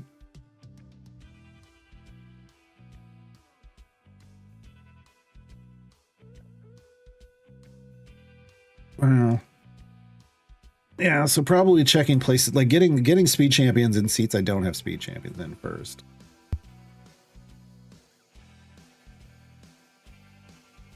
Oh, that's right. Tess is coming in. Tess is in Winterfest. So there goes. Yeah, so I won't choose Human. So yeah, it's probably Sentry. Because she's in a seat that she's a speed champion in a seat I don't already have a speed champion in. And I think she's better than Calyx. I think she's going to be better for me than Calyx. Let me put it that way. I just got to figure out who gets dumped out of this formation. I guess Hitch? Yeah. Hitch is really just here to boost Jarlaxle's gold find, so Hitch would go away.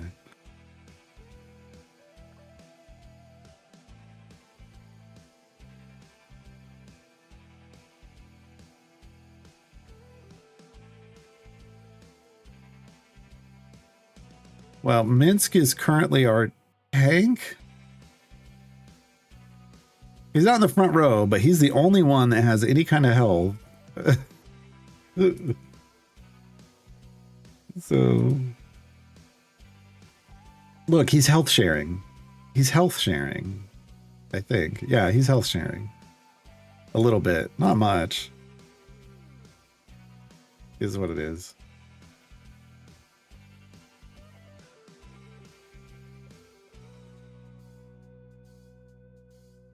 Again, it's not a good formation. It's just a functional formation. It gives us the bonuses we want. Which he's actually a speed champion, right? Like he's generating favored foes that are feeding into Dynaheir speed effect. Hitch is doing nothing. So we want to keep what little speed we have. Yeah, it's the Dynahair spec for tanking. And then we're feeding in, everybody's feeding into Spoils of War. So we have all these favored foe people in that are generating double credit for stuff.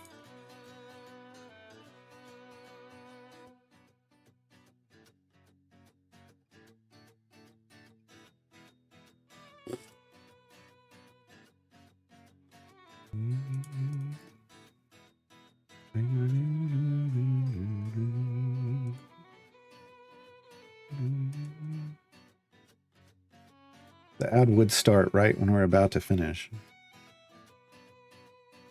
That figures.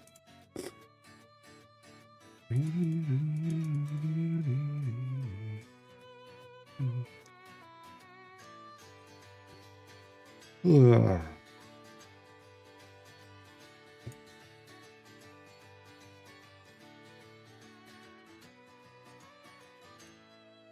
I'm gonna snooze this one.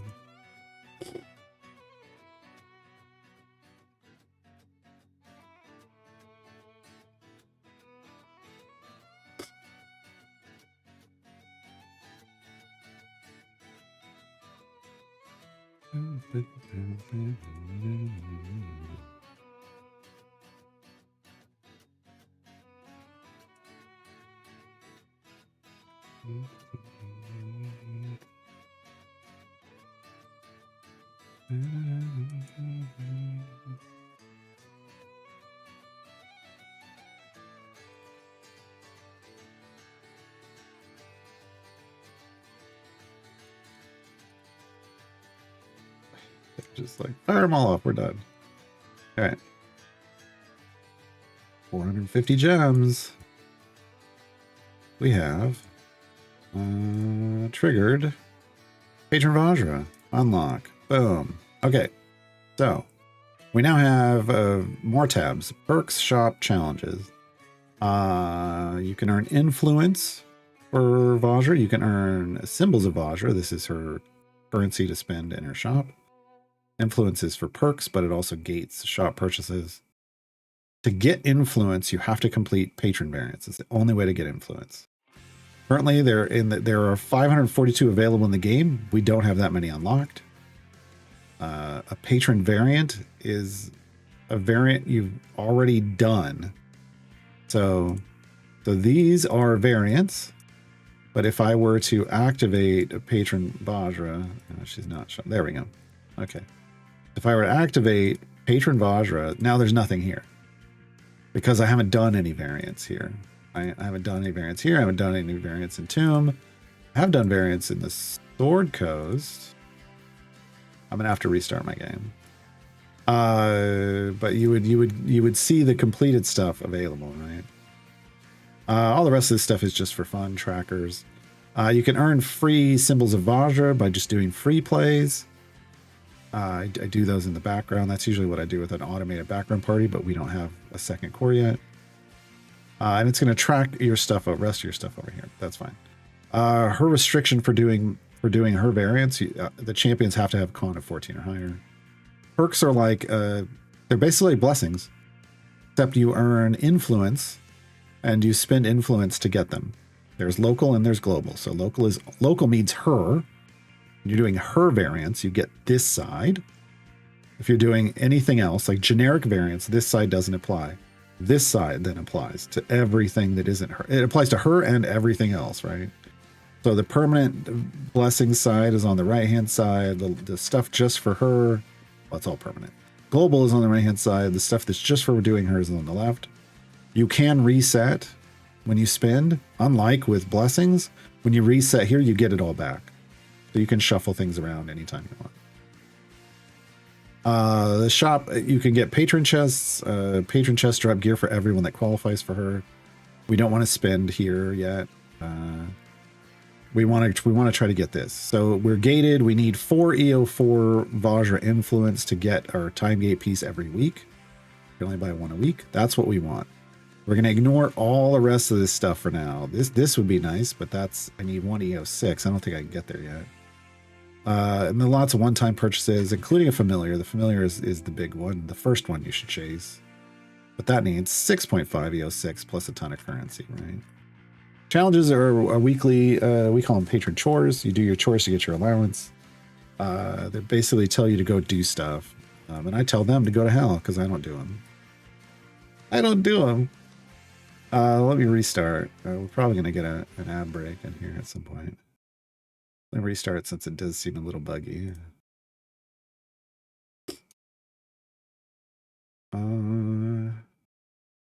Because the thing about patron variants is they can be a grind, but we don't want them to be a grind. Like we may want to do some mini grinds where we chunk some out every now and then, but we want to do that with purpose. So this is the only place we've done variants, and now you can see those variants show up. Oreo Chicken, it was originally an area 75 goal. Now it's a 275 goal. So it boosts the area goal and you're restricted on who you can use. But you get influence and currency based off the area goal. It's entirely based off the area goal. So ideally, you find the hardest one you could potentially complete with the highest area goal to try to get your influence. It looks like we're going to have to do a 2.4 EO4, and then we're going to have to find another. These are all 275s. We're going to have to do 3 no matter what. Interesting. Yeah, normally we're further in the game than this. We've done more variants. This is so wild. Yeah, we haven't done. I haven't. Yeah, sure, 2 might be better. Really? Let's go to Tomb. What have I done there? This is the problem with getting her so early, right? There's nothing here. There's nothing here.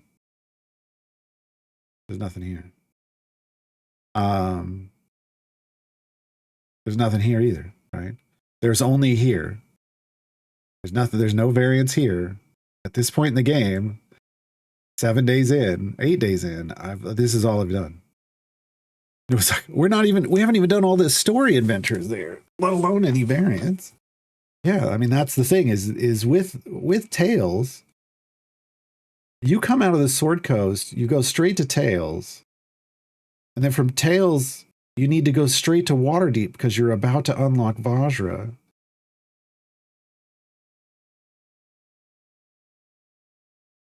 So if I have to do 3 anyway, I might as well do the 3 275s, right?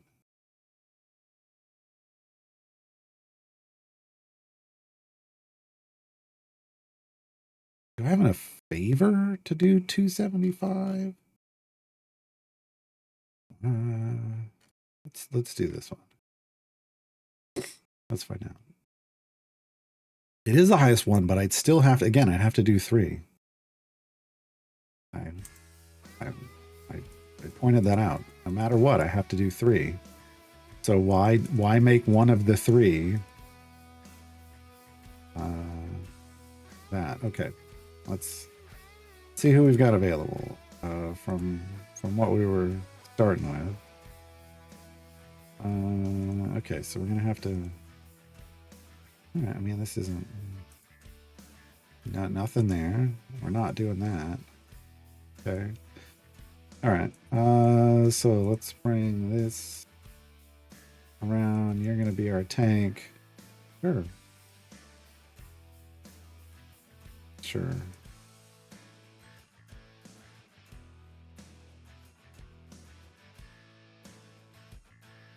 Any E36 favor for what? What are you talking about? I don't need E36 favor for anything at the moment. Are you just talking to click through something? Oh, no, I don't. That's not how I play this game. We're never targeting click-throughs. Yeah, that's not a thing we ever do. Oh. Oops. Well, that's not gonna... Yeah, alright. Eliwick's just gonna be here to get us gems. Not providing any buffs. Okay. So we're going 275. I don't know. We're just gonna throw down an hour. it's overkill, but we're gonna overkill because we're here early. We're gonna overkill.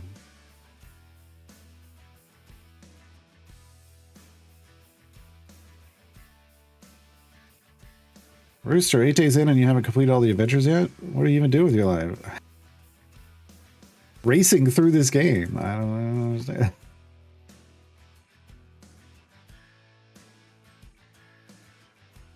Yeah, we only play like 5 hours a day, just to be clear. I know that was sarcastic, but I want to be clear. We play on stream about 4 to 5 hours a day on average. So, yeah.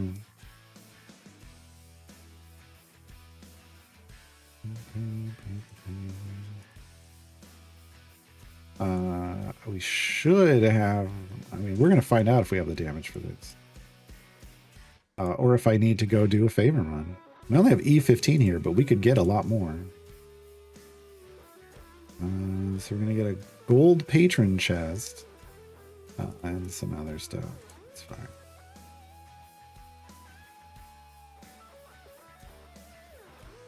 So right now we need to do like the things we're doing is 3. We need 3 of these patron variants, which is sad, but early on that's just the way it has to be. So we have to grind 3 out so that we can have the influence to buy our time gate piece. I don't even know if we're gonna have time to do 3 of them today. So that's what's currently on the goal list. By the time we get this done, that time gate piece will get us another. Oh no, am I gonna miss the reset? Oh no. We really want to make the reset, folks. I'm throwing down a 15-minute potion. We might throw a lot of speed at this. I don't think we can do 3 runs to 275 in an hour and a half, but we'll see. I might be able to. With this restricted group. Really restricted group. Has it been rough for us starting a new playthrough after having a powerful roster? No, it's actually been a little wild because you earn champions so fast now. Like I said, we're 8 days in. I have 30 champions, and I'm 1 time gate piece away from 31. Like ridiculous. So no, that's actually. It makes it real easy. Even I had gearless champions from Tales of the Champions, gearless event champions, and we smashed through area 600. Like, so the power is totally fine. Like I have plenty of power to do early game stuff. Speed is, you're not getting a lot of speed champions. We're trying to get as speedy a group as we can together, based off cobble together based off what we've been picking, but. We already have split the party, and we got a core that's now 2,800 levels in. It's all just really, really, really fast. Progress is really, really, really fast. So it's trying to figure out in this situation, then what is the most efficient path when you're progressing this quickly? Like everything just kind of changes about the early game.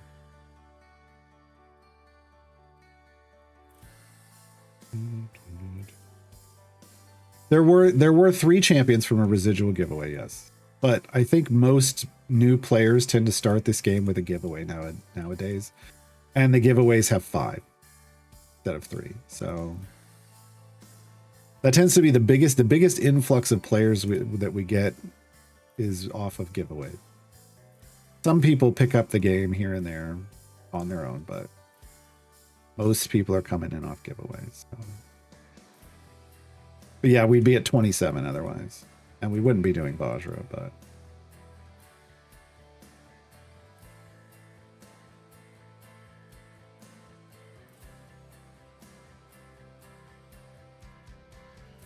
But here's the thing, in 2 months' time, wrong place. In 2 months' time, there will be 4 more champions here. And that completely negates the giveaway. Right? Then I'm at 31. in the same time period, or actually 30. Well, it'd be 31 in the same time period, just from because Tails would have 4 more years. So I think it's safe to call this valid, even if it's a little, even if it's got a giveaway, it's still going to be a base valid perspective for somebody coming into the game like 2 months from now.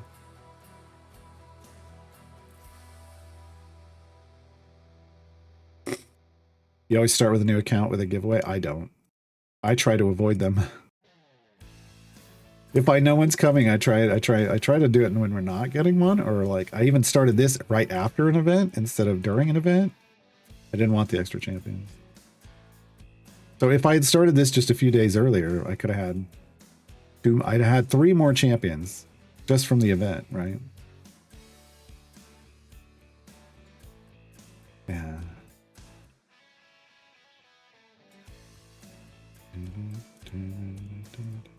Yeah, giveaway champions get tons of item levels, and then you have Mert right away. I think if I opened all these chests, we'd probably be qualifying for Mert. But again, I was trying to make it feel a little more normal. A little more, if not entirely. Oh, we're up to 1,000. Yeah, give me 2 of these. Oh, now we can open these too. I don't have to hold any of these.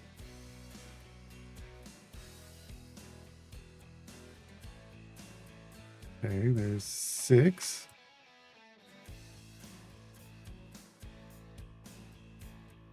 There's 5. Okay. Major, I don't want to do that. Well, no. Because it could hit event champions. We're not there yet. All right. Yeah. Honestly, for some of these, like Penelope, I can open this. I don't have Penelope. Give me the currency out of that. I don't have Spurt.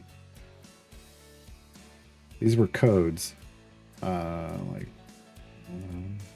that don't expire. Okay.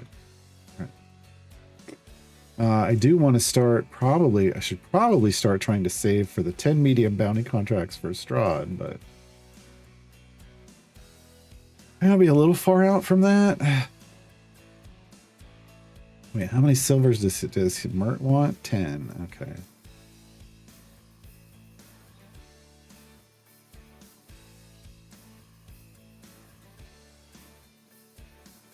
Melf's broken RNG. Complete 200 consecutive areas. Melf's speed supplement provided the same buff. We must have done areas on the last run and then it carried over to this one, I guess. It's not or I just got the bug. I probably just got the bug where it just completes. I can see the point for the rework of a new player to guide did not start with a giveaway. Yeah, that's what I'm trying to get information on. Yeah. With a giveaway, it's the same as like spending cash. Did you spend cash or come in with a giveaway? You're going to be able to move forward faster. Nathless, congrats! Finish the 1600 on Lark. Nice. That makes up for the house will always wins, right? Right? That variant. Or that, yeah, that variant. I don't know that anything makes up for that variant.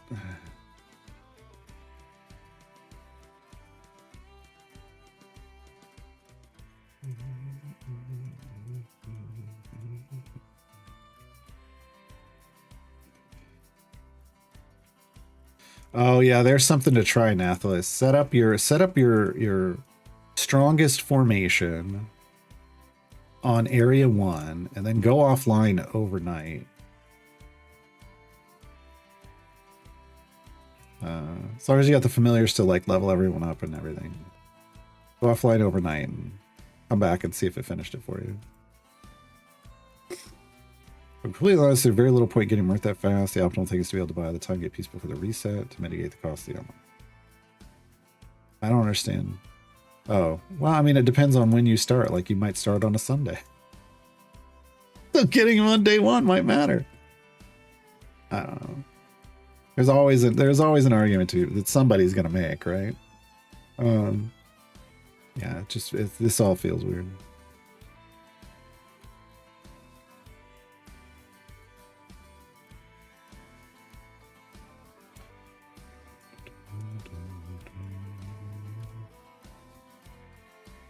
But yeah, I mean, why not? Why not try it offline and just see what happens? But it's got to be a hell of a strong formation. I'll tell you that. It's rough. Yeah.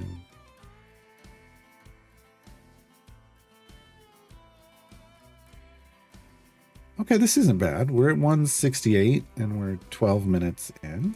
Maybe we will finish these. Maybe we will. Roosters, it just mirrors the third variant for the Hank. Tails of the Chain is really hard to get. It is incredibly difficult. It's because of the rules for how Tiamat works at the boss Tiamat on Area 40. She does 90% of your max health and damage, and she avoids temp HP shields. Unavoidable damage. Yeah. And because you only get 6 champions, and they all have to be good champions, your best 6 might not be enough currently. Yeah. It's really difficult. It's the combo of those two things. Like, it's just because of that boss, you've got to come into that boss, like one of your 6 champions or multiple of your 6 champions needs to be able to stun lock that boss. If you can stun lock Tiamat, which is possible, then she never breathes fire on you, and then you wreck her.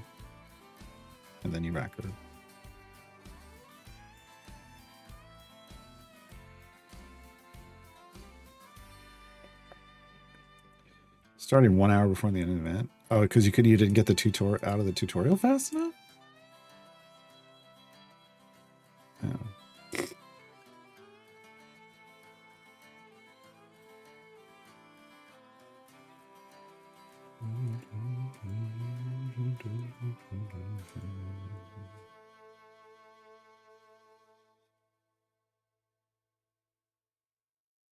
But yeah, I think I used Strongheart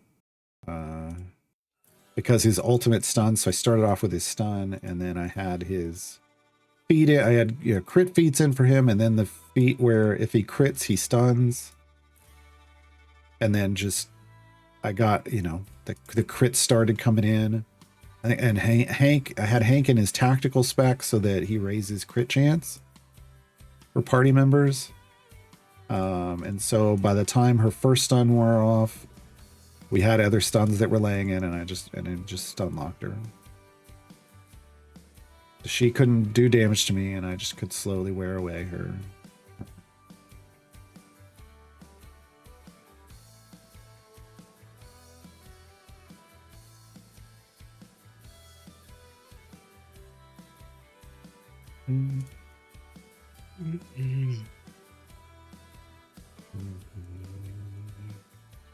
So yeah, I mean, there's going to be multiple ways to do it. I went with stun locking. I like stuns, and I cannot lie. Look, if a boss can be stun locked, and you have enough damage with that stun locking champion to kill them, then why not stun lock them? Then why not stun lock them? Why not? Come on. So there's a lot of bosses out there that can't be stunned. So when you get the opportunity to stun lock one, take it. We're running into damage problems, folks. So who's coming out? Yes, Eliwick? Eliwick wasn't doing anything anyway. She didn't have gem cards up. I just noticed she didn't have gem cards up.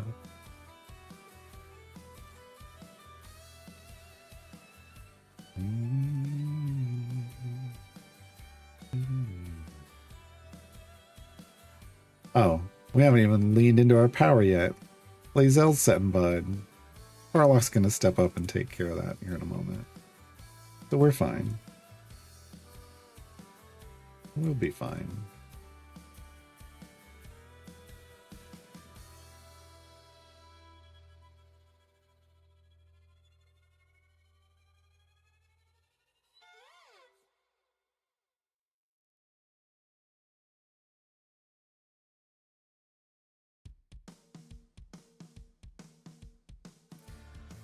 My issue's been just straight up DPS. I keep capping out on a 380, 390. I think you need 460.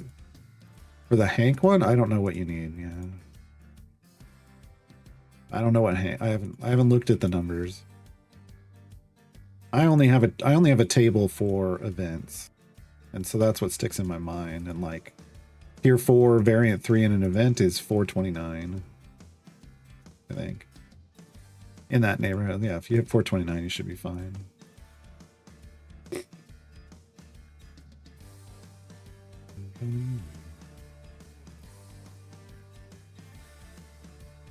Wow. There it goes. There it goes. I was like, the second car lock kicks in, like she's gonna wreck that fool. But took her a second to get there.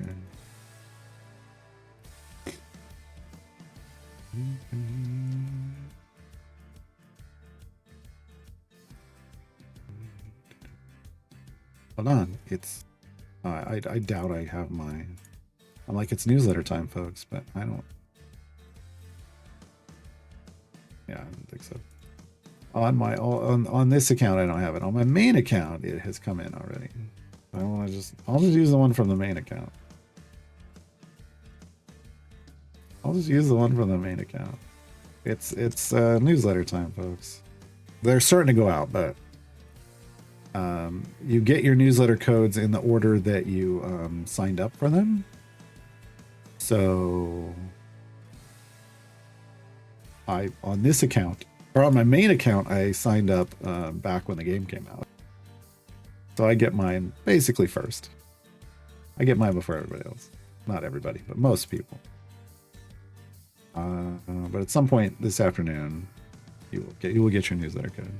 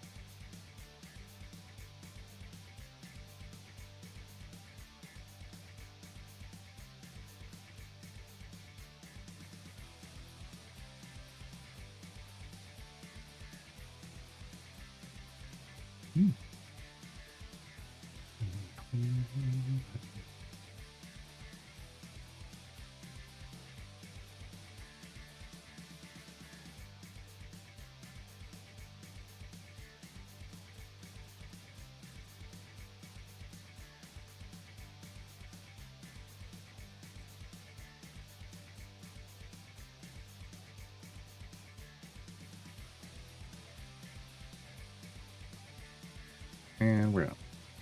I didn't look to see how long that took. Dang it. That time does not count. It didn't take as long as I thought. So I think we're good. All right. Let's do that one. Do I just want to do wherever?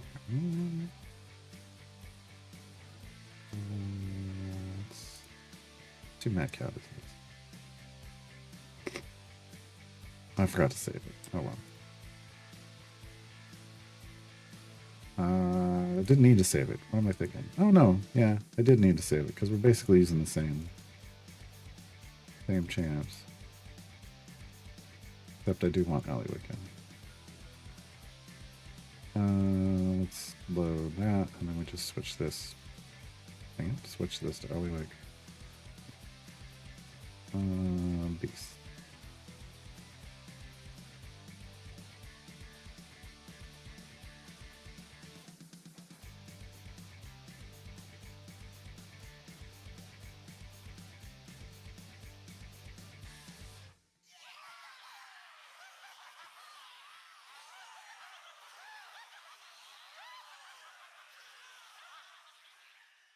Yeah.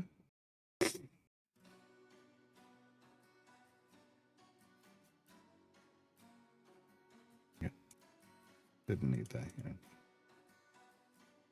Speed. Go, go, go.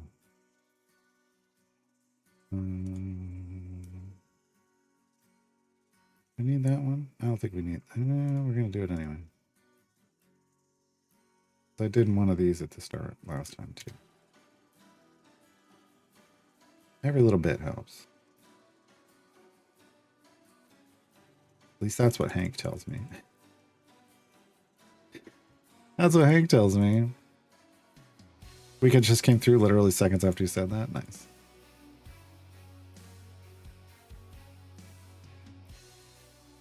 Now we did complete one of her challenges without trying. We did stuff with Minsk as our bud setting DPS. I didn't even know that was a thing. I don't care.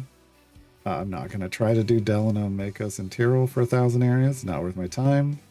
So like I grab the things that are easy, but I'm not gonna like chase stuff. Yeah, that's nice and all, but I don't care.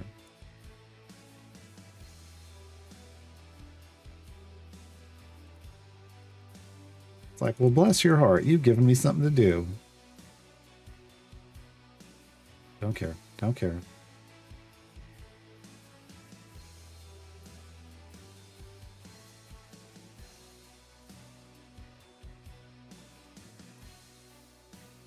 All right, Delcoon, thanks for hanging out. And 4 new Hank trucks just so I stream. Oh, no. Yeah. 3 plus the Winterfest. Wow. That's still a lot. I mean, I'm up to 5 already.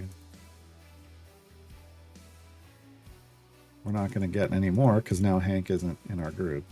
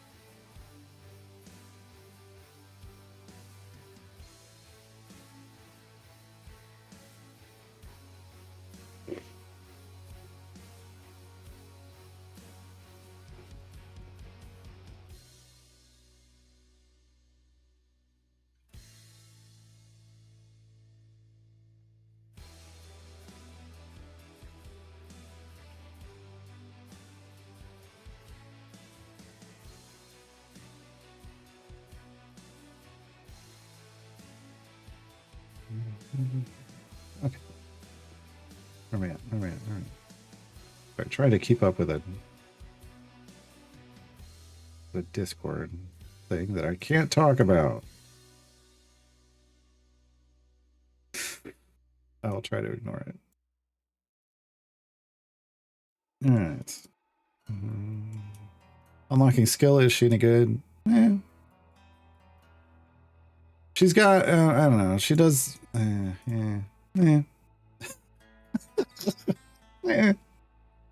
not a fan. I don't run evil groups. I don't think she's strong.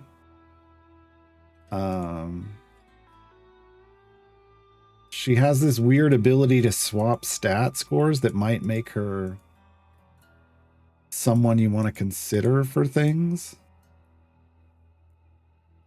But I wasn't impressed. I wasn't super impressed with her, personally. She's better than Jarlax. Well, but that doesn't mean anything. That's one of the lowest bars to set in Idle Champion. Because she's not a DPS, and he's not a support, so... Like...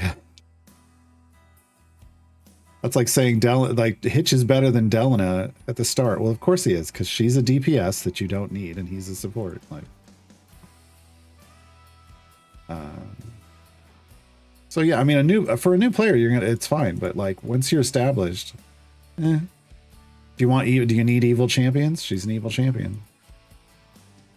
Does she have a mechanic that might be useful in difficult variants? Yes. Is that enough for me to call her a strong? No. Or even any good? No.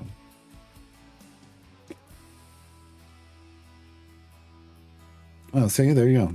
Blackwater says they loved Skilla for one situation where they were able to swap the wisdom and con stats on Strongheart and Duke Ravenguard, so they could come into a formation and push real far. Yeah, that's her kind of her use case. To me, she feels like a slightly better dungeon master, where in the sense that she might be able to get some people in that you need. But she could she might be able to get multiple people in that are better than what you might have available, but at the cost of having her in, right? Because, sure, a dungeon master can bring someone from a bench seat in, but then you also have dungeon master.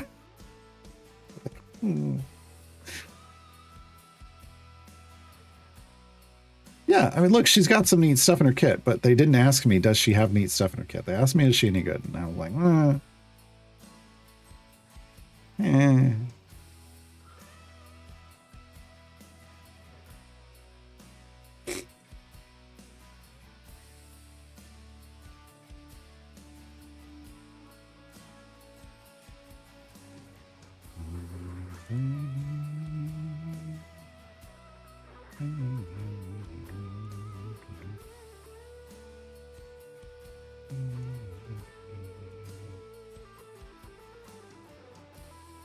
what I'm really hoping is that they decide, we're in an ad break. I'm going to do it anyway.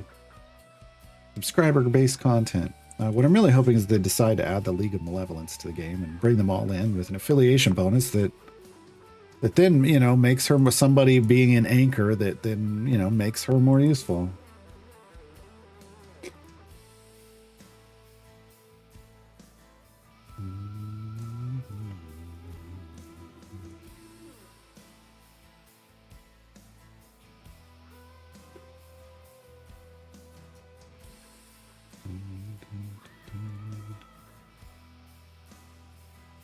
That's weird. I don't know. All I can go off of is what Twitch tells me, right? Twitch tells me that we should be in an ad break right now. So I try to somewhat pause my conversations or TLDR them based off that, because it's the only thing I can do. When the ad breaks were just random and they weren't scheduled, so I didn't know when they were going to happen. People just miss stuff. So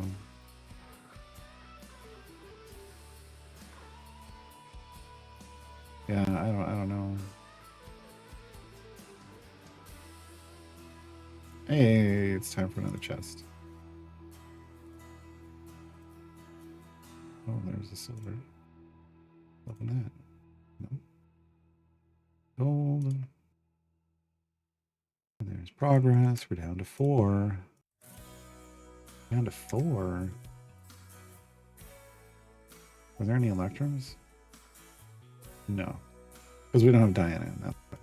Duh. Just we were using Diana so much.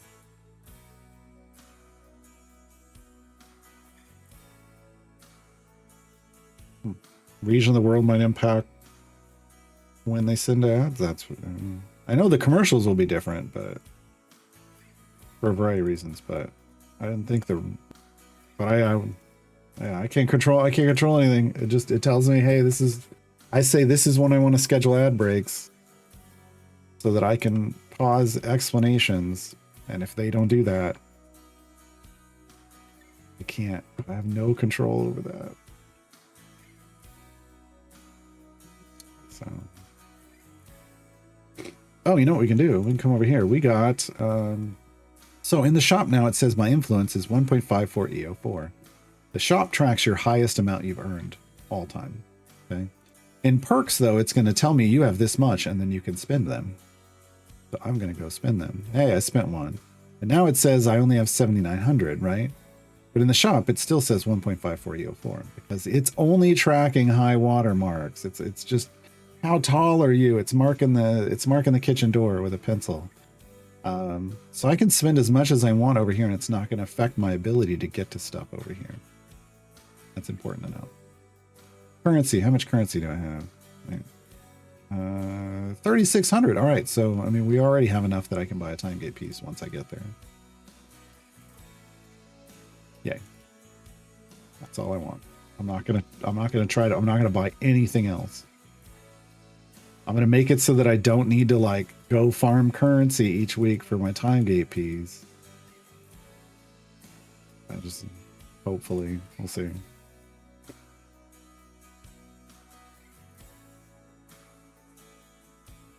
Which of her flames are good? I don't know what that means.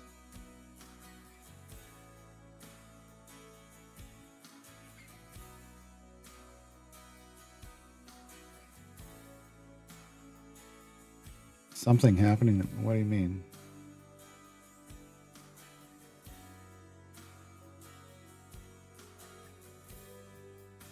Oh. Yeah, see, I don't know. I haven't used skill really. I used her a little bit and then I just benched her because I was like, well. So skill is flames. Yeah, it's situational. If I remember correctly. As always, I tend to like if there's a breaker, I like a breaker. Wasn't Violet the breaker or something? Yeah. Maxie says the Violet is the breaker.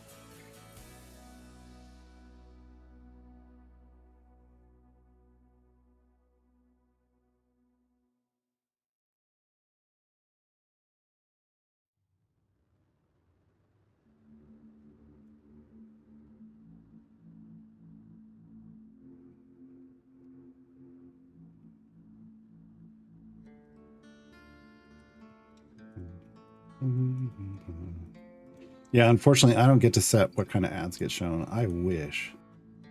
Good Lord. But yeah, that's why I encourage people to report ads that you think are like, you know, bad. If they're advertising AI, just report it. This is horrible. If they're advertising NFTs, if they're advertising ice, if they're, I mean, you know, all the horrible stuff, just report it. And then hopefully they won't run those ads anymore, but they probably will because they just care about money. Game is a 50 area loop, correct? The story is, yes. So the story and the enemies you fight, yes. 50 area loop.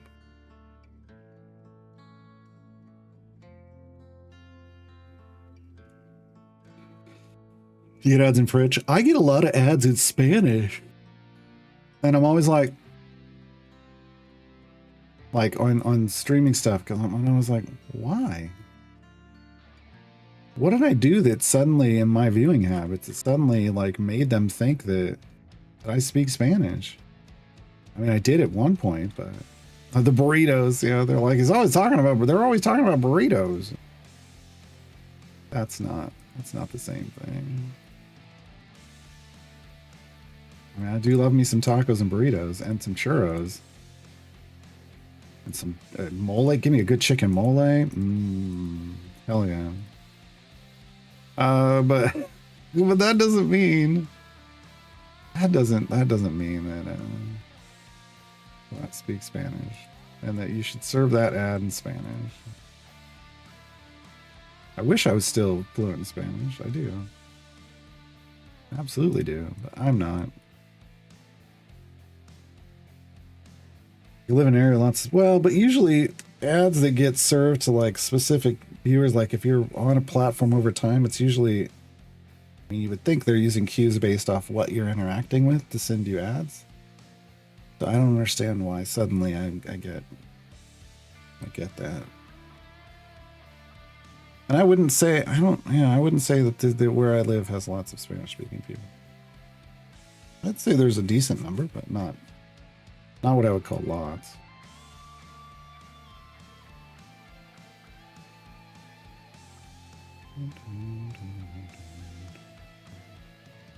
If there are no armored bosses, should you still take Violet?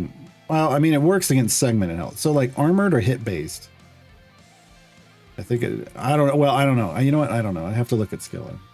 Again, it's situational. Just make your own. Read them and heaven forbid, read them and see what they say. Hold on. Where's it saying?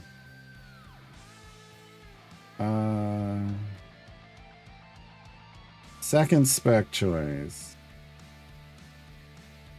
No, it's segments. It's segments period. So if you have hit based or armored in your adventure, I usually take Violet because that's kind of a speed effect. Otherwise, green. Otherwise, green. Help your Garwars Guide to Simroll 2025 go even further. Cross-post it to reach new communities. No. Why? Good Lord. I'm in the right community for that guide.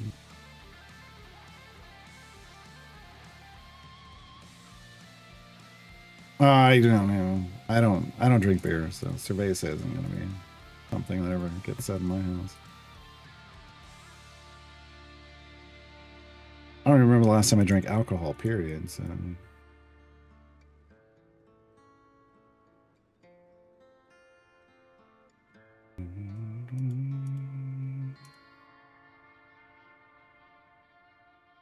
Yeah, let me go post in a battlefield for them so that they can learn about idle champ. I mean, I would get downvoted and hate posted and like, give me a freaking break. Wait, I mean, I get that anyway, so no, no, I get the downvotes nowadays. Still.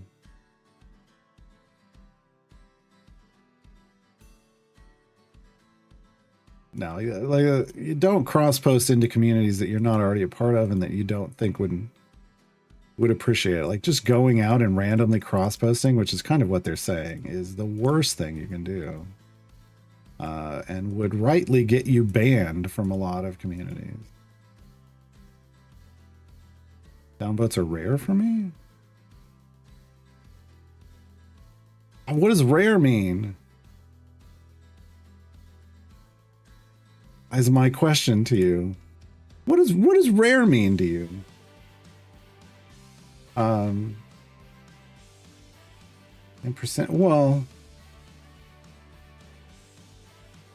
look, here's the thing. I think that people that downvote a guide meant to help other people just because they either don't like the person that posted it or the guide doesn't help them specifically, can all just go, I don't know, kiss a toad. Like, why? Why would you do that?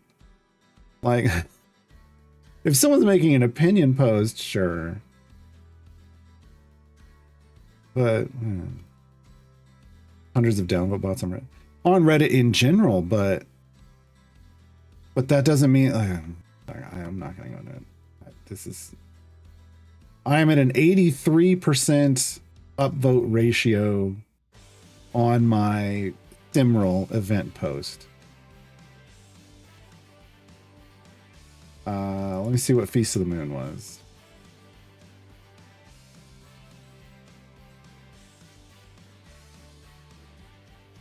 Uh, 92%. But see, none of this matters because, like, to me, okay, hold on. Let me finish this and we'll talk about why none of this matters. Beyond the, I mean, I'll still get I'll still say that people that want to just downvote people who are trying to help others is just go away. Do I want to do this one or do I want to do this one? I want to try this one.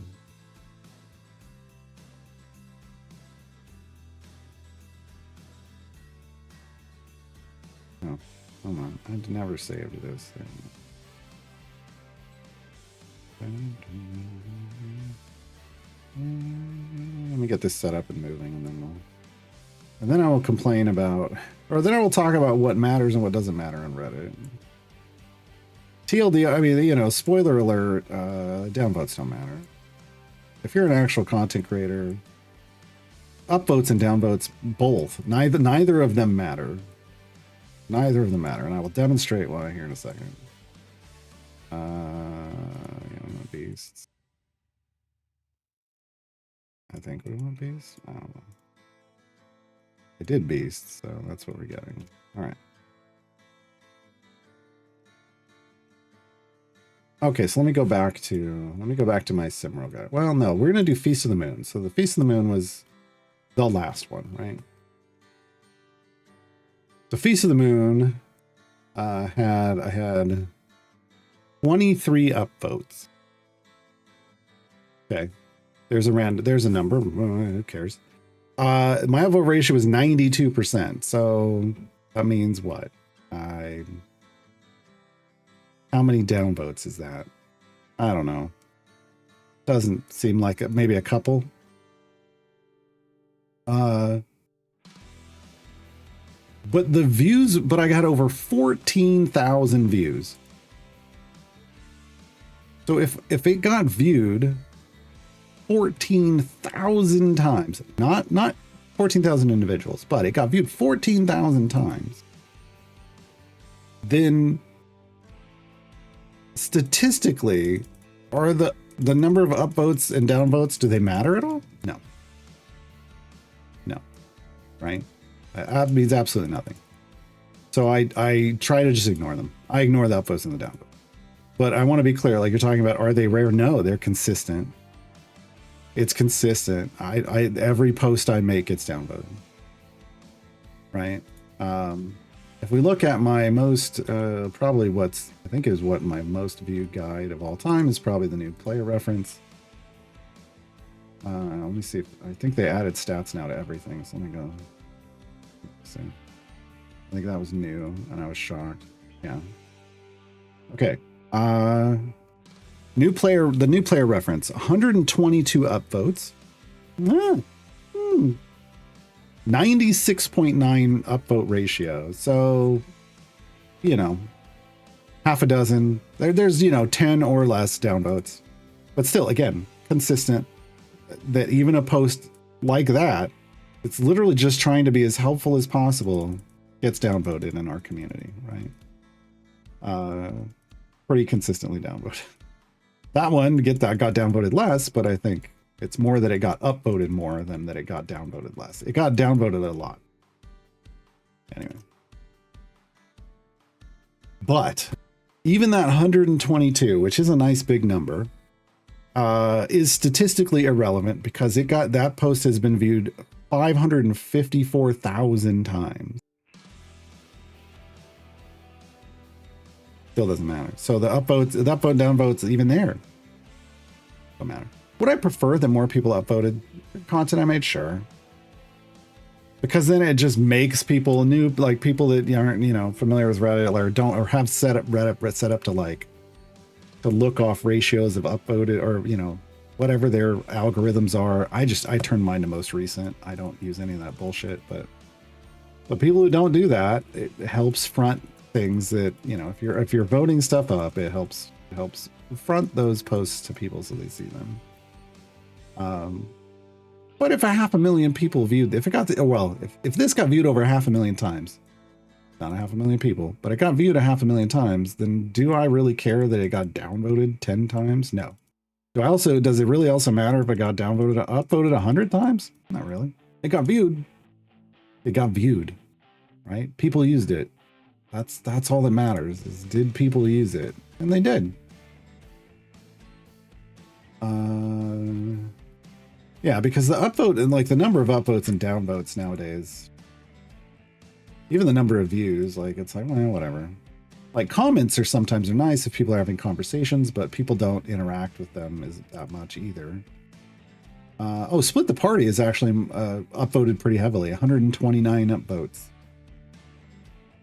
For my Split the Party post, 98.5% upvote ratio. This one doesn't tell me how many views. Why doesn't this tell me how many views?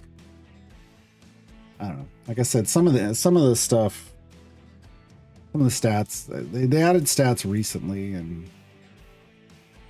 like, you know, in archaeologically recently. And they originally it was just on new posts that you made, and now they've tried to expand them out to old, but they can't. They don't have that data in some cases. So yeah, I don't know. I get downvoted. Like that alone is rude. Like I'm not going out there saying this is the best champion, everybody should use. No, it's like here's information, and people are like downvote. Yeah.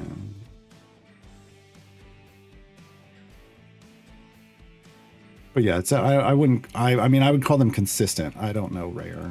Like rare is a subjective term that I don't have the stats to comment on, because then you're trying to compare that to like other people. I don't even want to do that. I'm not trying to compete against other people. I'm just trying to provide information.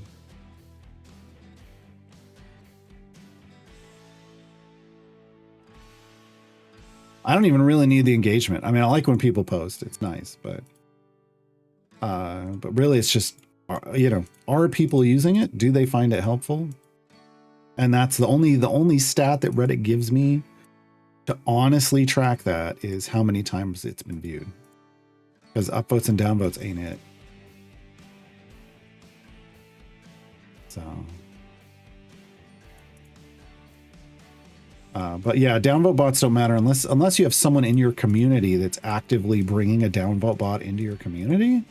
It doesn't matter that there's tons on Reddit. Reddit is enormous, and they're targeting specific places. And it's not like any of our posts from our little community is going to hit the front page where a front page bot might hit it.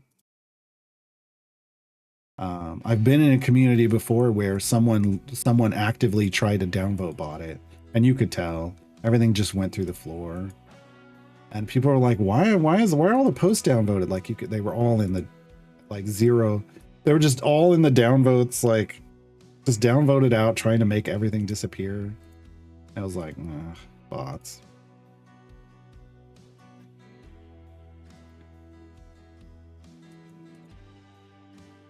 Do I see actual meaningful stats like click-through patterns for link? I try not to put links, but no, we get nothing. You know, if I link, it's linking to another guide. But you know, in general, online, like you really want to not reference things through links because people just don't click links, generally speaking. So having everything be there is usually the best. So if I click out links, it's either to another one of my guides, like for affiliation stuff, like I will try to link to the other affiliated members. And also for like the official blog posts, we'll link those. Bardic Inspiration Song, which now they don't really do anymore, but I try to stay away from links because people just don't use them. I put links in trying to get help. Hey, support me for making these guides. But I don't get used. I mean, I say they don't get used, but because I don't, people may come to this stream, but it's not like I'm getting a lot of coffee donations or stuff, right? But yeah, no, we don't get access to any of that on Reddit. I mean, you could go look on any post you've ever made. You'll see, like, there's nothing there. I basically gave you everything that was there. That's what I miss about, like, I used to run fan sites, and on a fan site, I had all that data, which is why I know people don't click through. Click-through rates are garbage. Yeah, Because I mean, you know, I used to do tests like, well, here's if I embed the image here. Well, no, basically I wanted to link to people's art, fan art that they were creating, and so I'd put the links there. But then I noticed nobody was clicking on the links. Like basically, like single digit percentages click throughs, right? But if I put the picture there and then linked to like more of that person's art, the click through went up, right? Like because then they saw, oh, I like this, but they weren't going to click to find out if they liked it. As easy it is to just click on something and find out if you like it. They weren't going to do it. So it's really the click through is weird. Yeah. So what's Simmerl up to? Hold on, let me see what the Simmerl post is at. Stat-wise. 4,800 views so far. 17 upvotes, 83.3% upvote ratio, and then you see the number of comments, but that's all the data. You get top country by views, but I don't care about that. I'm not trying to target any country, so that doesn't mean anything to me. And there's like a thing in the views in the first 48 hours, like a bar graph. I don't, you know, again, I'm not trying to farm views or interactions or anything like some people might be. I'm just posting information for people to use, and if they use it, they use it. If they don't, they don't.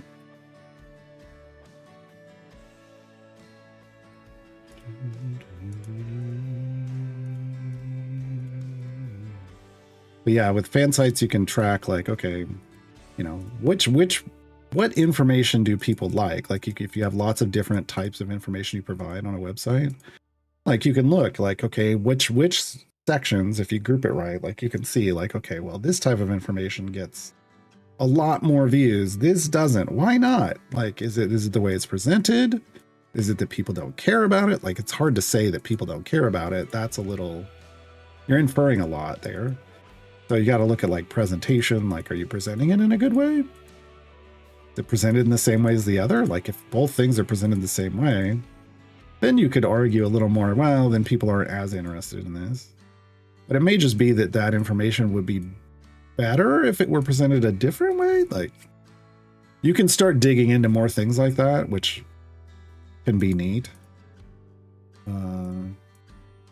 But if you just like lean into what's generating the most hits for you, then it's like,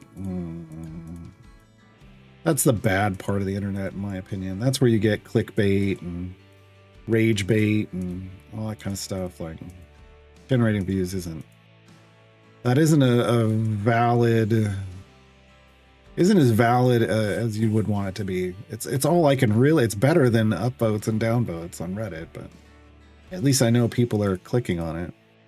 But I'm also not like creating clickbait titles to posts or stuff. I don't even care about like upvotes and downvotes or even views on posts that I just post for fun.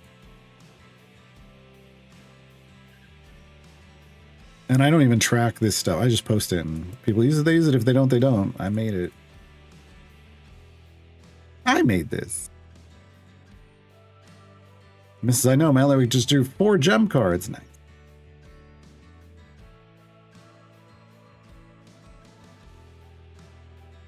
Toss this in. Oh, God. Mine only has 1, but the problem is earlier she had 1, and so I shuffled that. I tossed her hand, and then she had none. And I was like, well, shoot. All right, do we have gems? We do. Give me. Give me that. Give me that. Ow. Oh, we got some silvers. Any blues? Any blue items? Any blue items? Any blue yes. That's our progress tracker. Down to 3. What we want. And boom. And then there were 2. And then there were 2, folks. Resets, Corver Greens. Oh, Brunor and Tyrrell. Oh. why I'm trying the blues. Well, that's the next progress for gold chests, out of gold chests. Like we track to greens first to know when to switch from silvers to blue to golds. Once we got green or better, then I started open the golds. I should have just done them all at the beginning, but on this run, that's what I was doing. Now I'm trying to get all the blue, because this actually means that once they're all the blue, then I'm like, okay, Electrums are no longer going to drop any gear for core and evergreens. That's actually nice to know. Yeah, because before that, it was always like, oh, hopefully, like I want them all in Electrums. So it is a bit of a progress. So from this point on, once we get to all blues, Electrums will then just focus straight into event champions, which is where we want it, right? And then I'll change the tracker, and it'll be for epics. And then that's going to take a long time. That's going to take a long time. Yeah.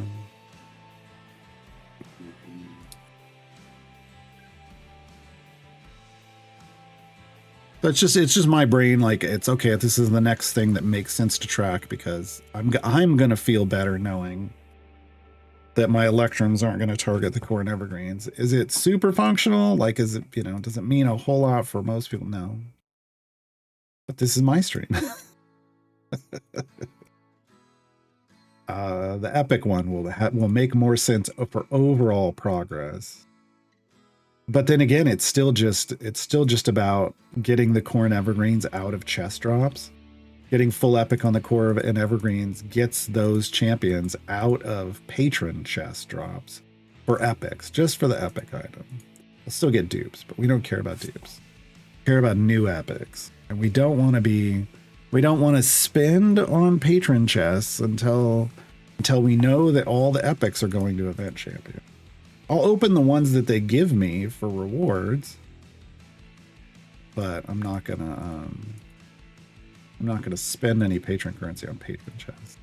To be clear, you've been opening Electrums already. Yes, that's how my event champions have gear. I thought about waiting until we were full blue, and then I just blew that off. Like, no.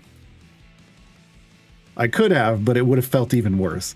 This would feel everything would have been so much worse if I had, I just couldn't do it. I just couldn't. I don't even like that I waited at the beginning. It felt bad waiting at the beginning to open chests. It still feels bad right now. Like, it's just, everything would have been smoother if I just opened all the chests. So my advice to new players is just still open the chests when you get them. If you really want to care, here's how these breakdowns would work, but it's not going to feel real good. It's not going to feel real good at all early on. There's a point where you can then start holding on to chests and going for efficiency. I think with as much progress as we made in terms of collecting champions, but it's still, I would rather just open the chests right now. I don't think we're at that point yet where the efficiency matters. Right now we're still at just open chests as you get them. Where's Mert? 1204 now. All right. Yeah, silver.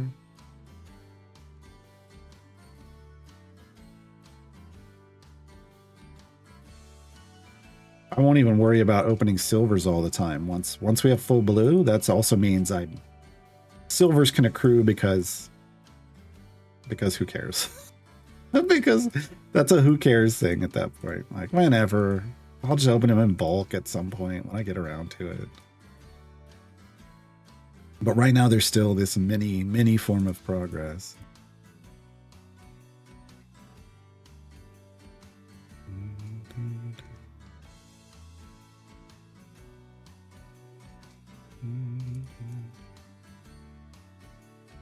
But yeah, this is going to work. So we are at 2.3 EO4. Oh no, it's not going to work.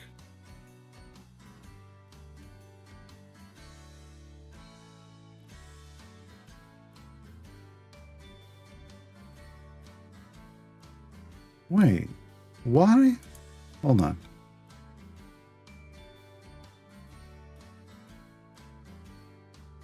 That's not... Did one of these not award the right... These were all 275. They should have all awarded 1.54. Why am I at 233? Oh, it's showing that those jerks. This should be my total, but the total's down here. Never mind, we're fine. God dang it. This is okay. They're putting the spendable version over here. Okay, that's silly. I get it now. Okay, that scared the hell out of me. Okay, we're gonna be fine. So 3 of these, and we're gonna have the 4.004 or higher, and I'll be able to buy this right away. And then it'll be unlocked to buy forever. And then on Monday, I'll be able to buy another one because it will reset on Monday at noon Pacific. And we'll have plenty of currency. I've got currently 3 weeks worth of currency, and I'm about to get what? Another. So we'll have 4 weeks worth of Timegate currency. I don't know that we'll get to that. I don't know that we do not have enough variants to be able to unlock a Modron chest. So that's just going to have to get put back in it'll happen eventually. File at the moment. We're coming up on halfway through the Modron core for its first level. For the 2 blow items come in, you'll get a counter. Yeah, I'll switch the counter to purples, yeah, to epics. How much influence is the Modron chest? A lot. 1 EO6. 1 EO6. It's bad. It's bad. At the moment, it's bad. When all I have available to me are 6 variants that give me 1.5 EO4 and a variant that gives me 2.4 EO4. EO6 is bad. I can't get there. That math doesn't math. That math doesn't math. So, yeah.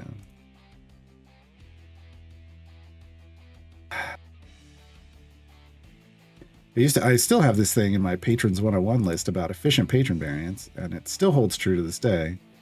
The first one is in Tomb, and we ain't there yet. So I don't know if I have the power to clear those. I think I do.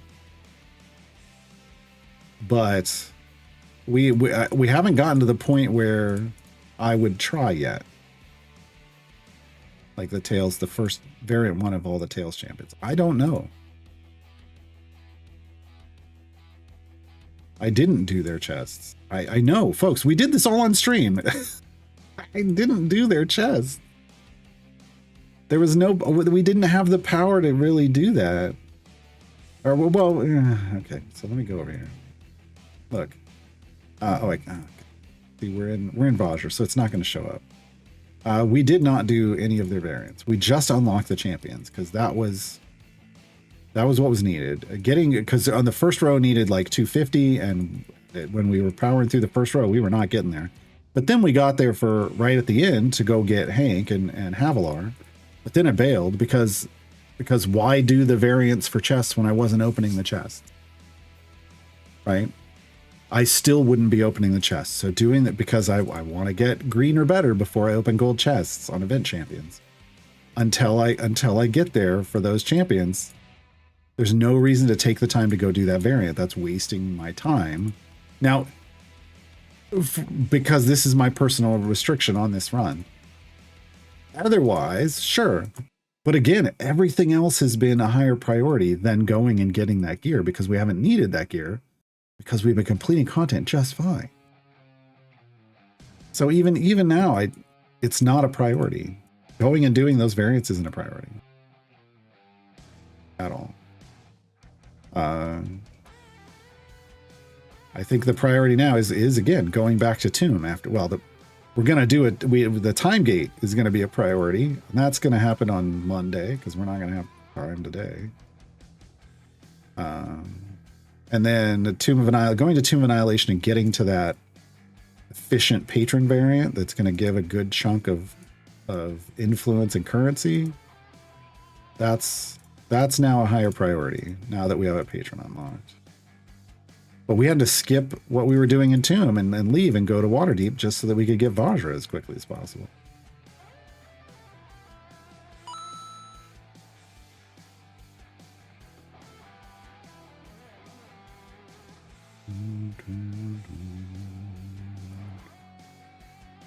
Yeah, there's at this point there's so many things to do, and trying to, it's going to be a bit of a judgment call on what people are going to consider the best use of time. Yeah.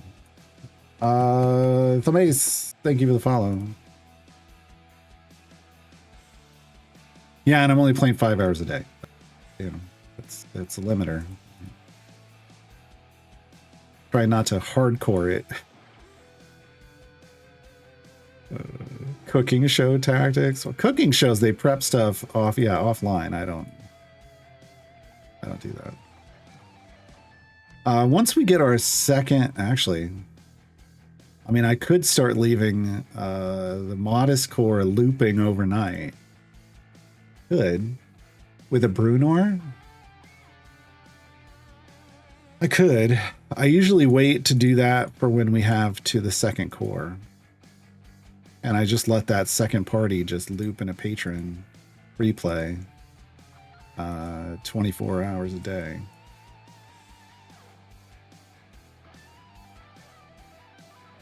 So, I don't know.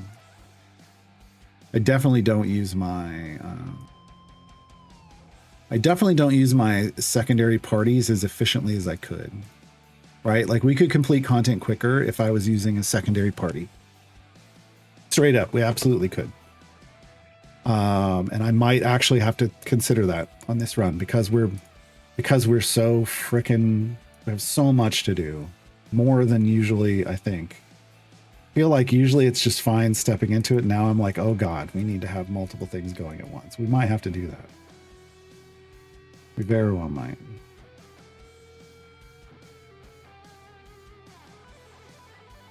I just don't want to. I don't like having to switch back and forth between the parties. Hey, we got another challenge that I'm not trying. They're just doing themselves. That's the best way. I don't care about them that much.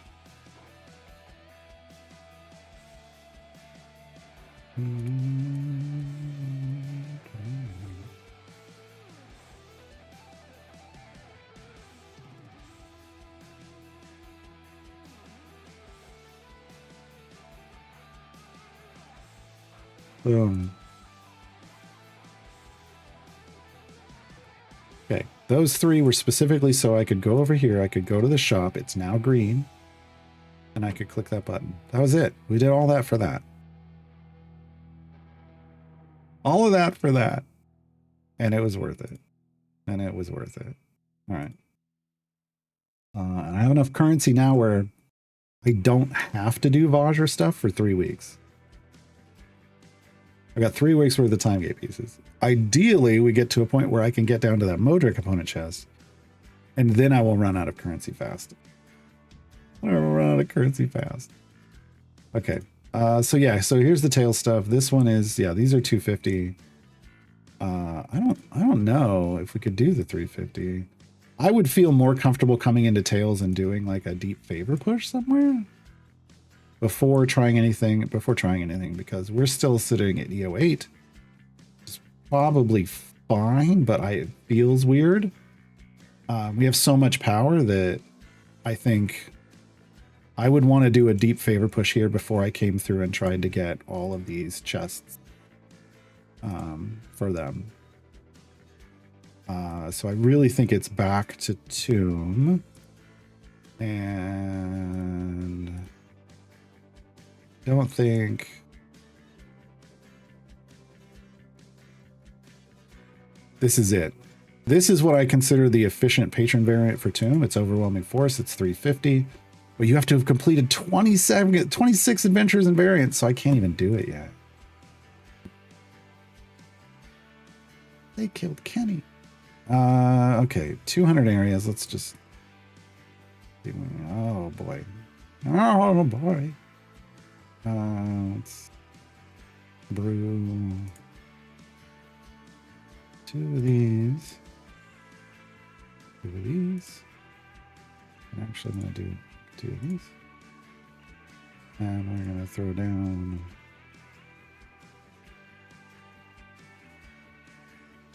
There.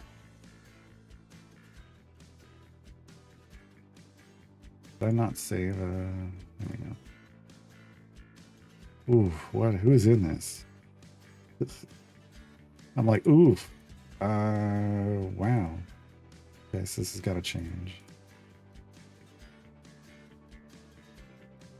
Go, and there we go, and there we go. And we need a tank. No, we just need gold for it. We need a tank? No, we don't.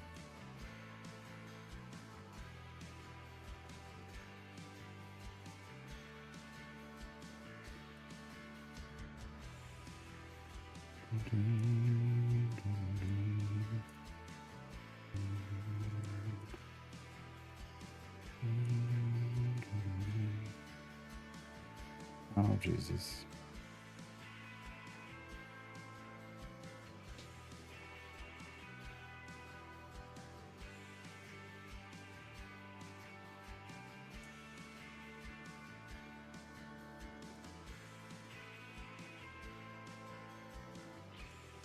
All right. I need to save this as my new starting formation. Here. And I also unloaded feeds, because that's how that system works. We want spec choices. Increase damage. We already have those. This doesn't matter. She only has those two. That, you get that. Those are fine. Okay. Save, feed, overwrite. Come over here, specializations, you get speed. The only one we didn't have. Perfect. Okay. All right. Now we can load this up at the start of every Tomb of Annihilation adventure.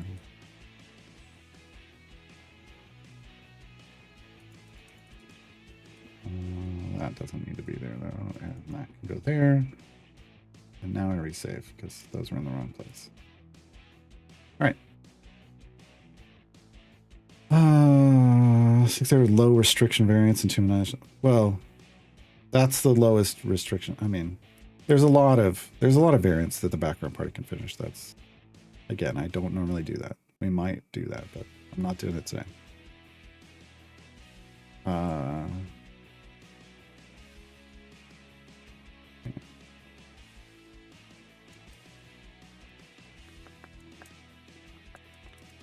Instead, we will just knock one of these off of our list. Basically, we want to go all the way through Tomb of Annihilation, the storyline, and then we want to come back and do variants. So that we can unlock both Azaka and Dragonbait. Get 2 evergreens out of here.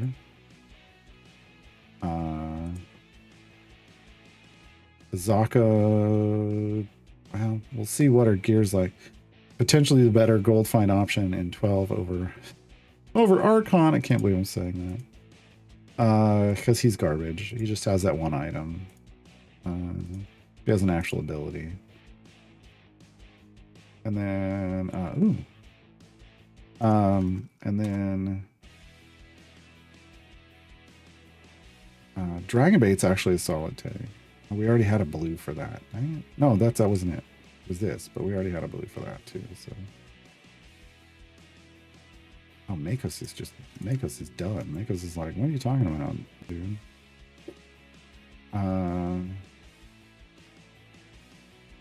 Yeah, he's not. We needed Bruno or a Tyrrell, and we got an Epic instead. One of those weird situations where progress didn't get us the progress we were looking for.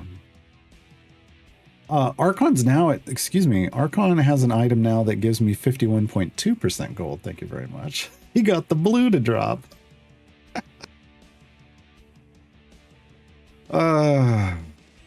You know, but when that's all you got, you take it, right?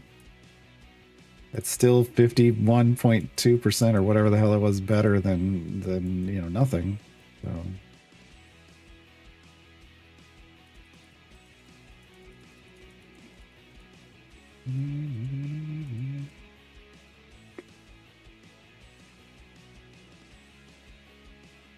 Well, I only put him in when I do my dirty gold farming.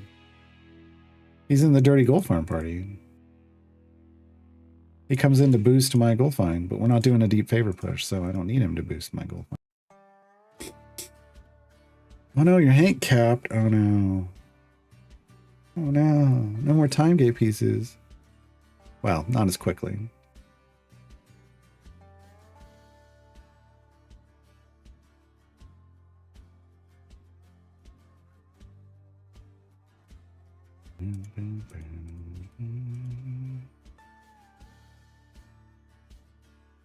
Don't I have any other... Wait, hold on. Come over here. Event gear. Oof.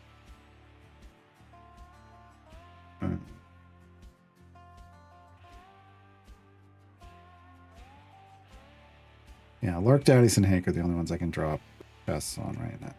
Everybody else is real close, but we're not getting...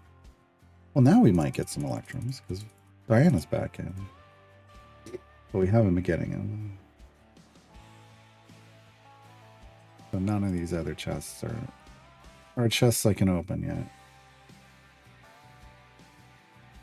Yeah.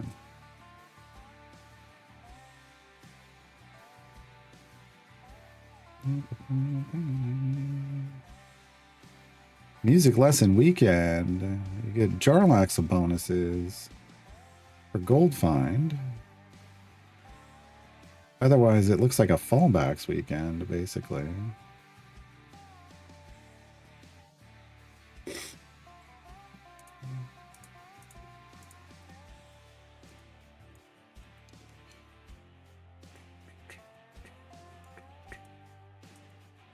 Yeah, I mean every Winterfest is giving you a time gate piece, so every one of these Winterfest chests. So if you want to hold on to those, you can use those for your 6 that you need in the event, which is the 3 for this one and the 3 for this one.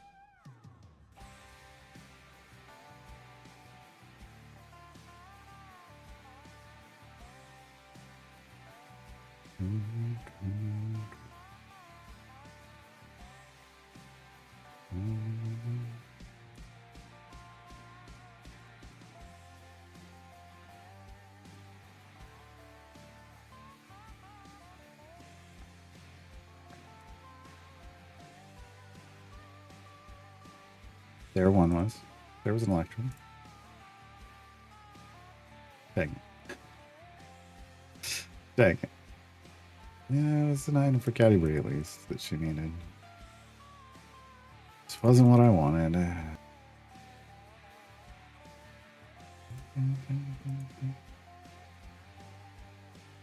are we at now? Over here.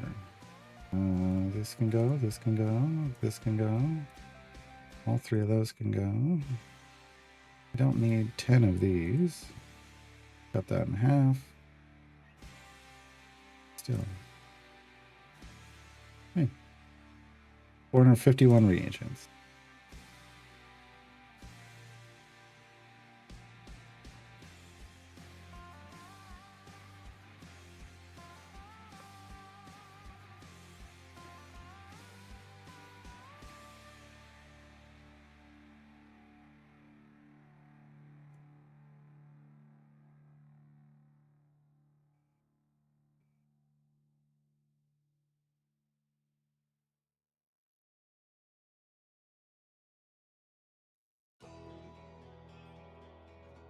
Yeah, that's for Strahd. You need the 10 medium bounties, and I'm tempted to just start saving up right now,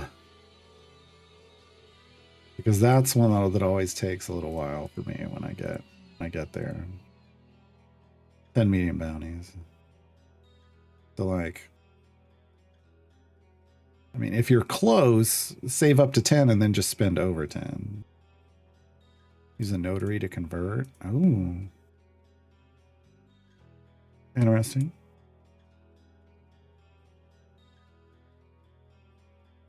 That is a good idea. Keep forgetting. We could do that. But then you still have to have a bunch of the others anyway, so. I don't know. I think what I'll do is if I remember on Monday, I will start converting up into those, and then we're a ways off though. I mean, I'm only at 30. I'm only at 30. I have 6 time K pieces. I need to run a time case. We'll be 31, 32 on Wednesday. We're not going to be gaining champions as quickly now. So, yeah, I can probably still spend mine. Save a purple and convert down. Does the purple turn into... The purple doesn't turn into 10. Is it? But I'll be opening a bunch of gold chests from now on because I'm not saving gems for anything. Yeah, I don't see why I'd be saving for anything. The only thing I would potentially save for in the future would be the gelatinous cube. Blue gargoyle plop. Yeah, just to have another familiar. Then I'd have 6 on the field. That'd be nice. But it's, you know, it's more. Yeah, I want I'd like to be at 7 when I get split the party 2, so that I can send 2 to the background and still have 5 in the front. But I don't, so I don't know that I'm in a hurry for that.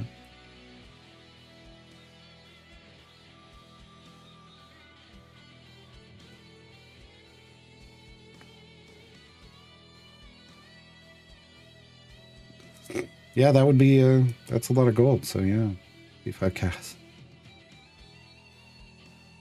Yeah, I imagine.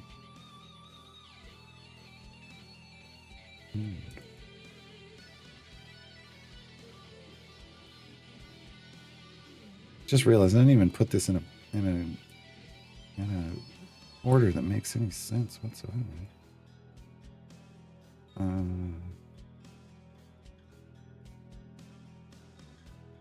Not that this matters, because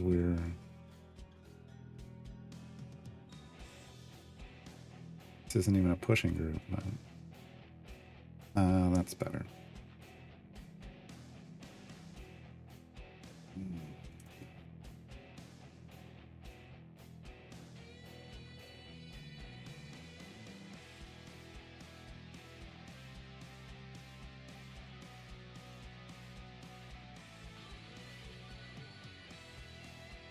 Oh, you gotta love scam messages.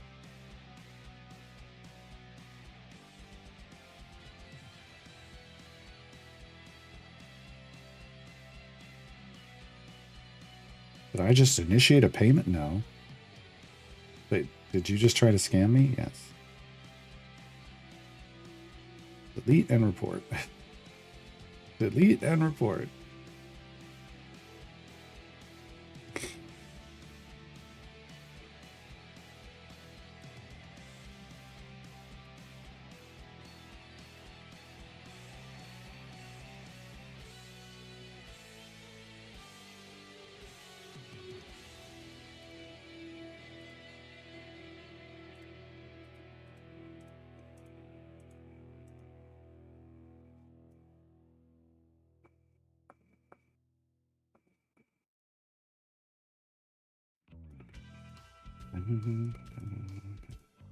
Man, what I really just want is this last item for Eliwick. It can be a white. It's fine. I just want to dump my blacksmith contrast on her. And I can't until she has all 6 items. I can't even click on that parrot.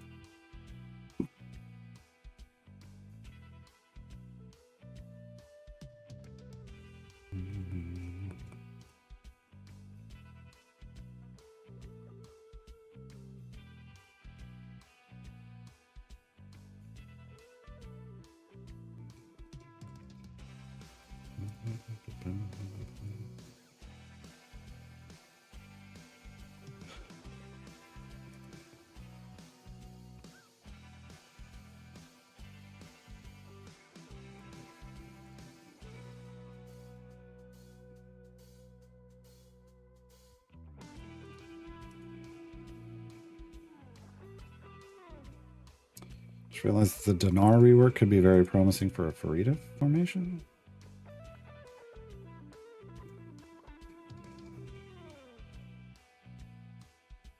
He doesn't count as a. Doesn't have anything that makes him count as a tiefling.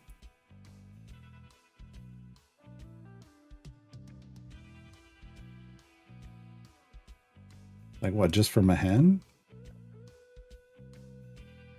I guess.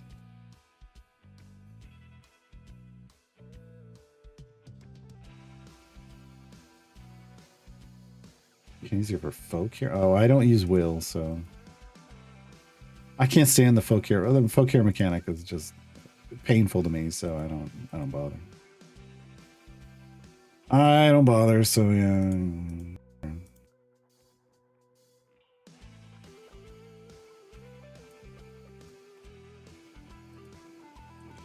It just feels like whenever I try to use will and try to get his folk here to activate, I'm making really bad decisions. Like I'm trading, like I'm putting in the best possible champions I can to meet those requirements, but they're not good, and it's like all just for Will's buff, and it's like,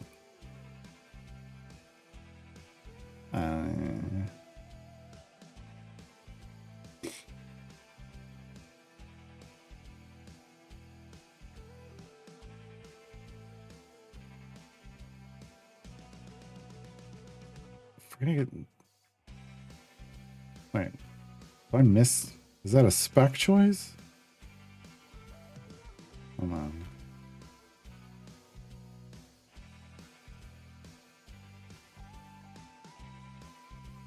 That's the Daughters of Mehen spec choice. Okay. I always go pack with Lorcan for the Fiends. That just always felt to me like the better choice.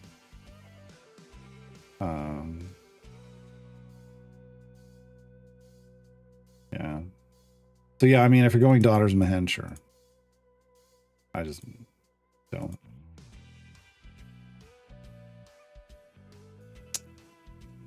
All right, Bexel, thanks for stopping by. I'm almost, we're almost out of here. We just got another Electrum, though. Oh, and a summon. Nope. Eliwick, slot 3. Damn it. They get a large potion of speed, so I'm not that mad at it. I'm not that mad at it.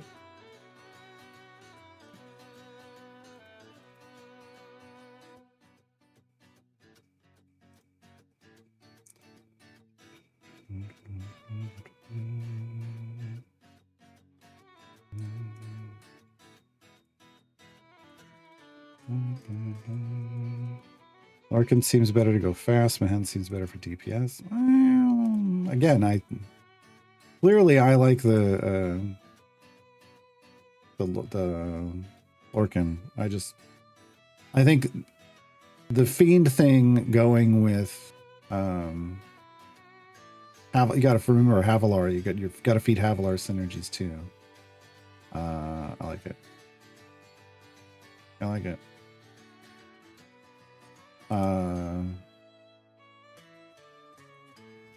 And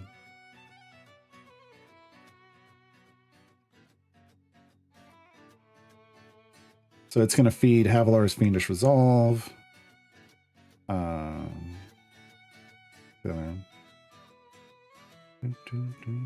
Havalar's always also going to buff, like she's going to stack based off Tieflings. She's not stacking off Dragonborns. Off the base ability. Hold on, let me get back to the others.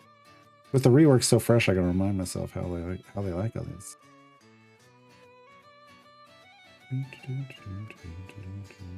Yeah. No, yeah. That's yeah. So that's I don't know. I just like the Fiend stuff.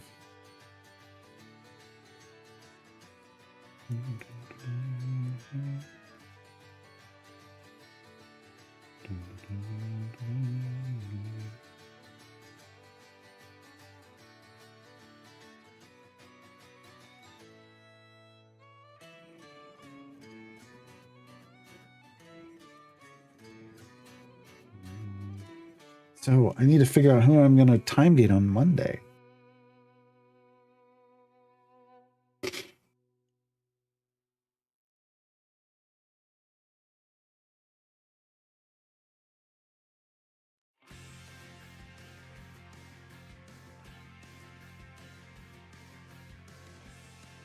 I want Yorvin in seat 10 so bad, but I've got 4 people in seat 10.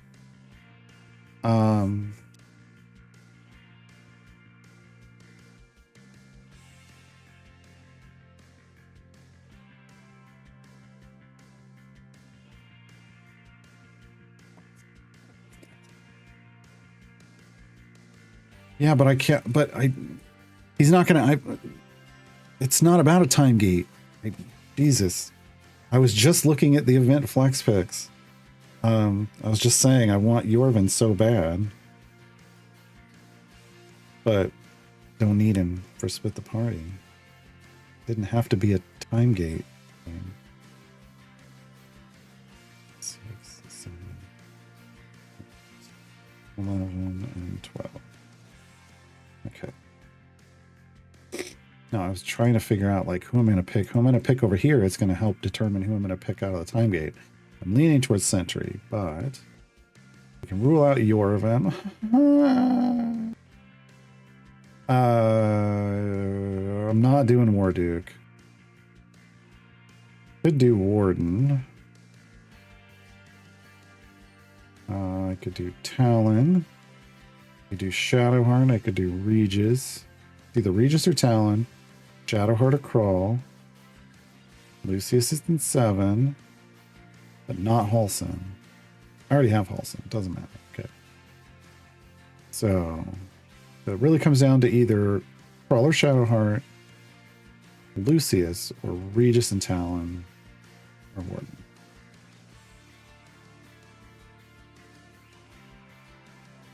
So in terms of time gates,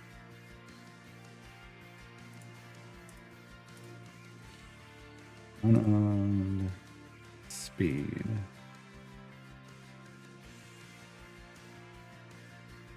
So 2, I already have a good speed champion in.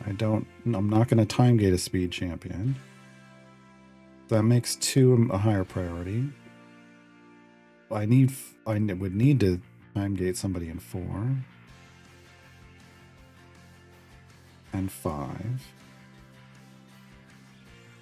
6 we could get in the event.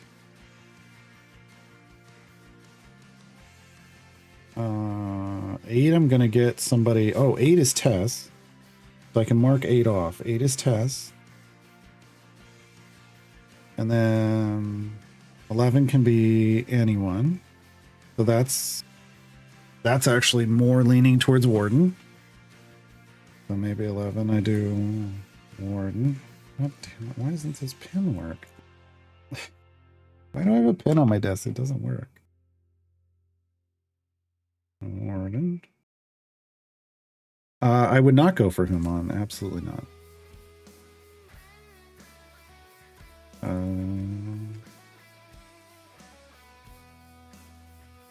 Still go Yorvin, you get time keys equipped. No, I'm not doing that. Absolutely not.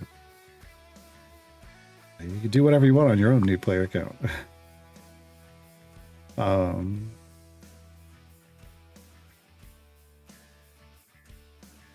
You know, it'd be nice to have Yorvin just for pushing deep, but we're pushing just fine at this point.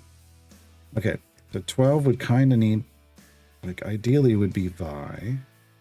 Well, no, we already have Melf, so 12 can be anybody, but we don't need 8 because we're going to get Tess. That's going to fill out Split the Party 2. 7, Lucius is an option because we don't have a speed champion there that we would be getting. So those are decent options. 6 could be Kroll, or would I go Kroll or Shadowheart? I think I'd probably go Kroll. I think he's stronger early.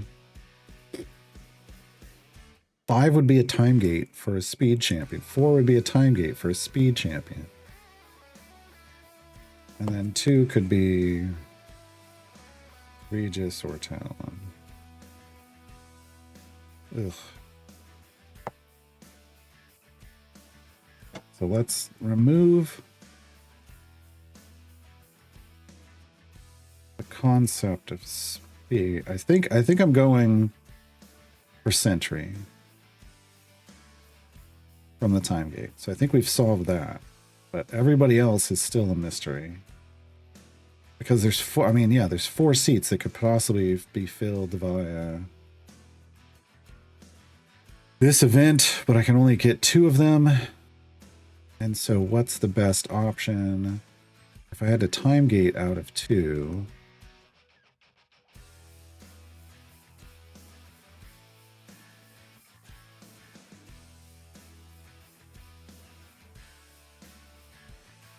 Merylwyn would be the time gate choice. And I don't think that's a super strong pick, so that makes me think I should pick like Regis or Talon. If I were going to time gate out of 6... Well, that's not until the end of the month, though. Yeah, if I were time gating out of 6, maybe Ben or Shandy? I still think Shandy's the better speed champion right now over Lark early on in the game. 7. Free to go Havilar or Freely for favor. Yeah, 7 has time gate options. 11, instead of, if I weren't getting Warden, I mean, Rust for gold and pushing power? Oh, we might get, yeah, we can just push for Dragon Bait. Probably. Yeah. I'm going to mark that off. And Azaka would be 12. So there's our 11 and 12. Because this is going to be slower.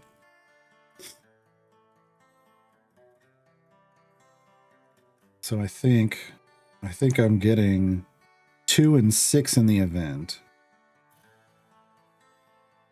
Yeah. I think that's what's going to happen. All right. Hey, we completed Homecoming. Put the team, the game shut off. All right. Now you just wait. There, that moved us to the next one. We'll be on that on Monday. Well, on Monday we'll do the time gate.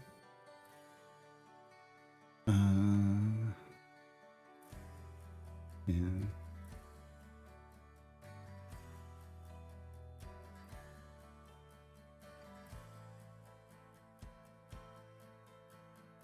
So yeah, I think that's probably where we're aiming. So we'll see. Who knows? Maybe I'll change my mind by next week. It could happen. It could happen. Maybe they make some kind of an... Maybe we find out some information and it makes me change my mind next week. I don't know. Information that it makes... Maybe they do a giveaway or something. Stranger things have happened. That's going to be it for today. That's going to be it for this week. We'll be back. Well, I will be back tomorrow over on the CNE Games channel for the tutorial show. But otherwise, we'll be back doing the new player count on Monday. So Monday, we will start off with a time gate. It's probably going to be Sentry. I don't see why I'm going to change my mind on that. Probably going to be Sentry. Yeah. Subject to tomorrow, the event. Part 2 of the event. So we'll cover a bunch of flex champions. Yep, that's going to be it. Thanks for hanging out. Have a good weekend if I don't see you. Bye, everybody.